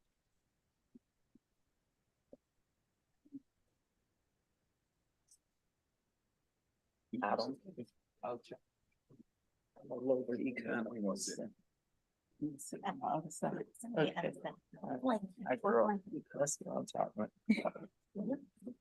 Okay, go ahead.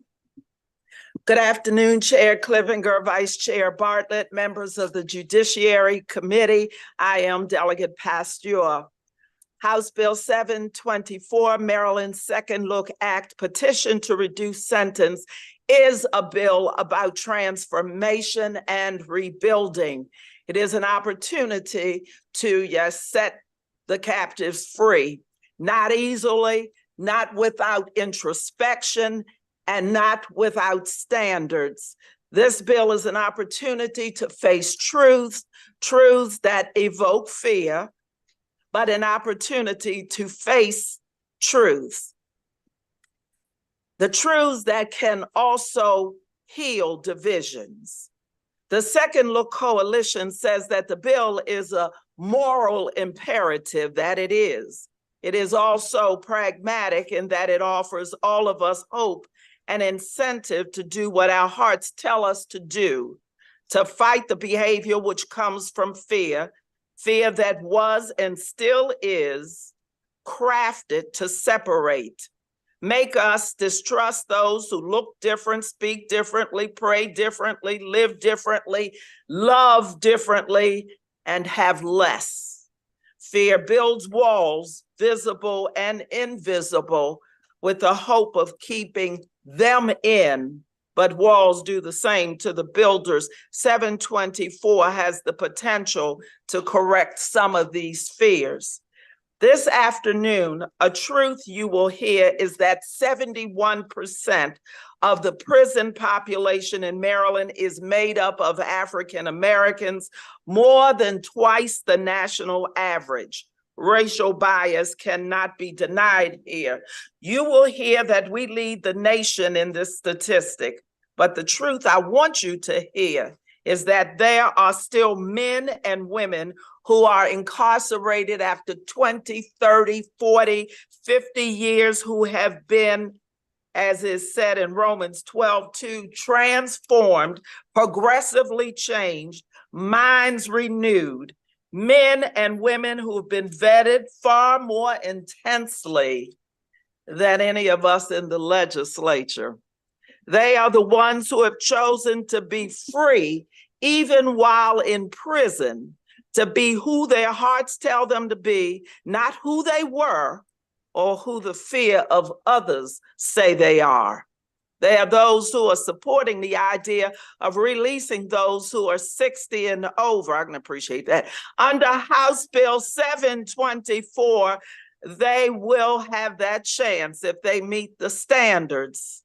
These are the times when we need those who have the wisdom that we hope age brings, but we also need those whose lived experiences can help us stem this tide of crime and violence among our children.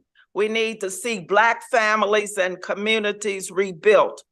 This bill is a chance for us to use our 2 eyes to see truth, our 2 ears to listen to truth, and our 1 mouth to say yes to setting all of us free. I implore us to take a second look at House Bill 724. Thank you very and much. do as Paul said in 1 Corinthians. Think about how all of this will make you more significant, not less, because of Thank you are a part of this. Thank you, Mr. Who would Chair. like to go next, please? I'm happy to go next. Thank you so much, Mr. Chair, Madam Vice Chair, members of the committee. For the record, I'm Aisha Braveboy, State's Attorney of Prince George's County. I am here today not only as State's Attorney, but I'm grateful to be able to come before you as a Christian, as a person of faith. And I absolutely, truly believe that redemption is real. And it's not just because the Bible says so, it's because I have absolutely seen individuals who have been redeemed in our communities, those who have committed very serious, very violent crimes, but through the process of maturity, through rehabilitation, through education, through understanding, they have been transformed. And as State's Attorney, my job is to seek justice, not just when the trial occurs, but at every stage of the process. And that includes looking at people where they are now. I've been behind the walls. I have visited our prisons. I sit on the board of the Patuxent Institute. I absolutely understand that there are men and women who are behind the walls who deserve a second chance. We have given those individual second chances in my office, both juvenile lifers and those who have had illegal sentences, where we've been able to go back and ask the court to correct the sentence and reduce the sentence. I can tell you that we have had dozens of individuals release, some who are here with us today or who are watching, and none of them have reoffended, not one. What they are doing is they are paying it forward. They're helping to pave the way for others who are still behind the wall to come home. They're making a difference in the communities. They're the first ones to step up when there's a crime forum or we need to talk to our young people, because they understand that no one should be behind that wall. So I ask that you all consider this bill and give it a favorable report. Thank you. Yes, good afternoon, Chairman Clippinger, members of the Judiciary Committee. My name is Ivan Bates. I'm the State's Attorney for Baltimore City. I would like to also let you know that I do fully support House Bill 724, the second look mechanism as outlined in House Bill.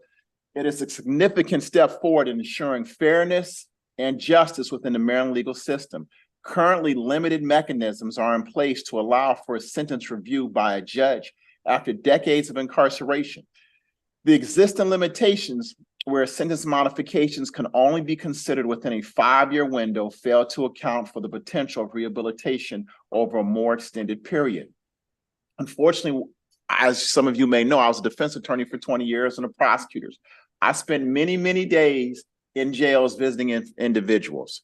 And one of the things that I have learned is that when an individual goes in, when they make that decision to really change and they put the effort in, there has to be something at the end to say, you know what, you've changed, we've rehabilitated you, and you're not going to be warehoused. There's a gentleman today, Mr. Anderson, Thomas Anderson, if you could just stand up very quickly. The deputy in my office, Thomas Donnelly, was his attorney who was able to get Mr. Anderson released. In 1986 at 27, he had a life sentence for murder. He eventually was able to give part of that life sentence back and be resentenced. He was released. Once he was released, he was able to show that he was able to get his college degree. He was able to start a couple businesses, and he truly has changed his life. He is not reoffended. And what I do know is this: we have to give individuals hope when they're inside the institutions to know that there is an opportunity for them to be part of the citizens of the state of Maryland. They can pay their taxes. And also the thing that's important, when we are warehousing individuals, we are losing millions of dollars paying for individuals that could be out here in the community with their families. 15,000 people in the Division of Correction, 5,000 people from the. This is an important bill. Thank you. I will. My name is Michelle Martz. I'm here on behalf of the Maryland Criminal Defense Attorneys Association. I'm a private practitioner who hails from the county of Frederick.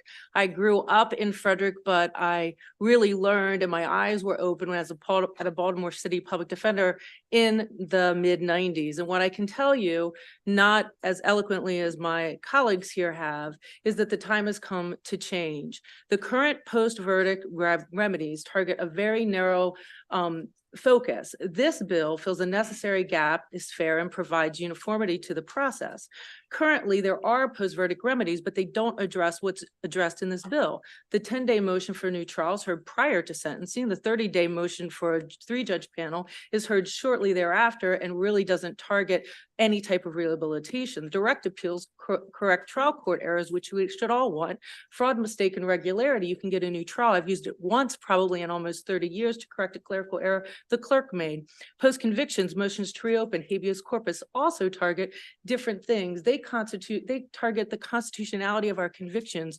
You have to prove that somebody did something wrong, either your trial lawyer or a prosecutor, in order to get a relief. And in the rare instances where we can get a belated modification, we have to prove that somebody did something wrong in order to get that, or we have to show that the prosecutor, or that there's some other reason that the prosecutor wants to resolve the case. Parole is not the answer. It is a system completely different than this. Now, this bill targets what needs to be done. We need to have uniform regulations, uniform factors, and give people an opportunity. People in prison are serving life sentences even when they weren't the person who shot. Maryland recognizes and imposes life sentences for those who attempt murder. They impose life sentences for people who conspired to get murdered. Juries don't hear that you're going to be. And for all of those reasons and so many more, you're here. Please pass this bill. It is a necessary gap-filling bill. Thank you. Questions? Oh, I'm very sorry. I beg your pardon. Please go ahead. Yes, sir. Good evening, Mr. Chairman, Vice Chairman, members of the committee, to this distinguished panel, and our bill sponsor, Delegate Pasteur. I'm honored to be with you. My name is Anthony Muhammad, a returning citizen, former juvenile lifer. 31 years ago, on January 26, 1993, I was arrested for 2 homicide charges in the city of Baltimore. I was ultimately convicted and sentenced to life plus 20 years in prison. The judge who sentenced me believed that I was unredeemable, unreformable, and that the actions that I committed were unreconcilable. She stated that it was a shame that somebody so young had went so far wrong at such an early age in life.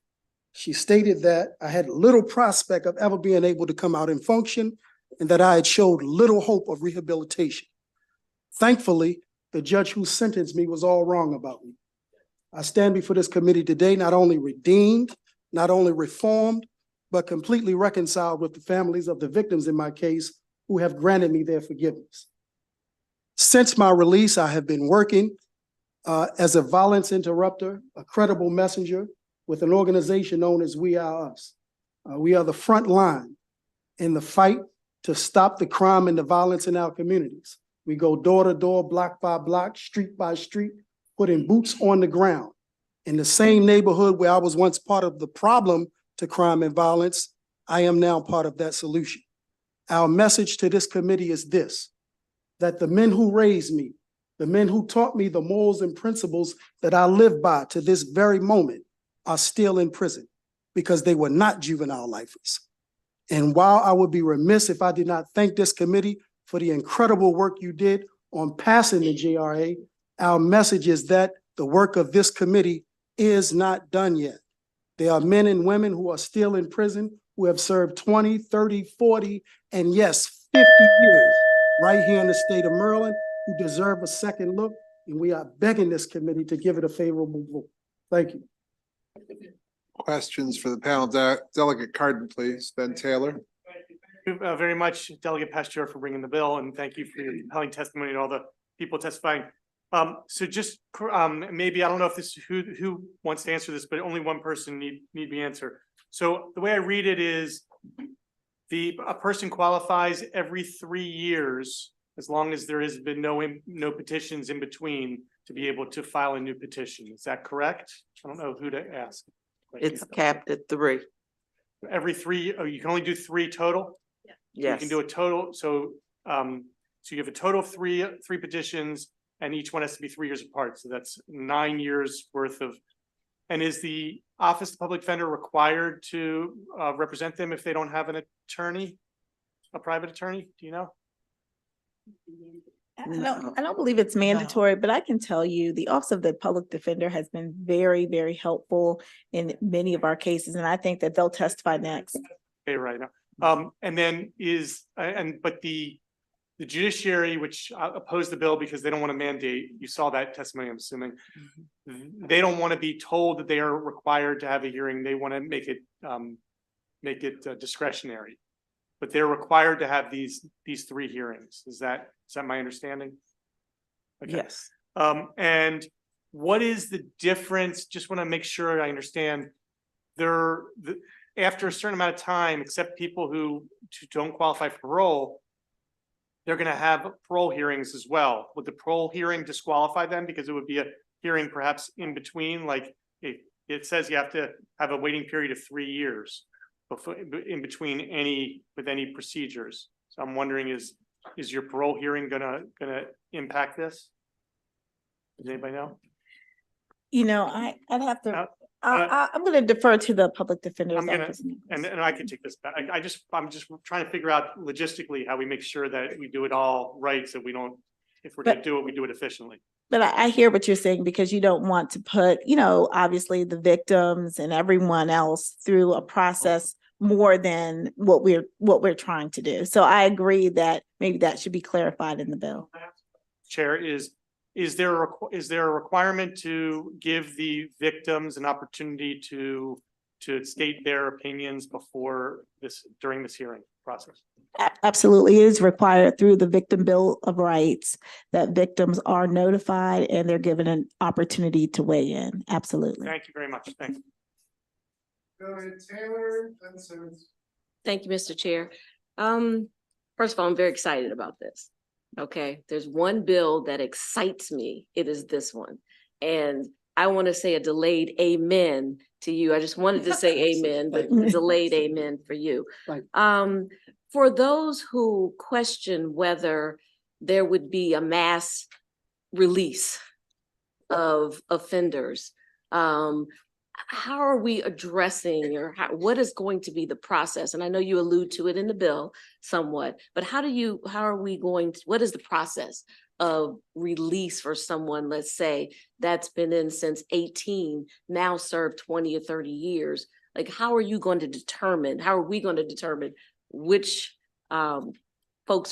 which individuals will be released and which will not? So just to let you know that this is really a motion to the court. Ultimately, a judge makes a decision, and the defense counsel will present their best argument. The state will weigh in as well. The state can join in, as we have done on these cases. We can join in support of a motion for reconsideration or modification of sentence. Or we could oppose it, which we have also done in some cases where the institutional history is very questionable, and we're very concerned that the person may still pose a risk to the community. In addition to that, the family, the victims, next of kin can also weigh in these types of cases.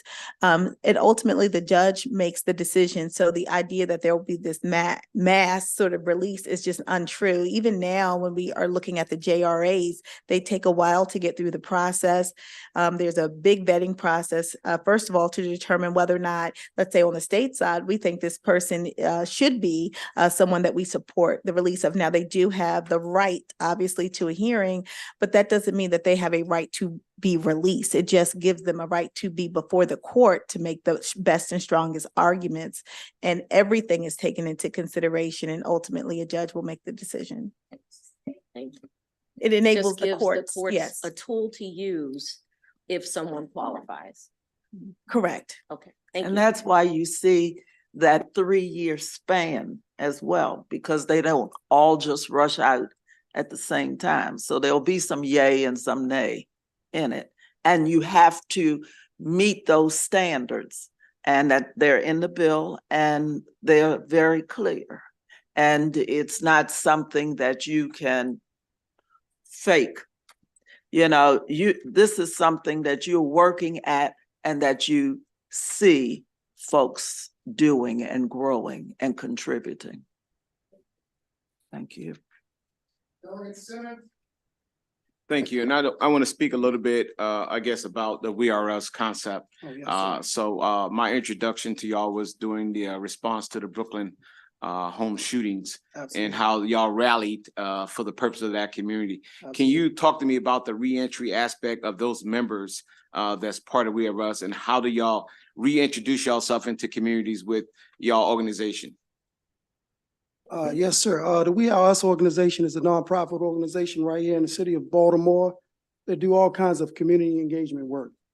The Credible Messenger Violence Interrupters is just one aspect of that work. I'm principally involved in that aspect of the work for the organization.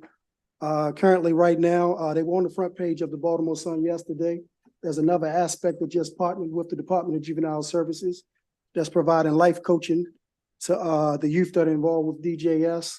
But the Credible Messenger Violence Interruption piece of the organization, we implant ourselves in the community with the people that we know presents the most problems, the most risk, and those are the ones we engage. So the reentry aspect of it is most of us are the returning citizens, the ones that did the 20 to 30, 40 years in prison, coming back into the community, trying to be part of the solution to the problems that we were once part of the problem of. So that's the reentry aspect of it. Most of us are the people that would qualify under this bill would fit that same mold. What was your strategy to violence interruption when it came to the Baltimore mass shooting incident? How did y'all insert yourself, and what did y'all do specifically to that incident? There was a lot. We were in Brooklyn for about a week. We were in Brooklyn prior to the situation, and we came back after it, providing resources. We serve as messengers, all right, bringing a message, a specific message of hope, inspiration that all is not lost. We serve as protectors for the vulnerable, women, children in the community. We serve as connectors, right? Connecting the community with resources, financial resources, housing resources, substance abuse resources, whatever resources the community needs, we connect them to those resources. And we serve as mediators, right? We run a Stop the Beef hotline where people can call in, give messages, tips of what's going on in the community. We show up, engage that, report, and try to resolve or mediate the conflict as best we can. Thank you. And this question is for State's Attorney Bates, and thank you, Delegate, for bringing it. My memory in Baltimore City practice was that sentencing judges would routinely leave a motion for reconsideration open so that you could have a reconsideration at 5, 10, 15, 20 years, similar to what's described in this bill. But my understanding is that's no longer legally an option. I just wondered if you could speak to that. That's correct. Normally what happens, say an individual's either found guilty or pleads guilty, found guilty after trial or pleads guilty on a plea, you'd have 90 days. The defense has 90 days to file their motion for modification.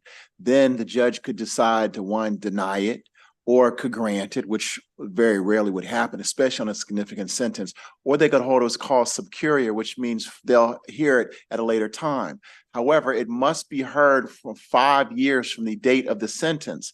So if you have an individual who was given a 60-year sentence, therefore, there's no judge who's going to say, I'm going to amend your sentence, I'm going to change your sentence, 4.5 years or 4 years, 11 months, and 28 days into this 60-year sentence. And because of that, it's very frustrating, in all honesty, to my conviction integrity unit, because we see individuals that have done such great work, but there's really no vehicle or no real mechanism to allow them to have another hearing. And that's why this bill really is extremely important.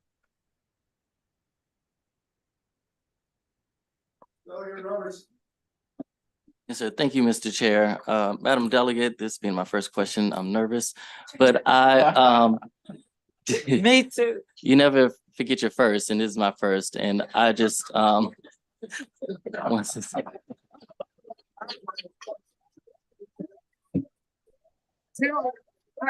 feel quite confident that none of us will forget this. I'm confident at the moment. Delegate Pasteur, do you need a moment? Are you okay? Just checking. Everybody Okay, awake in the let me audience just- now? let me Great. and just a moment. We're waiting very anxiously for this question. In fact, it's after 5. My I'm apologies. scared. It's after 5, but I did want to ask, why did you bring this bill before us on today? And I thank you for asking that question.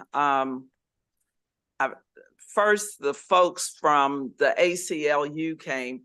Well, and I didn't know anything about the bill per se, but somewhere along that journey, I was crying, and I think Jeanette was crying.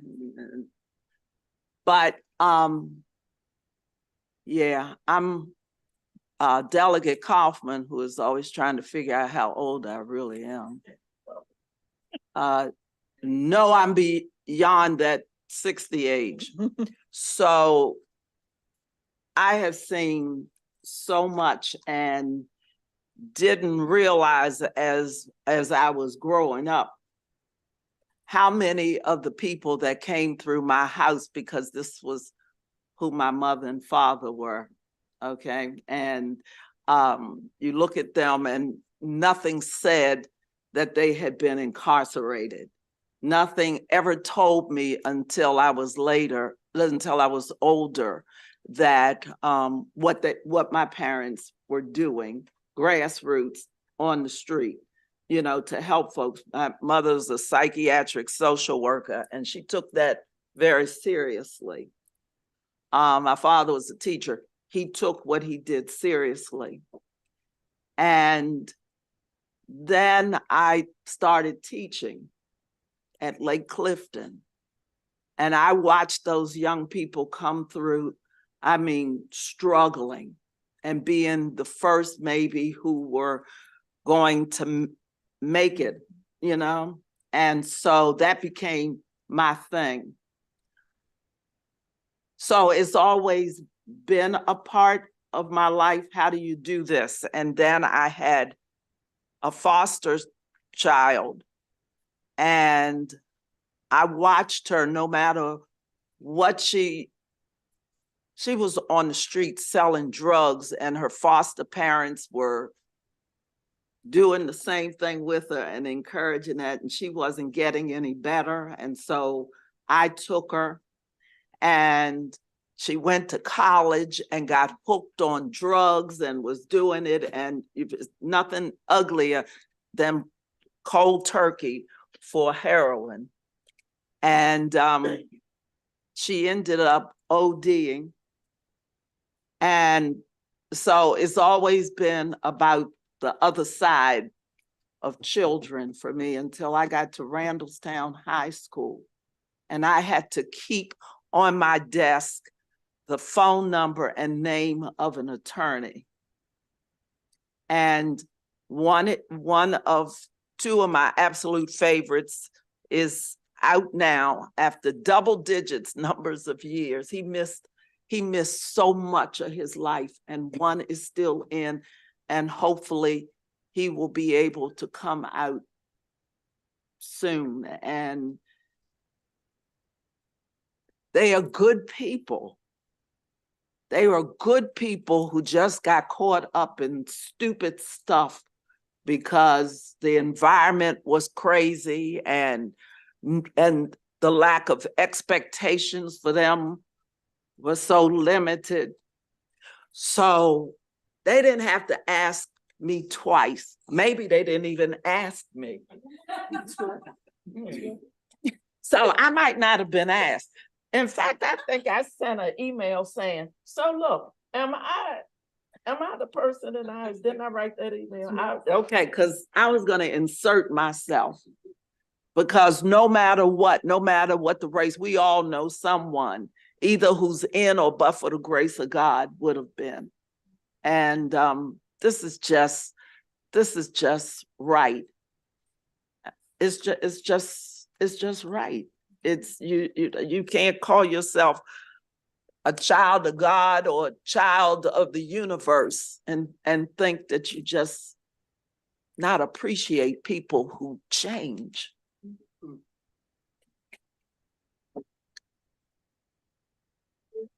No. We don't do that. I'm sorry. Thank you. No applause, please. Are there other questions for the panel? Seeing none. Thank you very much. We're going to move to the next panel, please. Magdalena Sayongas, Larry Owens, Kareem Hassan, Raouf Mateen, and Joan Dorsey.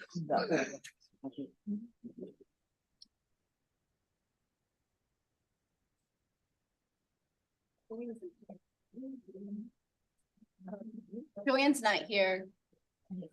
Okay, Suni Rahman.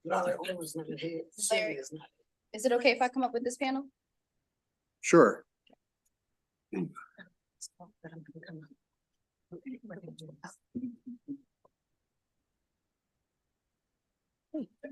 Whoever'd like to begin. Thank you. Good afternoon, Mr. Chair, members of the committee. I'm Natasha Dartig, Maryland State Public Defender, and the Office of the Public Defender supports House Bill 724. House Bill 724 builds on Maryland's success in safely reducing the prison population by giving judges an opportunity to review sentences after individuals have served a substantial period of time and shown themselves rehabilitated. In 2017, the General Assembly took positive steps through enactment of the Justice Reinvestment Act, which allowed judges to modify previously imposed mandatory sentences for certain drug offenses.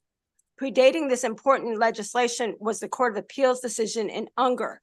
Between 2012 and 2017, almost 200 individuals serving lengthy sentences were released under Unger.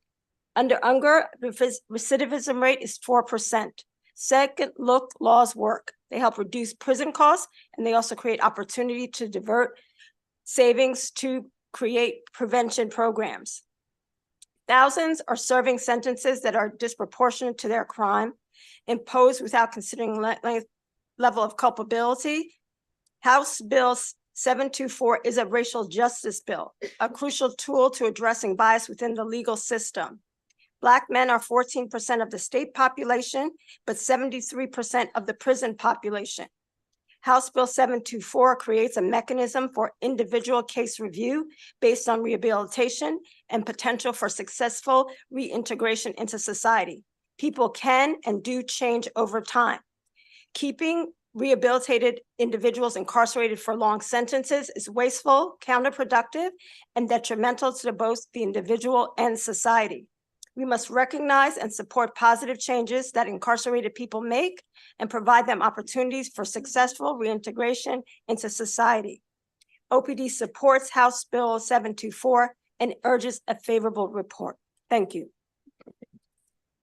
Good evening. My name is Yanetta Manuel, Public Policy Director for the ACLU of Maryland, here in support of HB 724.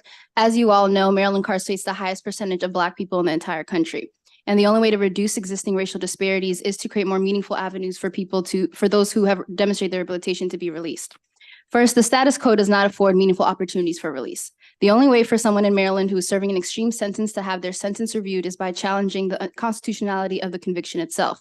In the past, Maryland judges retained the ability to review sentences, but that process was eliminated by a rule change in 2004. The only other mechanism for release is parole, but for more than 25 years, Maryland's parole system was not available to people serving life with parole sentences, which contributed to the bloated prison system and its extreme racial disparities. Now the governor has been removed from the parole process for the most part, but that is not enough to remedy decades of wrongful denials. Furthermore, unlike court hearings, parole is not a judicial hearing. People have almost no due process rights and no legal representation to prepare for a strong presentation. Second, in the immediate aftermath of a serious harm, emotions are high and it may be difficult for a sentencing judge to determine a person's capacity for change. But many years later, a judge can assess a person's growth, progress, and rehabilitation behind bars based on their actual track record. This evidence-based initiative recognizes the transformative potential of focusing on rehabilitation and the urgency of addressing racial justice in our criminal legal system. Lastly, the reality is that people do change and can outgrow crime. And our law should reflect this. Many of our failed policies were enacted prior to the current research we have on brain development and the impact of trauma and risk. So HB 724 represents a vital step towards justice, especially for those who may have encountered bias in their interactions with law enforcement, the courts, or corrections, by ensuring that decades later, sentences can be reviewed based on our current understanding of fairness and racial justice. And lastly, I just want to mention that you just heard the opposition will come up in a second and oppose this bill, but we just had two state's attorneys that represent the majority of the individuals that are incarcerated, and that should definitely go mean more than anyone else. And with that, I just urge a favorable report. Thank you. Hello, my name is Magdalena Chungus. I'm the convener of the Maryland Second Look Coalition and the family member of an incarcerated person, John. I started convening the Maryland Second Look Coalition with previously incarcerated people and other family members and justice system advocates to create a pathway for hope and reunification for families. John has served 17 years on a life without parole sentence since he was 19 years old. By 20 years of incarceration, which is when this bill allows for a modification hearing, John will have been in prison longer than he was in the free world, an equivalent to an entire lifetime behind bars. And a lifetime is enough to be a different person. It's a difference between a teenager and a 40-year-old. With a life without parole sentence, any change is based on your own self-determination because you aren't accumulating good time. You aren't working to prepare for a parole hearing. You aren't meeting with your case manager to plan a reentry plan. But during those 17 years of incarceration, I have seen John display leadership in helping other people in their rehabilitation. And being given the opportunity to have therapy in prison has been life-changing for him and helped him to unpack those first 19 years of his life, what brought him to prison, and to address the harm that he's caused and make a plan for where he wants to go. Our dream is to have our family whole. Nothing's brought me more joy than seeing other people in our coalition who have come home after decades inside, who now get to raise their children and get married and be there for their elderly parents. And that is the opportunity that we all long for, and this bill would provide that hope. For these reasons, I encourage you to vote favorably on Maryland's Second Look HB 724. Thank you.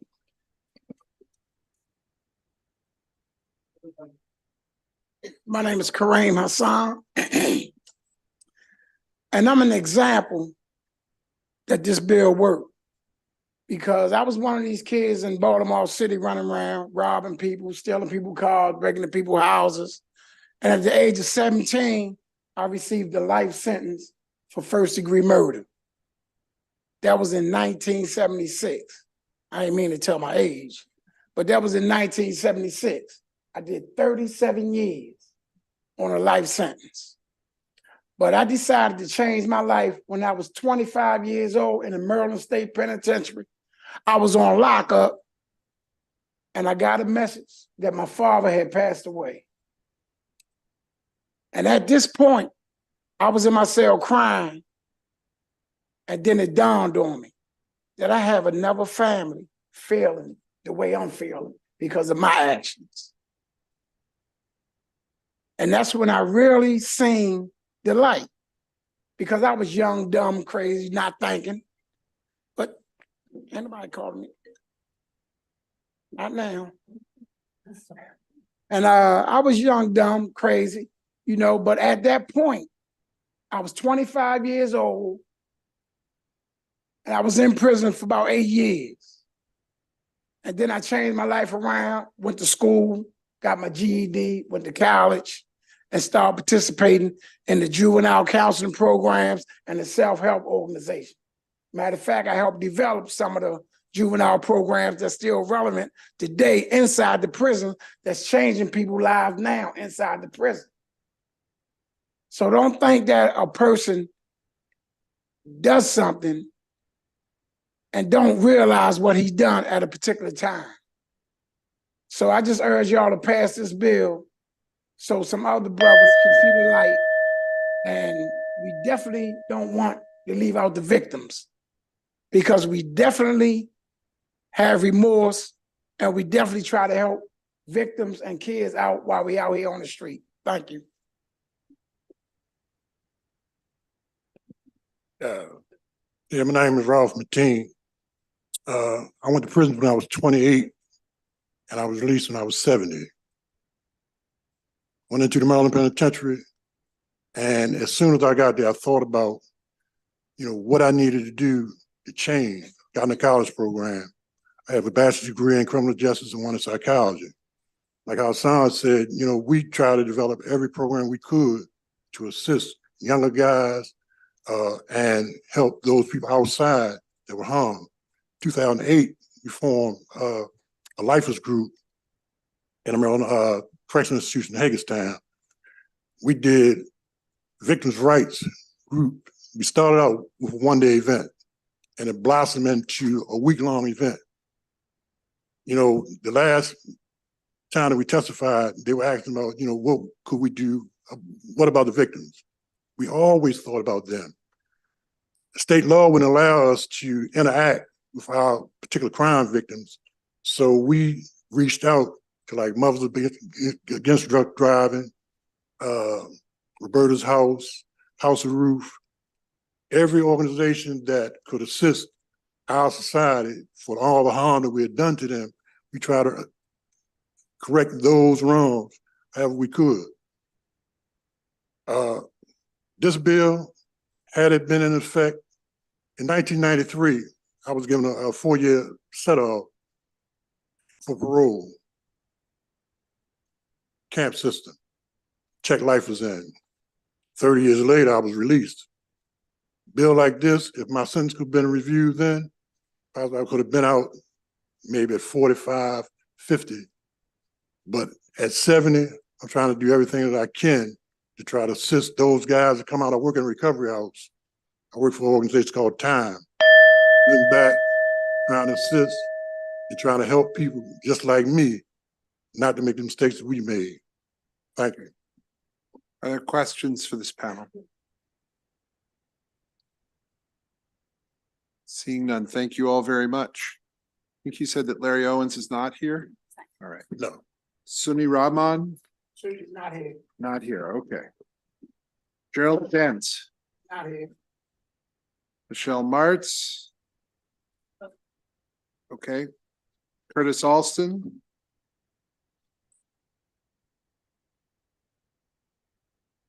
Martina Hazelton?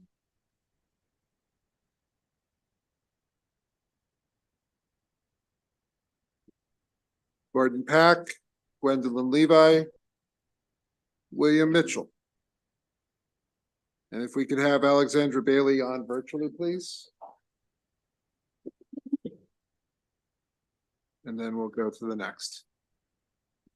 Whoever would like to, I've got room for one more. We'll go ahead. Marvin Patterson.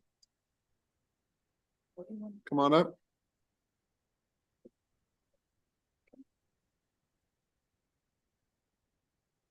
Okay. All right, whoever would like to begin, please. Hello, okay. I am Martina Hazelton, and I am the co-founder of Family Support Network. And I represent the families that are supporting our incarcerated loved ones who are serving time in Maryland prisons. I've been before this body many times. I was here in 2015 when Delegate Foden introduced a similar bill to the JRA. I was here in 2021, supporting the JRA and also removing the governor from the approval process for those serving life sentences. And when I was here before, my husband was incarcerated. But on November 8th, 2021, he got a second chance. He got to go before a judge with the support of State's Attorney Braveboy in Prince George's County. And she said, your second chance is granted, time served. And on November 9th, after 28 years and 9 months in prison, I got to see something that his mother did not live to see. I got to see Mary Hampton's son walk a free man. And I just need for you all to understand that the justice system is not about vengeance. There is not one thing that any of these people can do to put the soul back into the life of the victim. But outside of that, they can rebuild. And there's a thing called redemption. And if you believe in the fundamental principles of redemption, and that you know that people can change and be different, especially after a significant time, if you believe that, then I would hope that you seriously consider passing this bill. Thank you. Hello. Good afternoon, Chairman and delegates. Thank you for this opportunity to speak in support of HB 724.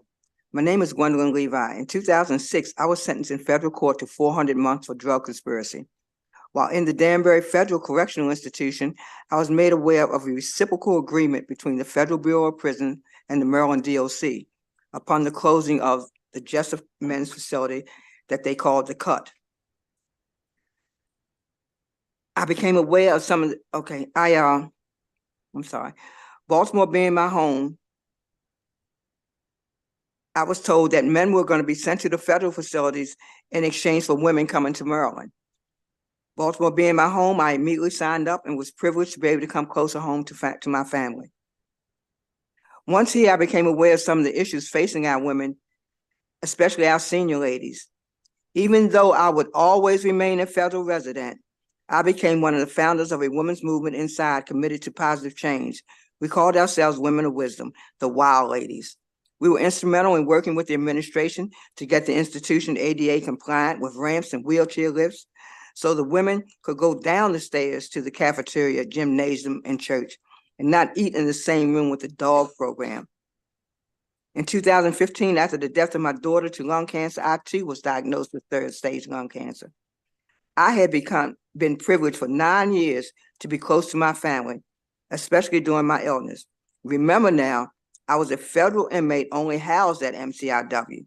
I thank God because I was sent back to a federal medical facility in Carswell, Texas. Despite being such a long distance from my family, I was in a real hospital, not languishing alone in an isolated medical unit like the friends I had left at MCIW. I tell you all this because if I had been a state inmate for that amount of time, I would still most likely be there until the ripe old age of 93. Please, may I finish? There were many avenues available to me as a federal inmate versus the limited opportunities that residents of Maryland have, as stated by many of our previous witnesses. I was finally released in 2000 to home confinement and eventually received compassionate release from my judge. I have become an advocate for legislative reform and support the Second Look Act because it will give the friends I left behind an opportunity to live a life of hope, or at least not be inside like another friend of mine with dementia or Alzheimer's. She doesn't even realize why she's still there. I urge you to vote favorably for HB 724, and thank you for your indulgence. Hello, my name is Curtis Austin. I submitted a written testimony. You can check it out later, but I would also just want to just talk from my heart for right now. At this moment, I want to encourage this panel, not just panel, but this assembly that they pass this bill because it's important. I want to give not just a face to this bill, but also to understanding about this bill. Of course, I could talk about statistics that statistics say that people age out of crime. I could talk about all those things, but I want to talk about the men that I left behind. At the age of 22, I was incarcerated to 2 lives, 1 without parole, plus 70 years. But God made a promise to me that I would be delivered from that sentence, and he did deliver me 16 years later.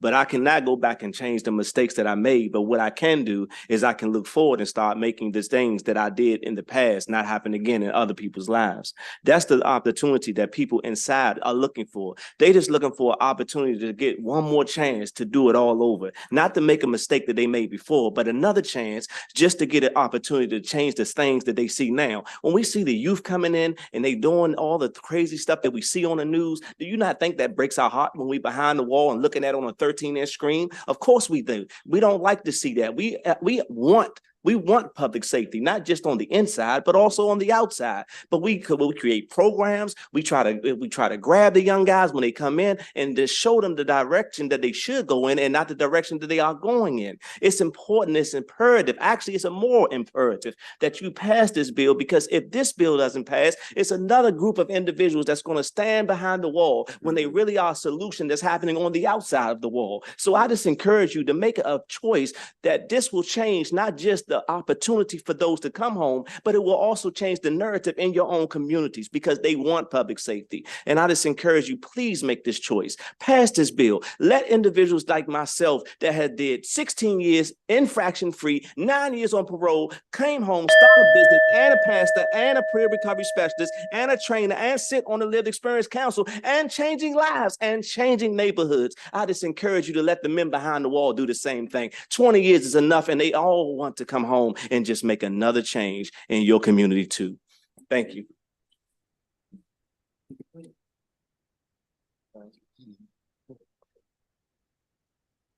My name is Marvin Patterson. My name is Marvin Patterson. I went to prison when I was 15 years old. When I went to prison, I didn't know how much time I would have to do, how would I get out. So I never figured that I would get out. The gentleman that just spoke was one of the ones that had inspired me. I had already made my mind up that I was just going to be a minister while I was in prison. I just was going to continue to create, doing what I was doing. Me breaking law, me doing murders. I was considered to be one of the youngest murderers in Baltimore City at the time. So I went to prison, and I'm assuming that, all right, that's my new home. Scared, don't know what to do, never figured I was gonna get out. So I was one of the other brothers, Hassan, seeing these brothers involved in programs. I was called to be part of a mentor program. I didn't have a GED. I was in prison for, I think, like 25 years. So they said you had to get a GED. I went to school, got my GED in 78 days, became a mentor.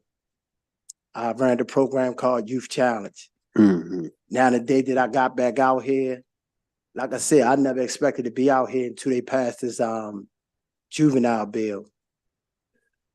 Passed this bill right here. Now that I'm back out here in society, I only wanted one day. I only wanted one day to show that I had changed. I've been home now for 2 years and a half. And I say I'm going to take every day that I can to show that I changed, and that men that's left behind in prison, get them just this one day so that they can show that they change. So every day that I get, I'm going to do something to help the youth. Thank you. My name is William Mitchell. At the age of 23, I was convicted of attempted murder in Harford County.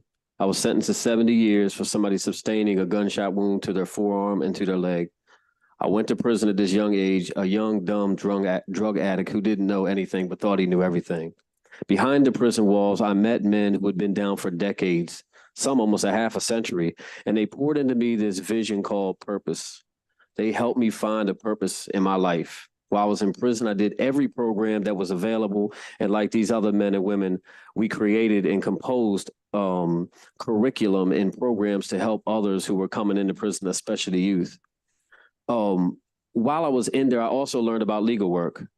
And with such a heavy sentence over my head, I got connected in the legal library.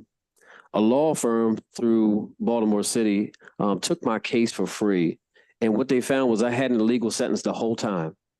So I did 18 years, 3 months, and 7 days. But I would have been 55 when I went up for my first parole hearing, or 93 when I completed my sentence. If there wouldn't have been this illegal sentence, which when I went to court, the judge ruled that my sentence was in fact illegal the whole 18 years. And what he did was he took my sentence from 65 to 60. Well, in the state of Maryland, whenever you get your sentence redone or the sentence is made anew, as they say, all your post-sentencing rights are available, meaning I had the opportunity at a modification, which most people in prison who serve a lot of time do not have. I had filed 14 motions and none of them were successful, but the whole time my sentence was illegal and nobody would hear it. The judge saw my case. He looked at the courtroom full of people, the letters from correctional officers, the letters from business owners, the CEOs who sat in the room who I administered to because I was a preacher in the prison. He said, nobody would have known 18 years ago you would be the most extraordinary rehabilitation story I'd ever seen. And it would be a travesty of justice for me not to release you. People are waiting for you right now who are not menaces to society. And FYI, I made amends to my victim and helped them get into rehab because they were struggling with addiction while I was in prison. People are ready to change this state and this nation. If you will make this choice, we can be up front. We can be a lead. Let's do this. Thank you. Thank you very much. Are there questions for this panel? All right, seeing none, thank you all very much. We have Alexandra Bailey. Okay. Ms. Chaudhry as well. And I'm sorry, who? Okay, that's fine. Serena Lau, Flannery Gallagher, Anthony Mohammed, Gozi Lawal.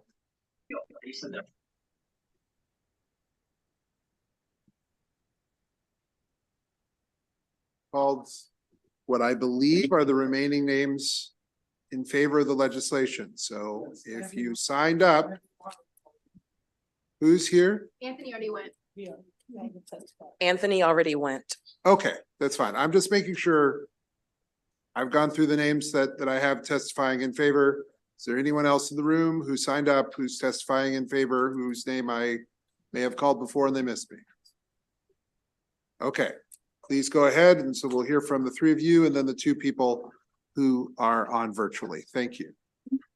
Dear Chair Clippinger, Vice Chair Bartlett, and members of the Judicial Committee, thank you for the opportunity to testify.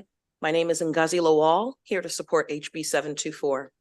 My brother, Emeka Onunaku, is incarcerated for first-degree murder, serving a life sentence since 1996, a total of 27 years. Emeka has been and continues to be accountable for his wrongdoing. He has admitted privately and publicly that the killing he committed was heinous and horrible. Even though the murder victim participated in the breaking and entering of Emeka's home the day of the crime, and even though his infant daughter and mother of the baby were in the home during the break-in and entry, he received a life sentence. All appeals, post-convictions, and sentence modification requests have all been denied or unanswered. Emeka was 21 years old at the time, and he's now 48. I just want to highlight some of Emeka's rehabilitative efforts while in prison. He's maintained the same job for over 10 years. He's completed his GED, graduated valedictorian, and 14 years ago became an ordained minister. He's completed multiple self-improvement programs, including the Alternative to Violence program. Emeka's a teacher. He's taught the Life Upliftment course to hundreds of his fellow inmates, teaching them to apply reason and problem solving to everyday challenges. He's also taught Business 101. Funny enough, I've been one of his students. Today, I run a thriving education consulting firm, and he's taught me so much about financial management and scaling. Most of all, Emeka is a present active father in his 27-year-old daughter's life. Today, Emeka is an asset to society. His detailed records beyond this testimony shows that. But Emeka is not an anomaly. There are other inmates who also fit this bill's criteria, and if released, would be productive taxpayers who mentor and uplift their communities. So with that, I ask this committee to vote in favor of this bill's passage. Thank you.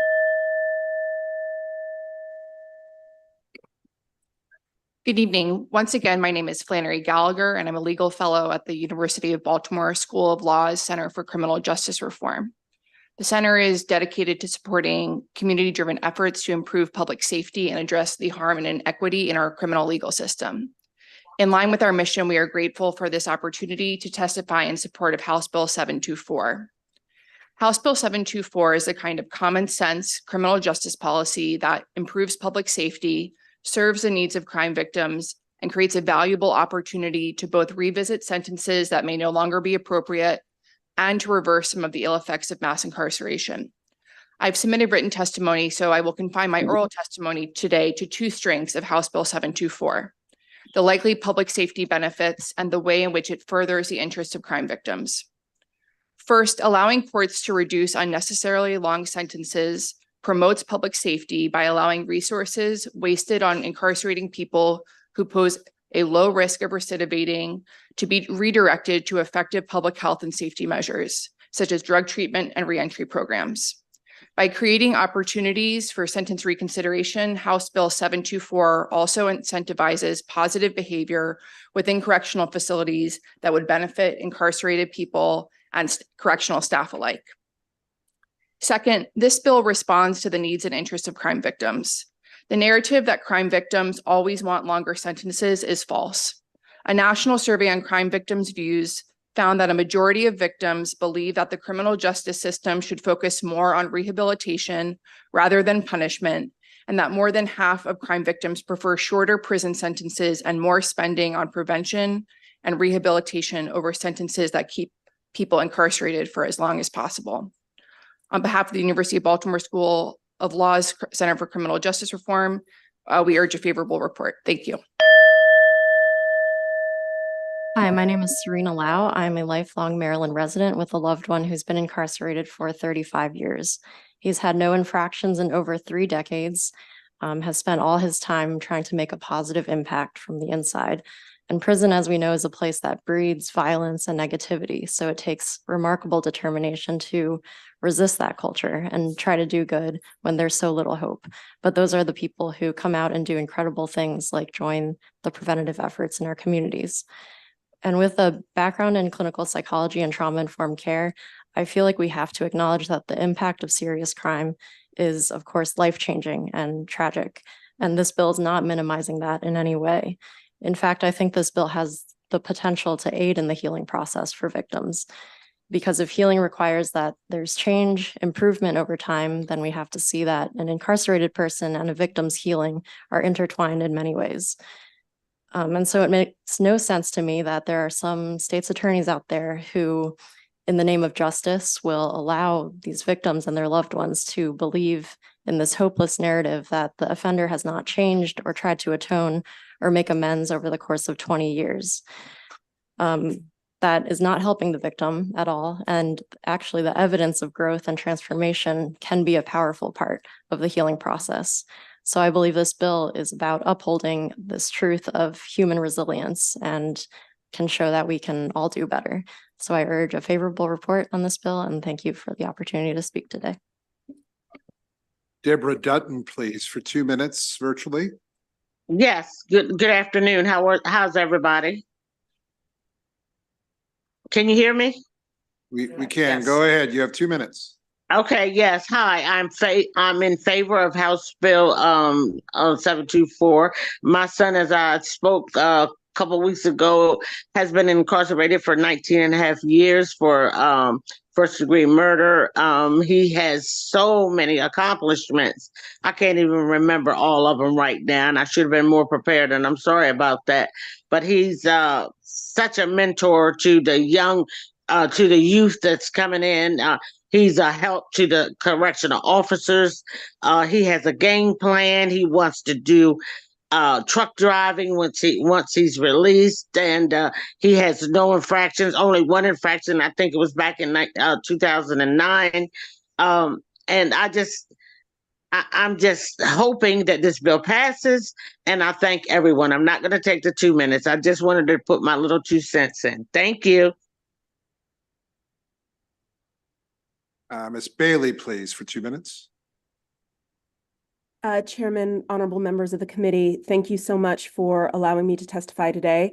My name is Alexandra Bailey. I'm the senior campaign strategist at the Sentencing Project.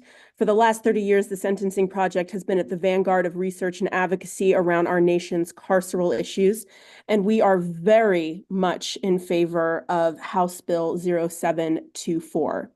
Many of the statistics have been shared with you, but I will add that the American Bar Association promotes second look provisions for 10 years for people under the age of 15 and 15 years for people over the age of 18, meaning that the bill that is currently before you is actually a very conservative measure by the American Bar Association standard.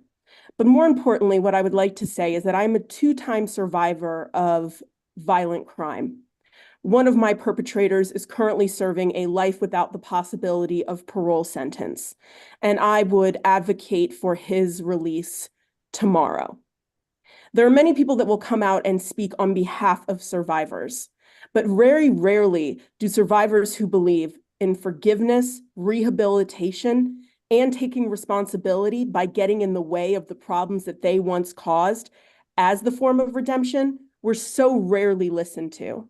The study that was just referred to by my colleague who's sitting before you, I was part of the study through the Alliance for Safety and Justice. 60% of victims believe in rehabilitating people who commit crimes rather than punishing them. So all I want to say here today is don't believe the hype. This is a bill that promotes public safety, that allows for a redemptive and meaningful second chance, and that is something that victims across the country have said very clearly that we are in favor of. Thank you. We have an additional person here in the room, and then I'll go to Ms. Chaudhry. So Kenya Jordan, please. Good evening, Chairman Killinger and members of the Judicial Committee. My name is Kenya Vincent. I am here today for favorable support to HB 724, Second Look Act, which currently is under consideration by your esteemed Judicial Committee. As a concerned citizen and co-founder of Learning to Live Again organization, federally approved in 2009 501c3 nonprofit organization. This bill is vital for the population that we serve and bear witness to whom a positive impact that could support the men and women that has been convicted to excessive sentencing as a juvenile to adult. Learning to Live Again organization is in support of this bill and being an advocate for returning citizens. Statistics show that in the state of Maryland, that has one of the highest incarceration rate in the country for minorities, is not the highest. The passing of this bill could have a significant impact in our returning citizens community, and should the committee commit, this will align to having resources to organizations such as ours. Learning to Live Again ultimately could aid in advocating for returning citizens for parole and probation and government agencies from not being overwhelmed. As an organization, we have been taking the necessary steps to provide housing, job training, attire for hire, health and hygiene, and we have partnered to provide mental health services. To accompany the job aid, we have partnership with businesses that offer OT, JT, on-the-job training, and insured returning citizens. In addition, Learning to Live Again found our returning citizens in the state of Maryland. We found women and veterans needing the same services at the level that we were not aware of. With that said, we have incorporated our women and our veterans in our program. We would like to thank Delegate Cheryl Pasteur for introducing this bill and having the willingness to bring attention to a much needed concern for our returning citizens. After reviewing this bill, the opportunity for our loved ones that are still incarcerated with excessive sentences could impact it and benefit the passing of this bill. The men and women that matriculated through our program could have benefited from this bill. In favor, Learning to Live Again will adopt this literacy program The provisions of the bill essentially for maintaining justice and fairness within our returning citizens community. I commend the committee. Please, legislating, impacting the well-being of the returning citizen, I kindly urge favorable vote. Thank you. Thank you. Thank you. Ms. Chaudhry, please, for 2 minutes. Thank you so much, Chair Clippinger, members of the House Judiciary Committee. On behalf of CARE, the Council on American Islamic Relations, I thank you for this opportunity to testify in strong support of House Bill 724. We strongly support this bill because it would create a meaningful opportunity, as been said by other witnesses, to carve out a pathway towards release for incarcerated brothers and sisters who have demonstrated redemption. According to the Vera Institute of Justice, since 1970, the total jail population in Maryland has increased by over 258%. Since 1983, the prison population has increased nearly 45%. According to the Prison Policy Initiative, Maryland has an incarceration rate of 531 per 100,000 people, amongst the largest in the country. In order to address the harmful consequences of mass incarceration, it's crucial that we examine mechanisms to substantially reduce the number of people who are incarcerated in our state. Addressing the harms of mass incarceration requires a multifaceted approach that involves sentencing reform and opportunities for sentence reduction. One way to do that is to pass a Second Look Act. Individuals who are serving a lengthy sentence who have completed at least 20 years would be granted a chance to petition the court for sentence modification or reduction, contingent on demonstrated rehabilitation. This would be examined on a case-by-case basis. This proposal incentivizes good behavior, and it acknowledges a transformative power, of prioritizing rehabilitation and the imperative of tackling racial justice issues within our criminal justice system. The Prison Policy Initiative has conducted research on the cost effectiveness of earned time credits. Their analysis found that offering sentence reduction for good behavior and program participation can also lead to significant cost savings for correctional systems by reducing the length of time inmates spend in prison and lowering recidivism rates. As a civil rights organization that's deeply dedicated to criminal justice reform and ending mass incarceration, CARE believes that everyone deserves a second chance in most cases. I respectfully urge you to give a favorable report on House Bill 724. Thank you. Are there questions for this panel? Seeing none, thank you all very much. That concludes those testifying in favor of the legislation. We'll now hear from those in opposition. Mr. Schellenberger. Aaron Piper Mitchell.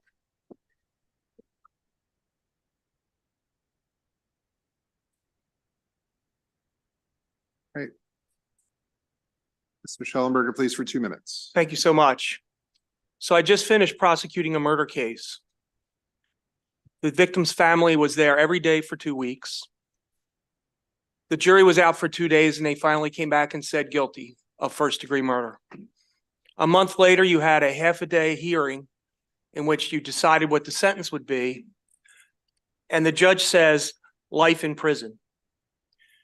You walk out into the hallway and the victim's family looks at you and they go, finally, it's over. Not even close. You have your motion for new trial, motion to modify or reduce the sentence. If the modification is based on an illegal sentence or fraud, it can be filed at any time. You have a 3-judge panel. You have an appeal to the Court of Appeals. You have an appeal to the Court of Maryland Supreme Court. You have a potential to ask the Supreme Court of the United States to hear your case. You then can file a post-conviction, very often filing more than one petition. You then have a writ of quorum nobis, a writ of habeas corpus, a writ of actual innocence, a motion to vacate judgment, a post-conviction DNA testing, and a parole system which can repeat itself over and over again. And now, if we pass House Bill 724 at year 20, I call the victim's family up and say, come in again. And it's a new judge. So now if you're in the Amy Caprio case, I have to play the body camera video in front of her family and that new judge where she's getting run over by a car. At year 23, I have to call that family in again. And at year 26, I have to call that family in again. When is it over for the victims? When? It's never over. And the thing that you have to remember is just a few years ago, you took the governor out of the parole system, which means you fixed the parole system the way you wanted it. I urge an unfavorable report don't make me call that victim's family at year 20, 23, and 26 and make them come back to court and face all that. Let the parole system kick in. Good evening again. Karen Piper Mitchell, the Deputy State's Attorney for Charles County. I'm here on behalf of the MSAA. One of the things that, addition to things pointed out, is the fact that the state's attorney can file a request for a motion for reconsideration of sentence. There are no guidelines with respect to this. There is no standards that are set. So across the 24 jurisdictions, we can pick and choose whatever standards that we want. And one of the concerns with respect to the MSAA is the fact that that can be abused. I happen to practice in a jurisdiction where a candidate ran against a previous state's attorney with the support of family that state's attorney had prosecuted that individual, and they didn't like the decision. They didn't like the decision of the 12 members of the jury and received support and funding with respect to that. That is the concern that we have. The 22 of us don't want that power to make that decision. You already have mechanisms that are in place as spoken about. But yeah, there are no standards, no guidelines, nothing that exists with respect to that, and can overturn, notwithstanding any potential binding plea agreements that were reached between the parties. So in addition to that, there is some discussion with respect to standards, with respect to looking at what kind of programming that someone may have had. But if you look at the end, it indicates that the fact that there was no program, it cannot be considered by the judge if there's a limitation on that. So then those very standards that we're saying that we're looking at, the judge can't utilize those standards with respect to evaluating if they don't exist because the Department of Corrections didn't even provide it. And finally, can be extremely difficult for us to get information from the Department of Corrections. We have had cases that we've had to review back for the belated review of sentences. The last time I'd actually threatened to subpoena the records holder of the Department of Corrections so I could get the records that I needed to evaluate what this person was doing. We asked for an unfavorable with respect to this bill. All right, we have questions now. Go to Delegate Arakan first, then Delegate Kaufman. Thank you, Mr. Chair. Thank you both for being here. So is there any other unintended consequences that we could be looking at besides just obviously the effect on the victims that you described? And also, could you touch on how many times you mentioned a bunch of different possible avenues for reassessing? Could you just walk me through, like, you can use Amy Caprio if you'd like as the example, but how many times are we talking about? Do you think a family like that's going to have to get drugged back into court aside from the new ones? Yeah, I listed 13 instances. And if we pass 724, we'd be up to 16. Now, candidly, not all of them would be available to every person, but in a big case, it's very potential that it could be there. And the good thing is that many of the things that have gone in, so for instance, post-conviction DNA testing, we did that a couple of years ago to make sure that those people who are serving life sentences are the right people where they're supposed to be. The same with the writ of actual innocence. That was passed a few years ago. It didn't exist before. And that too was done with the idea of making sure the right people are in prison. But what you have to remember is the judge that said life 20 years ago, 30 years ago, they were the ones that knew the case the best and knew the facts the best. And every one of these defendants has good representation by a defense attorney. And then in many of these other post-trial rights, they'll also have a lawyer who can follow up on that. So the people who are there for a reason, and they were there for a reason.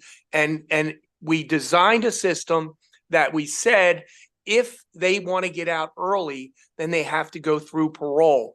And for life sentences, for decades, we said the governor had to approve, and that was taken out a couple of years ago.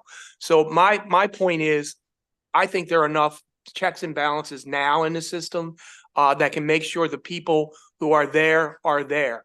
Please remember, respectfully, when you get out after 27 years, 35 years, or 37 years, that victim is still dead.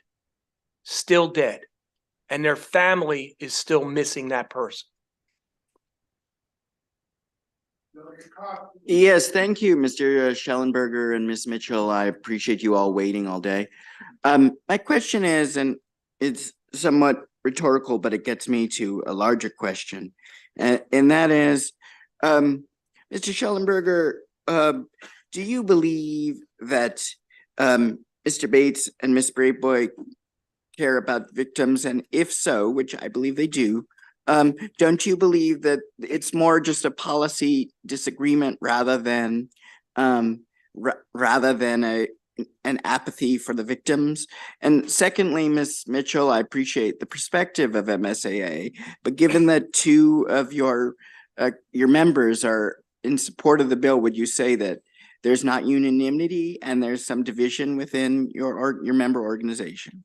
So I would never come in here to criticize Mr. Bates or Ms. Braveboy. Last week, the four of us testified in favor of the bill, the juvenile justice bill, and we did some other bills together. We just have a disagreement on this particular issue. It may have a lot to do with the jurisdictions that we represent, but I certainly wouldn't criticize them. But I would emphasize that the other 22 elected state's attorneys in this state voted to be unfavorable to this bill. And certainly while I understand Mr. Bates and Ms. Braveboy's position and have respect for them, I think that 22 out of 24 is a pretty big number too. And those 22 are thinking the way that Ms. Mitchell and I are thinking, not the other way. I think I got it. Did you still want me to answer? Yeah, well, the way MSA is structured is that if the majority of us make that decision on those bills, and then that is a representation of the MSAA. But either member, whatever office can come in, and as they did, and we respect their decision to come in and testify as they did, as they've done before. But the MSAA, and again, you have 22 state's attorneys that are concerned with giving that power. And that's significant. And I think you also have to look at, I mean, the amount of time that they have served. My boss has been in office since 2011. Schellenberg, I think it's fourth term, fifth term. We're not going to say. You have some 2007. You have some state's attorneys that have been at the helm for decades and do have some concern about saying, well, we're going to give you that power. None of those long serving state's attorneys, 4 or 5 decades, are here today to say, yeah, we think that power to give that to us. They are concerned with that being used from an election standpoint and political standpoint. The other processes that exist, let them exist, but not, again, with no guidelines. It's a late hour. So for MSAA to take a position, it means, just walk me through the mechanics. It means that 13 state's attorneys have to believe one way. Is that how you develop a position? That typically is. We usually, when the votes are close, we usually tell everybody, do your own thing, which is why sometimes you'll see me down here by myself speaking for just myself. Just like today, we saw Mr. Bates and Ms. Braveboy speaking for just themselves. Ms. Piper Mitchell is representing the MSAA today, and is speaking for the other state's attorneys in the state, the 21 plus me, 22. So, but when the vote is close, if we're at like 13 or 14, we will typically defer and let individuals make their own decisions. Okay, thank you. I see Delegate Valentine's waiting for a question to ask a. Thank you, Mr. Chair, and thank you, panel. This question is specific to Ms. Piper Mitchell. And I believe you touched upon this a little earlier, but you kind of were short on time. Could you kind of walk me through? It's a two-part question with respect to records from the Department of Correction when you're doing these reviews. You mentioned that sometimes you have difficulty in getting certain records. And what I would like to know is, I'm assuming these are case manager type records you're looking for when you're preparing reviews or something along those lines. Can you explain kind of what you're going up against to get the records and what exactly you're looking for that you're trying to gain from these records? Well, we don't have any access or know anything about an individual institutional history at all. And so in order to know, and we went through a lot of this with the changes with the JRA when we were looking at the mandatory sentences on the drug cases. And we had a great deal of individuals. So we had to, for some cases, we weren't going to object to. Some cases, if we were, we had to get the record so that we had something to go before the court, because the court doesn't have the information. Nobody has the information. And so, and it varies. You got to first, well, who do we need to send it to? You send a subpoena. Sometimes, one time we didn't get barely anything. I'm like, well, this person has been here for X number of years. Their institutional record has to be larger. And one particular institution, we had to keep kind of calling back, and they were like, we're not sending it to you. So then finally we decided we had to figure out who the warden was, and we were going to do a subpoena justice Teakin to the warden. We ended up resolving that, but it was a lot of back and forth, and we were trying to tell them, I said, we have to have these hearings. They have to come into court, and we need to give the court information with respect to this person's record and everything that's going on. We need this stuff. So eventually, after a lot of back and forth, we were able to get it. And then the time frame, they're not giving, we said, well, can you email it to us? Can we get it digitally? And even consistency when the time frame that it's going to take. So I think one, we had to actually ask for a continuance from the court to give us more time to try to get the records. Is that a problem with the courts? Like, are you able to get a continuance based on the fact that you haven't been able to get these? And we're speaking directly of records of during their period of incarceration at a facility, correct? Correct. Correct. Okay. Correct. I mean, on that instance, the court did. Again, one of the difficulties, I don't know how long to tell the court. So if we had a consistency, so okay, we need 60 days. Great. Then we're setting and say, look, hey, judge, they're going to need 60 days. And then you have to go through the records as well. So on the instance that we had, the court did grant the motion, and we got them just in time. We went through them, but you're talking about a significant number of cases that then we would be dealing with that dance with the Department of Corrections. Thank you for explaining that. Knew it was coming. I'm sorry, Mr. Chair. I've got a question for you. There have been a few states that have passed second look legislation. Have you all reviewed that as a MSAA and had any kind of discussion with your colleagues when you travel nationally to any of your conferences? And if so, any response to how they've responded? I think Washington, D.C. just recently passed similar legislation looking at the second look opportunities. We have not. And with respect to you as attorney, we haven't spoken with him. I can't speak to any of the other state's attorneys there, but no, we as an MSA have not reached out to those other states to see what you're saying what their response was to the legislation? Not only what their response was, because they've passed it, but Right. if what the challenges have been since they passed. No, that we have legislation. not. Okay, thank you. Thank you, Mr. Chair. State's Attorney, could you please clarify what you meant when you said the two states' attorneys think differently because the jurisdictions are different? It's one law, right? Oh, yeah. So it's just, we don't have different laws based off of whether you're a state's attorney in Prince George's or Baltimore City. So could you clarify what you meant by that, please? Sure, I meant that they're representing their constituents and they have possibly heard from their citizens that they think this is good. I've heard from my citizens that they don't think it's good. And I respect Ivan and Aisha, and they have every right to represent the interests of their citizens and themselves. Like I said, I was sitting next to Ivan last week testifying the same way on a bill. So my only point was there were 22 other states' attorneys who felt the other way. How most, Mr. Chair, I'm sorry, just a quick follow-up. Isn't that how, the law works, that, based off where you are, what may be a crime in Frederick County or Harford County may be different, prosecuted differently than one in Prince George's or Charles or someplace else? Or so isn't it, again, one law? And It is You one said law, they but think differently, so we should not be open to changing the law because some jurisdictions think differently. It's still one law. I understand. And yes, it is one law, but Mhm. each jurisdiction has a right to enforce the law the way they want. And if they choose to not enforce a law, then I certainly understand that.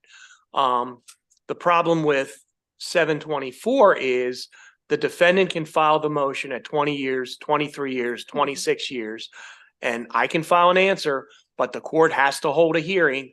And if the court has to hold a hearing, then under the Victims' Rights Act, I got to make a phone call to the victim's family and say, do you want to come to court?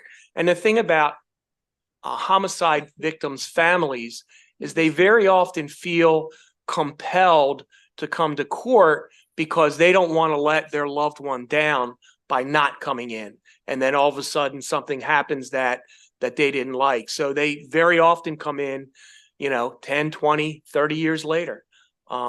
It happens. Yes, ma'am.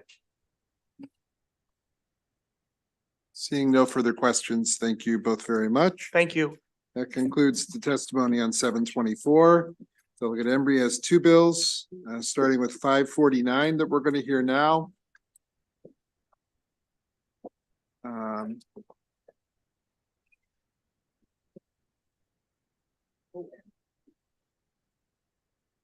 Looking for Ebony Thompson virtually. Got her. Okay. Sarah Sample. Yeah, she's here. Ms. Sample.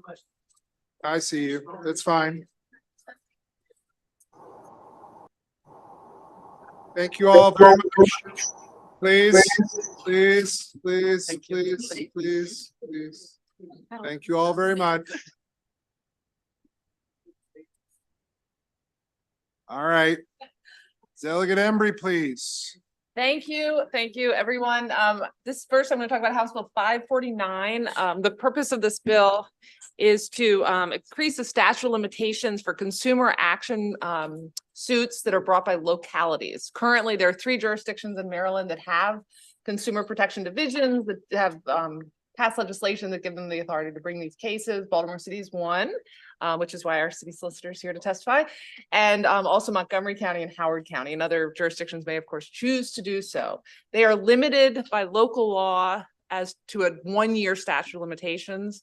And so what I'm seeking to do with this bill is raise it to 3 years. And the reason for 3 years is because that is the current statute of limitations for the Attorney General's Consumer Protection Division. So it brings it in line with that. Our city solicitor will talk about the kinds of cases, but these cases range from going after crooked home inspectors or all the way to going after opioid manufacturers. So these cases range in complexity. And so 3 years is necessary for the more complex cases to do the kinds of investigations that we want them to do.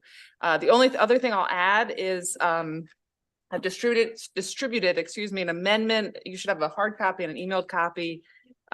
This changes it slightly. Currently, the statute of limitations is triggered from when the offense was committed. This would change it to when the local authorities knew or reasonably should have known the offense was committed. So this is triggered by when they learn of it. This tracks language in our environmental article that governs civil actions brought under that authority, and also is found elsewhere in the code. So with that, I will turn it over to Mako first, and thank you for being here to support the bill.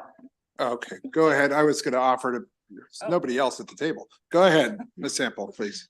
All right, thank you to the chair. Thank you so much, members of the committee, for having me today. My name is Sarah Sample. I'm here on behalf of the Maryland Association of Counties. And counties certainly want to be able to ensure that residents can have access to goods and services without having to worry about being taken advantage of. And so we've got, like you've heard from Delegate Embry, we've got 3 jurisdictions that have these divisions set up. We have a number of others that are looking to start to go in this direction.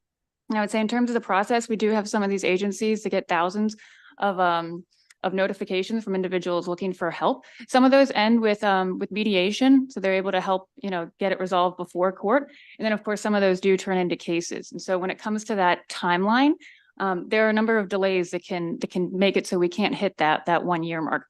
So some of those things look like someone could have had a violation committed against them, but they don't know about it right away. There are other situations where they're trying to resolve it on their own. Sometimes they do go to small claims court. and, you know, they don't get the resolution they're looking for there. And then usually that's when we would start to find out about it. And then at that point, we certainly have a lot of discovery and research that we need to do to make sure that we can settle the case appropriately. So the extension is certainly something that will enable counties to make sure we can look out for residents in these situations. And we really appreciate that. So we would certainly urge a favorable opinion. Thank you. Ms. Thompson, please, for 2 minutes. Thank you so much, Mr. Chair and Honorable Judiciary Committee. My name is Ebony Thompson, Baltimore City Solicitor, and I'm testifying in support of HB 549. Baltimore's new consumer protection law, it allows Baltimore City to investigate and bring actions against businesses that engage in unfair and deceptive trade practices that harm Baltimore residents. It also gives Baltimore subpoena power so it can conduct comprehensive investigations of potential bad actors. And these investigations ensure that we accurately target bad behavior and we take the time to fully understand the magnitude of the illegal conduct and that we bring actions based on a strong evidentiary foundation. So other cities and states that have used consumer protection laws to investigate and bring large-scale complex cases targeting industries like the gun industry, opioid manufacturers, landlord, real estate brokers, and technology companies. And just to name a few, Washington, D.C.'s action against Polymer 80, which resulted in a $4 million settlement in comprehensive injunctive relief. Maryland's action against landlords and property managers, including Westminster Property Management, for charging illegal fees and failing to maintain their properties. And New York's settlement with Vision Property Management for offering illegal rent-to-own contracts targeting minority communities. With this, Baltimore is currently coordinating with local nonprofits and local government agencies to determine which cases to bring, but plans to bring similar large-scale cases for the benefit of Baltimore. And in recognition of the complexity of these cases and the time-consuming nature of consumer protection investigations and lawsuits, other comparable jurisdictions are not subject to statute of limitations for consumer protection actions.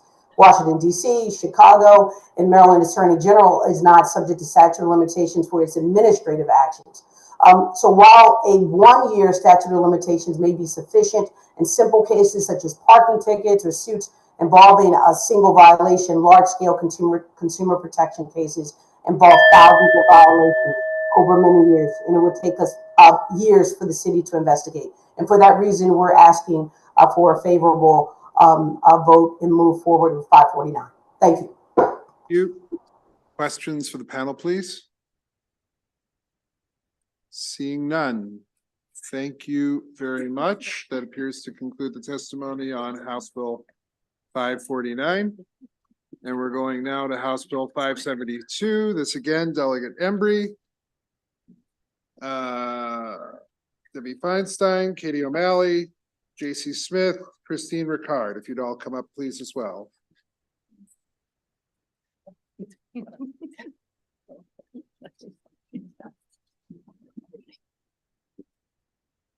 Delegate Embry, when you're ready. Thank you. My second and last bill, House Bill 572. So in Maryland, there is a, that would be, oh, thank you. Thank you.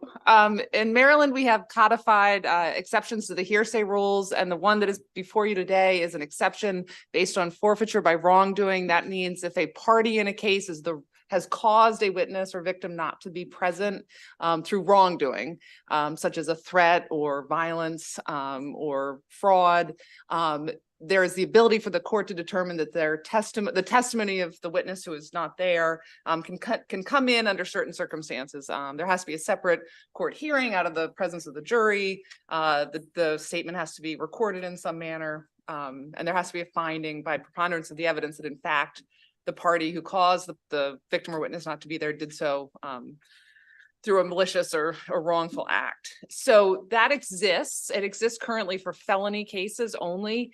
And the reason we're here is to expand that to also include second-degree assault. And that is because second-degree assaults are the primary charge in domestic violence cases. And in domestic violence cases, it is not uncommon for a defendant, although this is available to either party, it is frequently a defendant or someone close to a defendant who threatens a victim so that they will not show up to court. So this would expand the existing forfeiture by wrongdoing hearsay exception to domestic violence cases, specifically though only second-degree assault. So with that, I will stop talking and turn it over to this excellent panel. Good evening, Debbie Feinstein, Chief of the Special Victims Division for Montgomery County State's Attorney's Office. This issue came to my attention when one of the prosecutors on my team who handles domestic violence cases came to my office. She had been listening to jail calls that the defendant who had assaulted her was making, was making to the victim of the crime. In those jail calls, the defendant was threatening the victim not to and asking her not to come to court using coercive tactics. And she, in fact, our understanding was that she was not going to participate in the criminal justice system as a result. And I purposely use that terminology, not participate versus not cooperative, because there are so many factors that impact the decisions that victims of really any crime, but particularly domestic violence victims who are unfortunately typically in a power and control dynamic. So when she came to me, we realized that the only difference in this case versus if it was a felony assault was that it was a second-degree assault and the statute precluded it. Honestly, we hadn't realized the distinction. And that's when we came to Delegate Embry and to Senator James on the Senate side to look and see how can we remedy this situation. So the bill before you proposes simply adding second-degree assault to the statute. I would note that when we testified in JPR, there were questions about why just assault second degree. I would say to you, if you want to go further, great. I don't understand why a person that perpetrates wrongdoing should be able to benefit from that wrongdoing for any crime that they're on trial for any crime where they cause the victim not to come to court. I also want to be specific about the types of statements that can be used. It's not any statement that the victim made pre-trial. It's statements that were given under oath, subjected to penalty of perjury at trial, hearing, or other proceeding, a statement that was reduced to writing and signed by the declarant, or one that was recorded in substantially verbatim fashion by stenographic or electronic means, contemporaneous with the making of the statement. Based on all of that, I would urge this committee to issue a favorable report on HB 572. Thank you.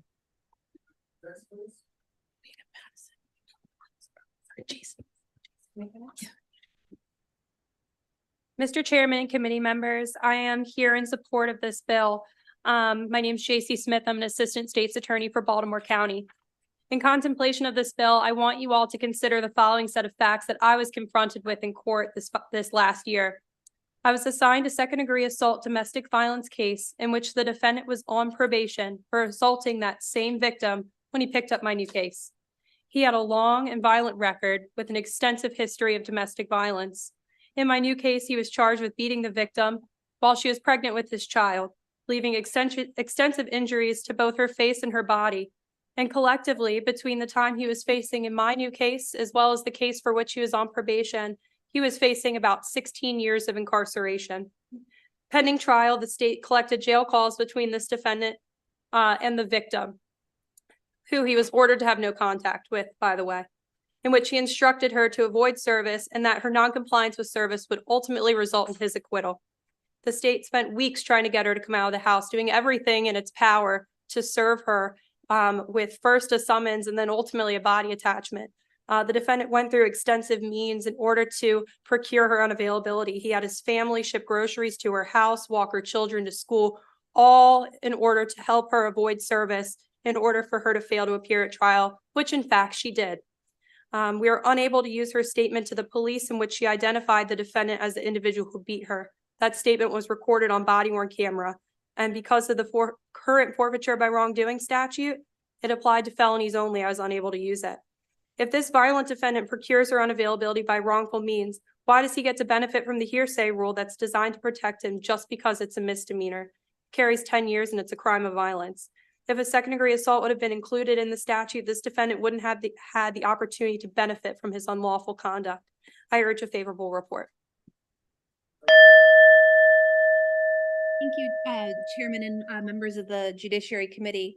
I'm asking for a favorable report on House Bill 572. My name is Christine Dula-Rickard, and I'm here on behalf of the Maryland States Attorneys Association, as well as the Queen Anne's County State's Attorney's Office. I've been in prosecution for 16 years. I prosecute both circuit court and district court matters. Additionally, felonies and misdemeanors. One of the things that I love about the practice of law are rules. They exist to keep us safe and our property safe, and rules level the playing field, and it ensures a level playing field for all involved. Unfortunately, not everybody plays by the rules. Sometimes people who are accused of crimes attempt to evade responsibility or consequences by getting in the way of a criminal prosecution. Sometimes people who are accused of crimes will manage to secure the unavailability of a victim or key witness through threats or inducement. And without these people, the state cannot prosecute. No victim, no crime, no time. Currently,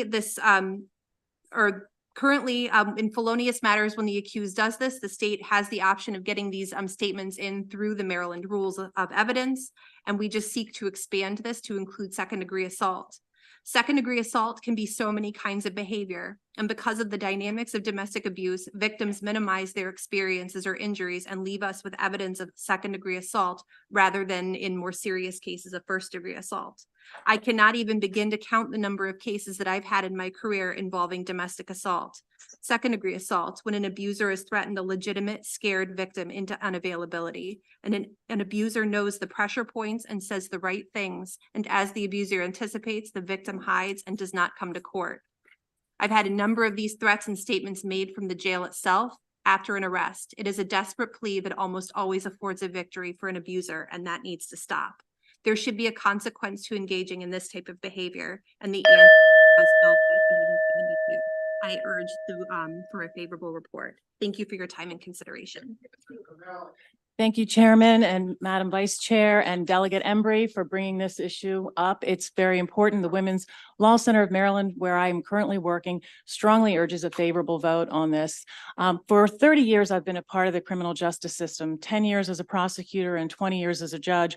And I have to tell you, there are probably hundreds and hundreds of cases where victims do not come to court in these domestic violence cases, and with the charge of second-degree assault for so many different reasons. There are so many barriers to people coming to court on this issue, but in issues of domestic violence. But when it comes to the statute, the forfeiture by wrongdoing, allowing this exception for second-degree assault is really essential, because when a victim does choose to participate but is then threatened, or family members of the victim are threatened, when that wrongdoer is procuring the absence of this witness, this victim, it makes these cases impossible to prosecute. And second-degree assaults can be a minor push, or can be a black eye, can be very serious injury, certainly not ranging up to a felony, but certainly something that calls for us all to be alarmed about. So again, we strongly urge from the Women's Law Center that you pass this vote favorably in your committee, and I thank you for your time.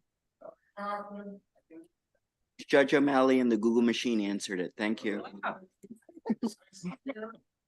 Question. I was just trying to picture, how do you verify that the statement was made to the victim if you can't get the victim there? Ms. Feinstein, could you So answer we that? have to be able to prove it by a preponderance of the evidence that that the party against whom the statement is offered against, that they directed, conspired to commit the wrongdoing, that procured the unavailability. Sorry, it's late. And we would typically see this in jail calls. Or jail visits, or other observations, or something like that.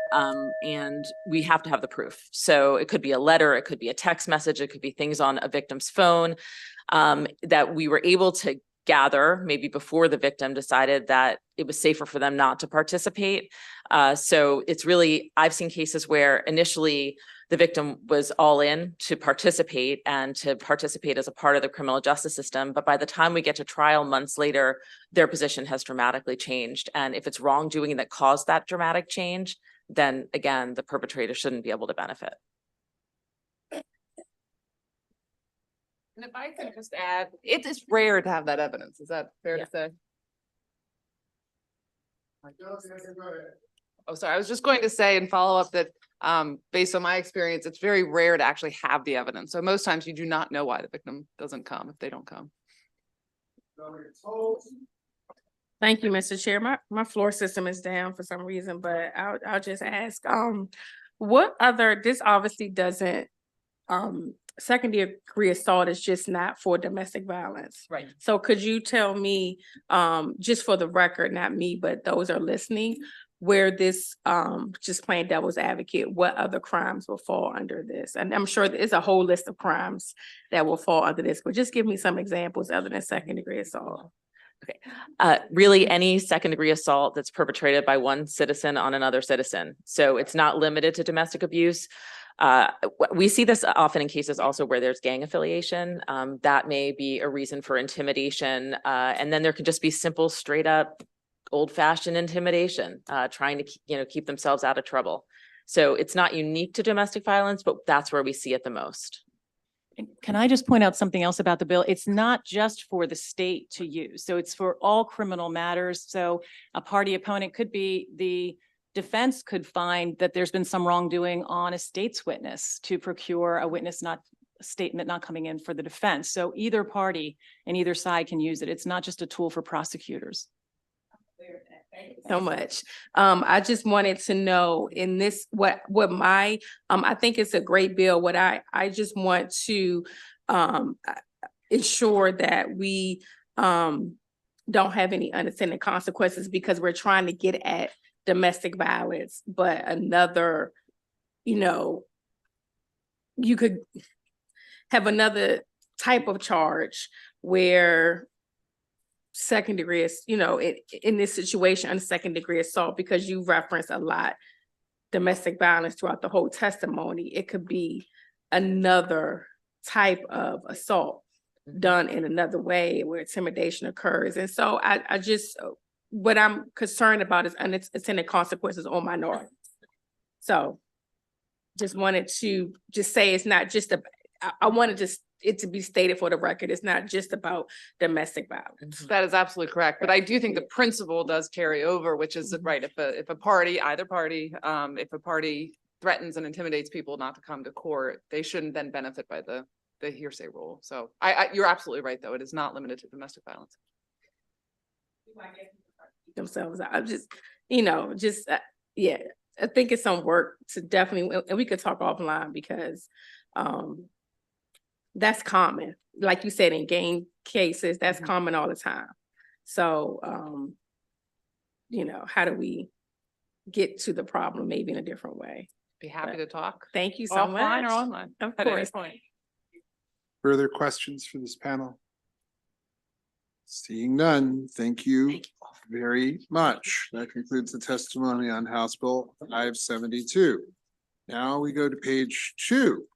With only 3 bills on it. Delegate Hutchinson, for reasons passing understanding, is here.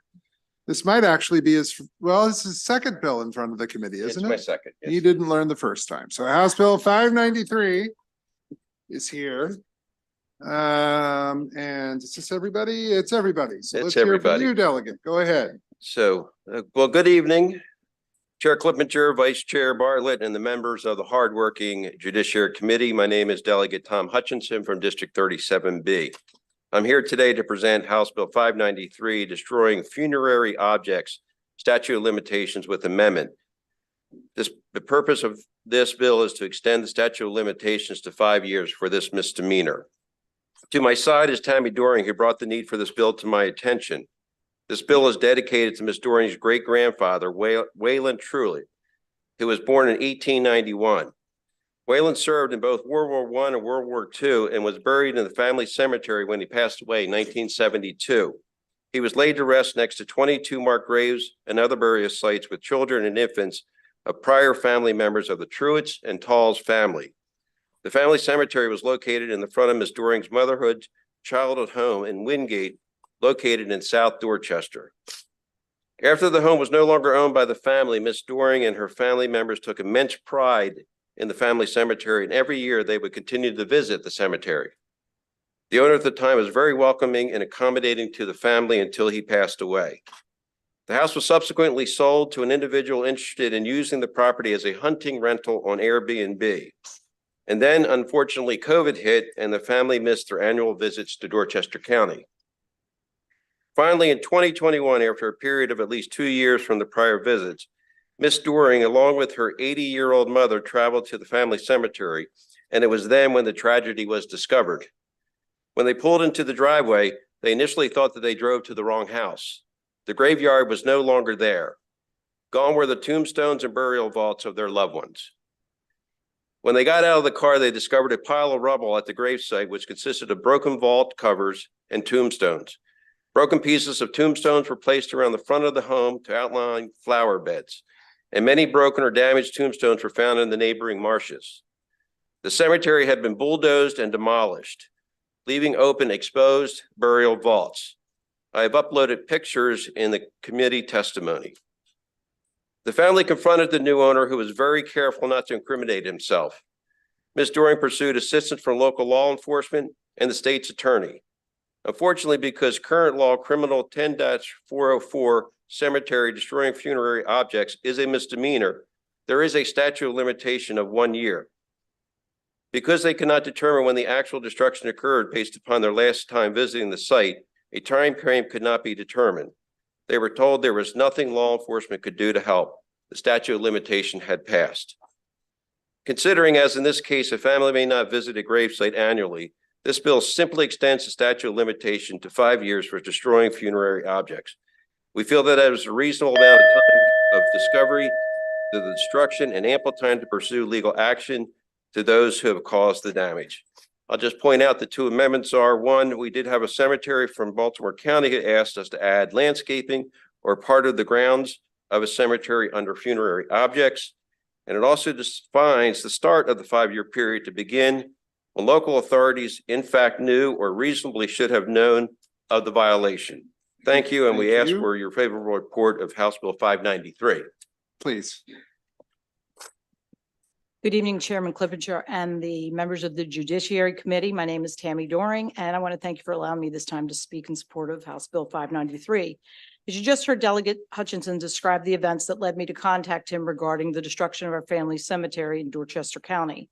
On August 19th, 2021, my mother, sister, and I went to the property to visit the cemetery and found it completely demolished. It was pushed into a pile covered with weeds, vaults were destroyed, opened, filled with water, and the headstones were scattered about the marsh. It was a shocking sight, to say the least. We immediately began to try to find someone to help to remedy the horrible situation. We filed a police report with Dorchester County Sheriff's Department and received an opinion from the state's attorney, but our efforts all were met with dead ends, since the answer was the statute of limitations has been exceeded and there's nothing that can be done. Hearing there was nothing to be done when 22 souls' final resting place had been treated no better than garbage in a landfill made no sense and was beyond unacceptable. I wanted to give you a little background on the family cemetery in Wingate, known in documents from the Dorchester County genealogy records as the Truett Home Place Cemetery or the Tall Truett Cemetery. If any of you know that area, you know it's very remote. It's a rural community of watermen, and many homes have family cemeteries on their properties. This was my mother's childhood home where she lived with her parents and grandparents. First burial at the site dates back to 1857, and that was Thomas H. Tall. The last burial was my great-grandfather, Wayland H. Truett, in 1972, as this was his home. He was laid to rest next to his wife, Essie, who passed in 1949. My great-grandfather served in World War II in the Army, and I was fortunate enough to have known my great-grandfather. And I remember going to his funeral and going to that burial site when I was a kid. The cemetery is also the final resting place of 6 children and infants. The families who were buried in the Tall Truett Cemetery are not historically notable. They're not famous, but their family and their loved ones who are laid to rest in a place that was in. They deserve reverence and respect, and we, the families who remain, deserve to have a place to visit and remember them. We should not have to fear these places could ever be removed or destroyed in our absence. On behalf of my mother, my sister, the Truett and Tall families, I'd ask you to vote favorably in support of House Bill 593 to ensure accountability for anyone who would do the unthinkable of destroying a family cemetery or associated structures. Thank you. Thank you very much for being with us today and for being here through all of the testimony that's happened today. I might not apologize to everybody who's still here, but thank you very much. Very much. So just being sort of nice. Delegate, before I get to Delegate Williams' question, oh my goodness, more questions.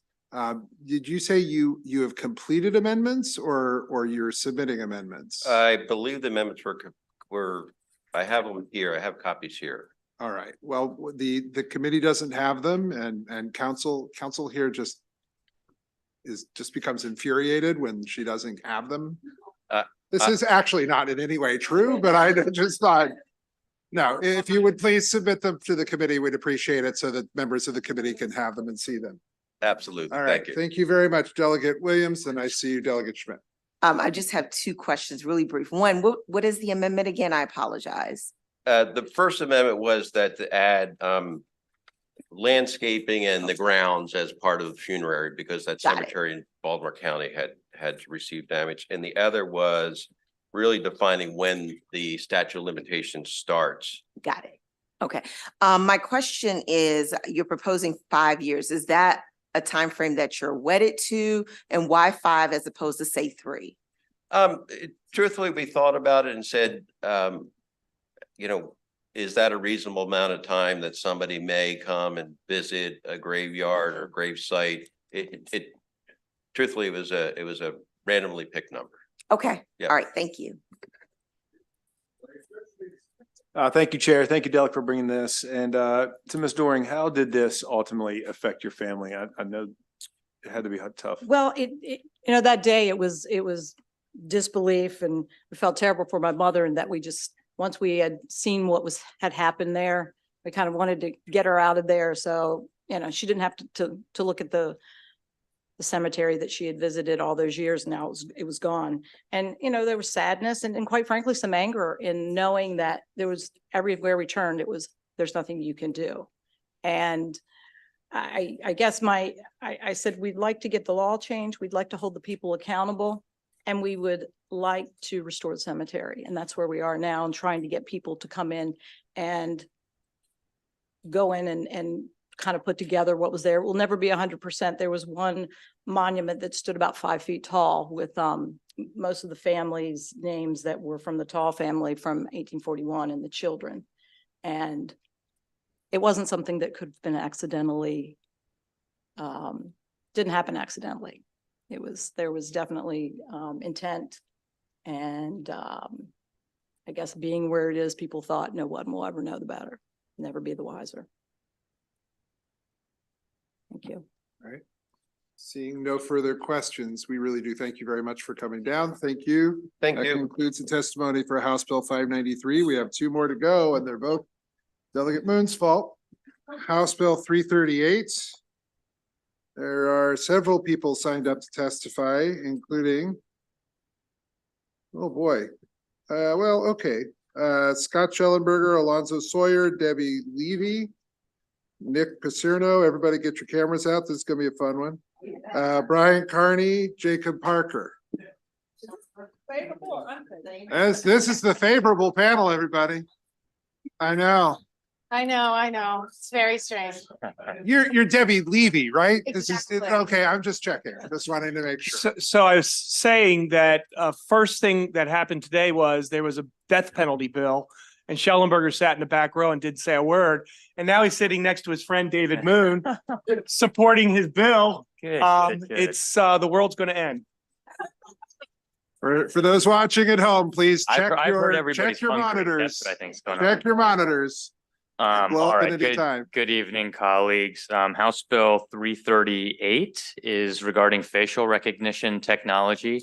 Take a good look at the co-sponsor line. This is a bipartisan bill. All flavors of delegate are included in the sponsor line. So I'll remind you that we actually voted on this bill last year. It was unanimous in the Senate and unanimous in the House. But if you're new or forgot what this bill does, let me give you a quick refresher. It basically sets ground rules for police use of facial recognition technology in Maryland. And I thought this was a little bit of a science fiction bill when my cross-file Senator Sidner first proposed this, only to discover that the technology was being widely deployed in Maryland, basically unchecked in a sort of wild mess manner, different counties doing totally different things with this technology. And we saw in real time some of the possible use cases for this with the January 6th investigations using technology where they were identifying suspects using suspect photo and video, and then running searches on existing databases with this. And that brought us to this bill here, which again We have, I believe, come to a consensus about how to approach this topic. And so the members of this committee spent quite a bit of time with some of the folks sitting at this table to narrow the list of uses for facial recognition technology to what we consider serious offenses, where we do want to, in fact, identify suspects quickly. And these are things like crimes of violence, trafficking, child pornography, aggravated animal abuse, fentanyl importation, weapons offenses, stalking, national security, and the like. Likewise, we've put in training requirements, disclosure requirements about what vendor you're using, discovery expectations and rules so that we create some predictability for how this is going to be used in court or not. And importantly, that this facial recognition technology cannot be the sole basis for law enforcement decisions in their investigations. There has to be some other evidence to back this up. Again, all of this to check against some of the wilder news reports you may have seen about misidentified suspects and the like. And so with that, I'm happy to turn it over to my panel. So Scott Schellenberger, State's Attorney for Baltimore County. This has really been a 4 or 5 year effort to get to this point. We originally had a bill that I was against. I was against 4 times. And then we all got together and said, how can we get to where we need to go? And Senator Sidnar and Delegate Moon were so good about sitting down with all the players and making sure we got to a compromise that balanced the law enforcement needs for this very useful tool with the concerns people have with privacy. And that's what 338 does. It balances those interests. I can look at it and say, okay, my law enforcement folks will be able to utilize this and make sure that we get the right people. And yet everyone else can look at it and say, yeah, but we're only limiting it to certain uses and making sure there are checks and balances. I think just the fact that this group is up here should be enough to convince you. My recollection is that it was the next bill to be voted on in the House when you all ran out of time last year. It came that close to getting done. So if you want to do yourself a favor and see me one less time, please pass this bill. Can we vote now? Yes, absolutely. Sure, thank you. Debbie Levy from the Maryland Office of the Public Defender. We urge a favorable report. When I spoke to this body last year to urge the passing of the facial recognition bill that Delegate Moon and Senator Sidner came up with, I talked about one case. It was a gun case that they ultimately had to dismiss. Since that time, without the passage of this bill, in Baltimore City alone, a rape case was dismissed because discovery and facial recognition was not handled properly. An armed robbery was dismissed because exculpatory facial recognition discovery was not handled properly. Another gun case and a slew of misdemeanors were dismissed.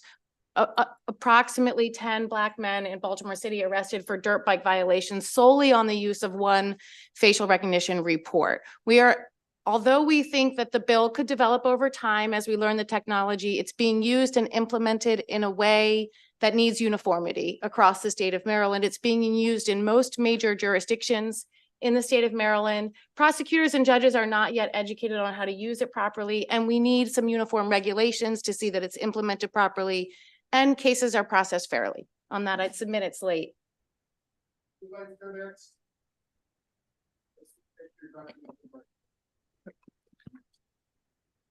Good evening, Mr. Chairman and distinguished committee members. My name is Lieutenant Brian Carney. I'm an Anne Arundel County Police Commander here today on behalf of the Maryland Chiefs of Police and Sheriff's Association.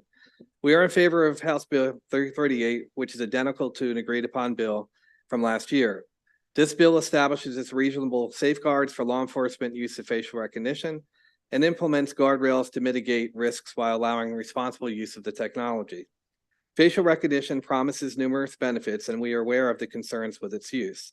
We have proactively worked with bill sponsors over the past 2 sessions to put reasonable safeguards in place, which ensure there are no harmful impacts on constitutionally protected activities.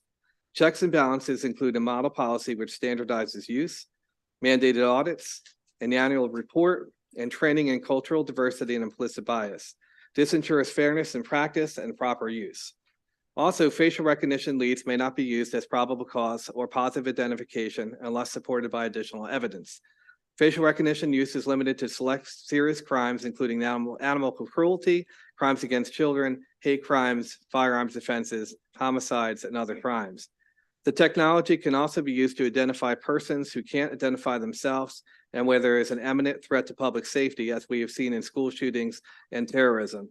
This bill takes into account the complexity of investigating and human trafficking and child sexual exploitation cases, which often require multiple image sources to identify victims. Facial recognition use allowed can also assist with identifying people traveling outside the area to commit crime, as we saw in the U.S. Capitol unrest. House Bill 338 represents compromise and strikes the correct balance between use, fairness, and the protection of privacy and civil liberties. We ask for your favorable report. Hi, Mr. Chairman, members of the committee, Jake Parker here with the Security Industry Association in Silver Spring. We represent the security and life safety technology companies, including the leading providers of facial recognition software used by law enforcement in the U.S. This photo matching technology is not new. For over a decade, Maryland communities have benefited from increasing the accuracy and speed of law enforcement investigative work by generating leads and identifying crime victims, witnesses, and suspects from photos available through arrest records and other sources. In addition to helping investigations, we do believe this technology helps limit human bias and reduces unnecessary contact with police in our communities. We've linked to more than 30 success stories in our written testimony, which I encourage you to take a look at, and that's just the tip of the iceberg. At the same time, concerns have surfaced over whether the technology is accurate enough, what could happen if there are procedural issues with how leads that are generated are handled, as was mentioned in some cases here, and also how this might be used in the absence of uniform and clear rules. Of course, many advanced technologies offer both tremendous benefits and the potential for misuse. That's why we support policies ensuring this technology is only used for appropriate purposes and consistent with our principles for responsible and effective use of facial recognition. The bill before you will actually be the strongest measure in the country for regulating the use of facial recognition by state and local law enforcement agencies. And although not all provisions are ideal from our perspective, it represents a consensus among the key stakeholders with subject matter expertise across law enforcement, industry, and civic organizations that agree on how to both fully address the concerns about the technology and preserve the beneficial capabilities that it provides.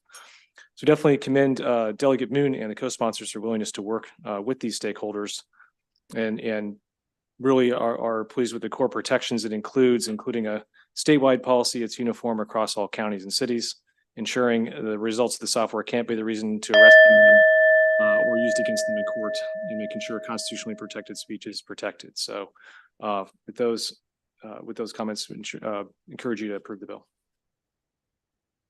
Thank you very much. There are questions for the panel. Delegate Williams. I know. I haven't asked anything all day and here I am. Can you talk about, I think the gentleman on, and this might be the best question for you, kind of the accuracy rate with this technology and the percentage of that accuracy rate in identification? Yeah, so it's the most important source of information about the accuracy of the technologies through the NIST program the federal government runs. If you look at the most recent numbers coming out of that ongoing evaluation of modern technologies, the top 100 algorithms tested out of several hundred are more than 99.5% accurate across Black, white, male, and female demographics, if it's just sorted that simply. In some other tests that are more focused on demographic characteristics, all different demographic characteristics, the top 50 are more than 97.5% accurate across 70 different race, age, sex, demographic categories. Thank you, Mr. Chair, and thank you, panel. I believe the lieutenant spoke to this, but I just want to confirm with Delegate Moon, this is in the exact same posture that there's been no changes to this bill from last year. Thank you. I think I heard something else that people were very happy, and this is a national model and all the rest. So is there any opposition to, say, preempting locals from adopting their own regulations? Okay, well, we'll have to find out about that later maybe, or it just seems like So if it's a- everybody's in the same place or is, and if having uniform regulations is something we want in this area, as I heard multiple people say, would it make sense to do that? Mr. Chair, we are intending to bring uniformity here. And in fact, police departments adopting this technology would be required to use their technology in conformity with the new statewide standard. Now, whether that means the same thing as localities can't adjust, I don't know the answer to that, but we're certainly intending to create a uniform policy. My answer would be yes. If you want to put that in, that would be fine. Agreed.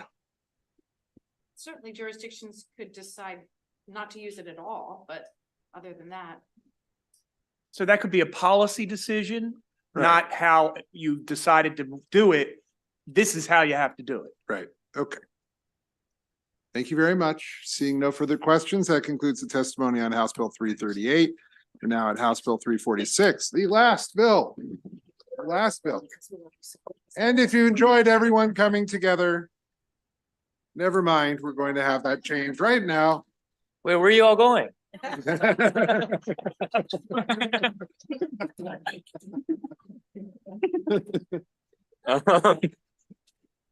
Yeah.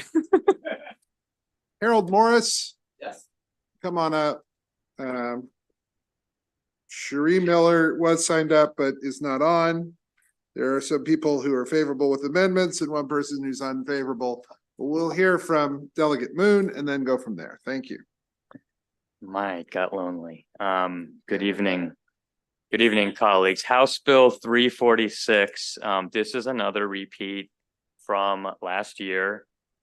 This was a omnibus bill dealing with reforming penalties regarding drugs and firearms.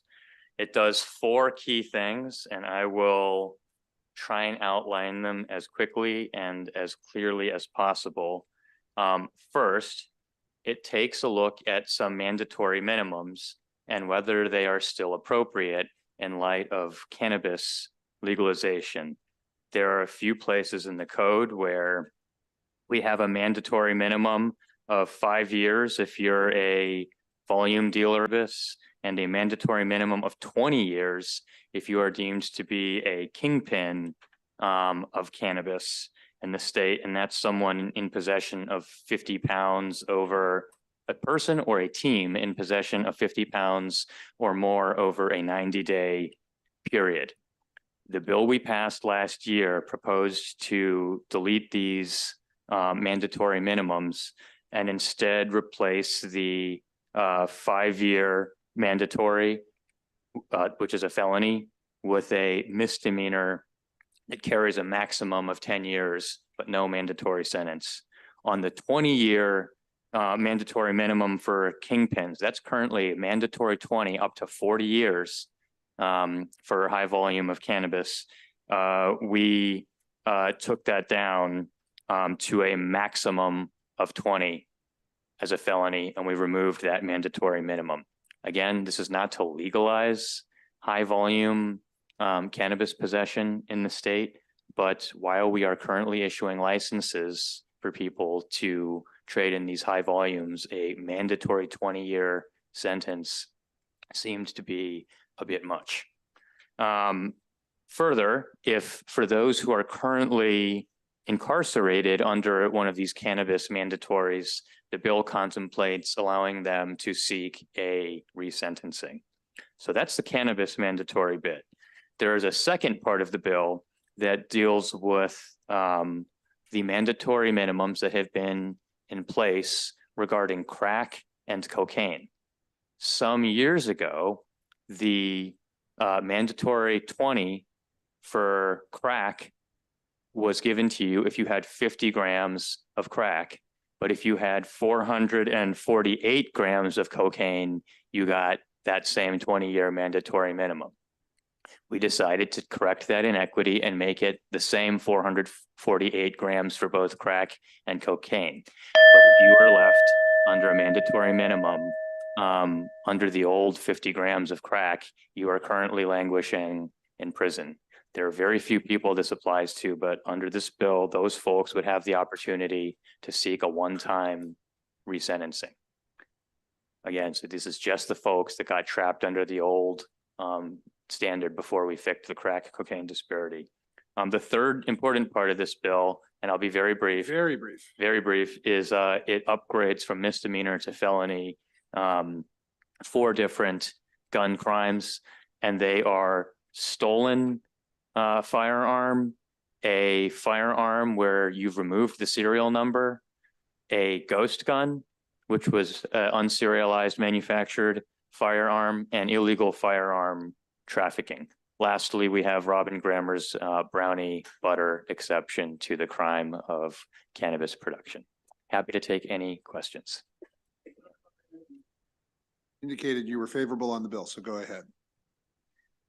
All right, first I wanted to make clear that a kingpin marijuana defendant can be a nonviolent, no guns, no other drugs. House Bill 346 is effective and a major step forward to reform individuals. This bill ends mandatory minimum sentences of 20 years without parole for nonviolent marijuana offenses.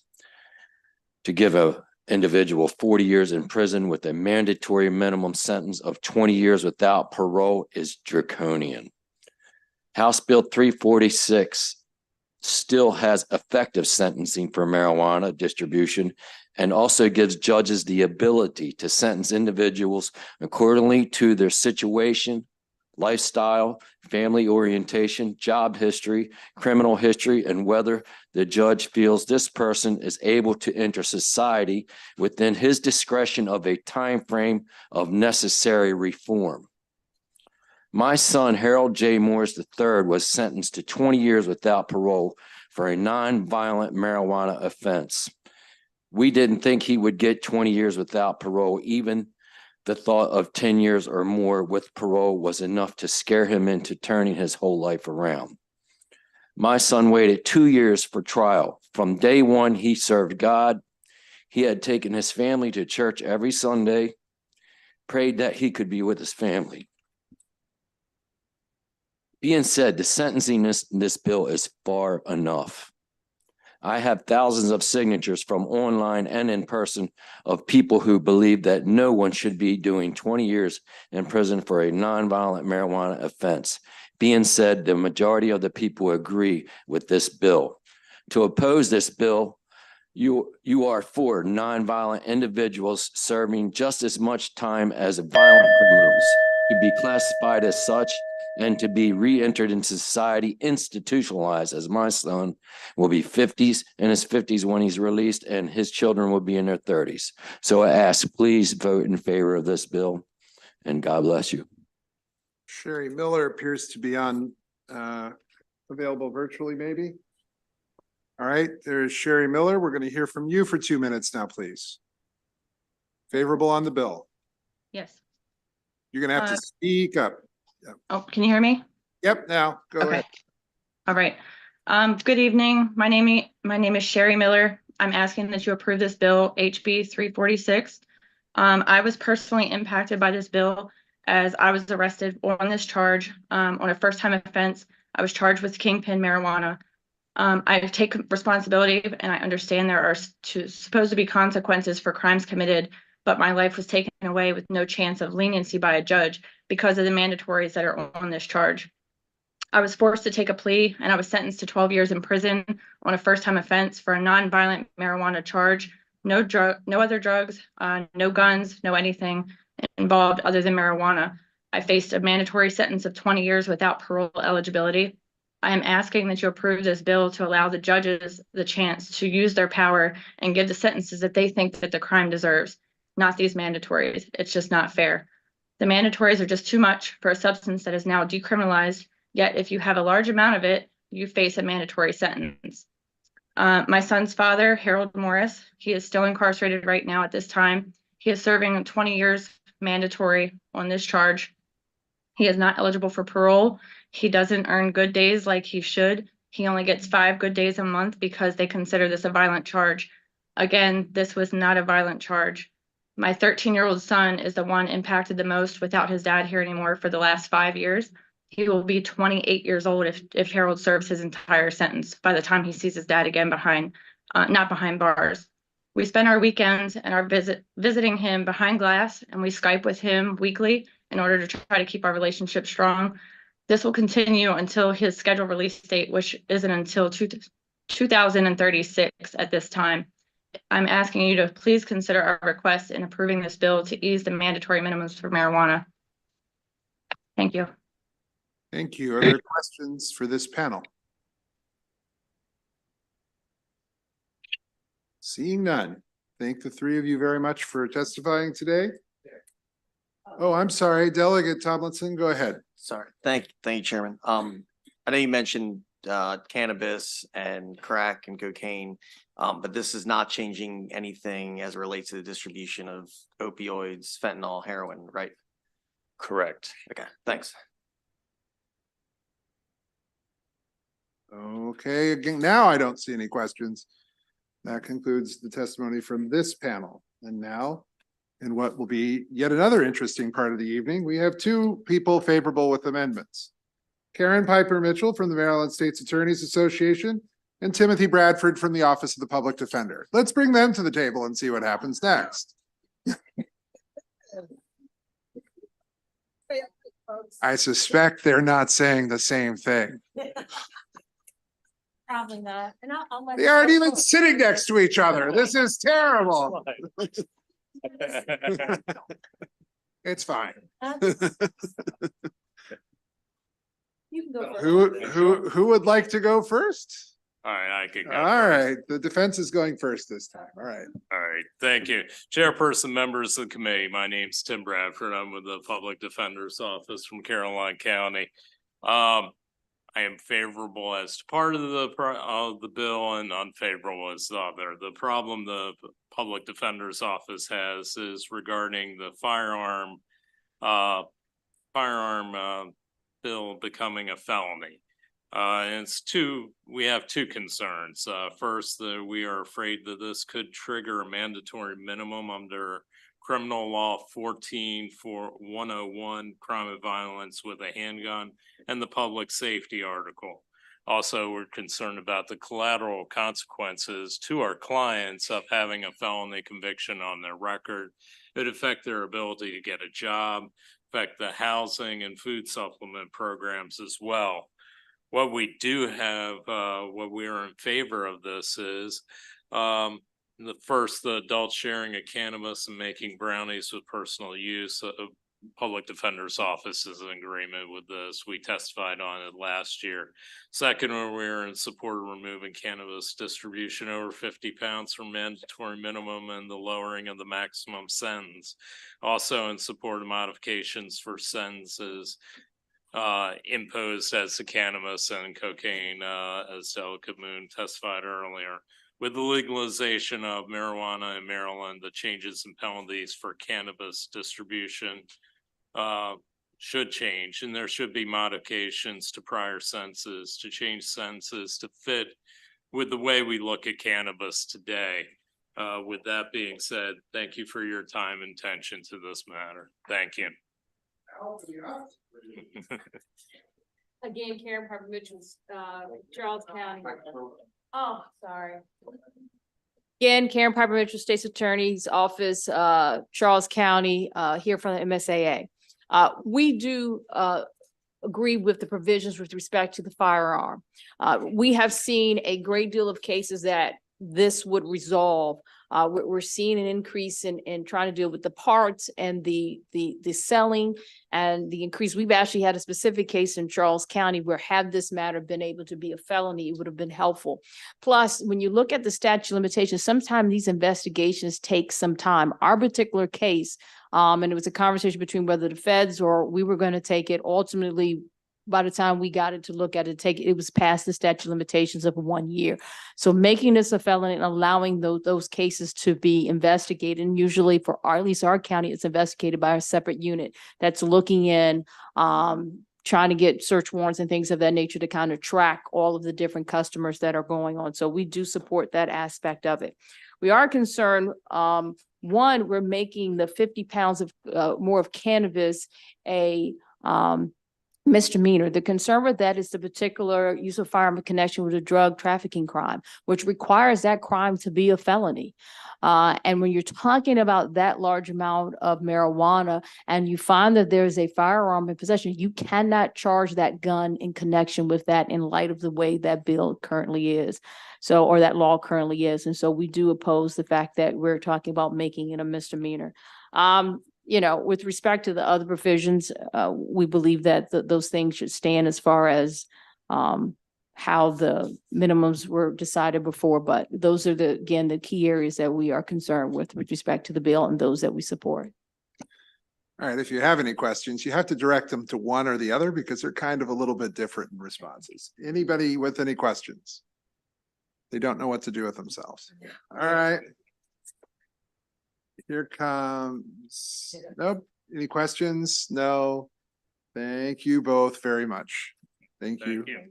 Thank you. Just this one time, committee, the chair is just sitting here quietly laughing to himself and then enjoying it a little bit.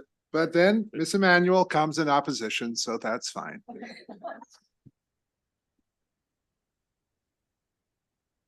I'm the last one.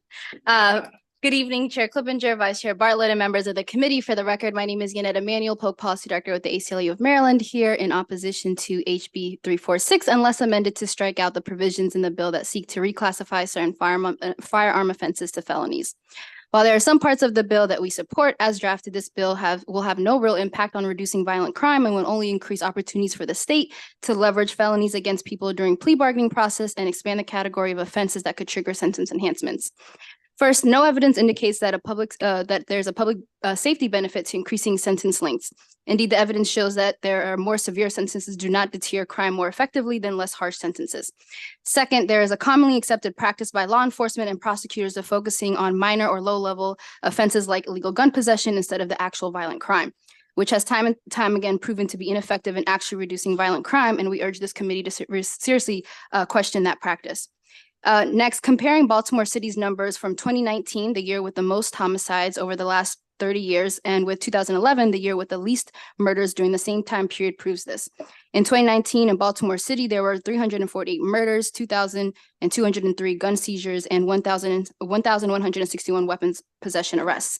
Now, in 2011, there were 196 murders, 2,178 gun seizures, and 1,224 weapons possession arrests. Third, part of the challenge has been that while there's been some willingness to criticize police publicly, they have still primarily been able to operate how they historically have been and continue to be shielded from accountability for misconduct they commit, which has significant impact on the community willingness to cooperate with police in apprehending those who perpetrate crime in our communities. For the foregoing reasons, the ACLU of Maryland urges an unfavorable report unless amended. Thank you. Thank you very much. That concludes the testimony on House Bill 346 and concludes the testimony for bills today. We will be back here tomorrow at 1 o'clock where there's only 40 witnesses, but we'll see how long that'll take. And we thank you all very much.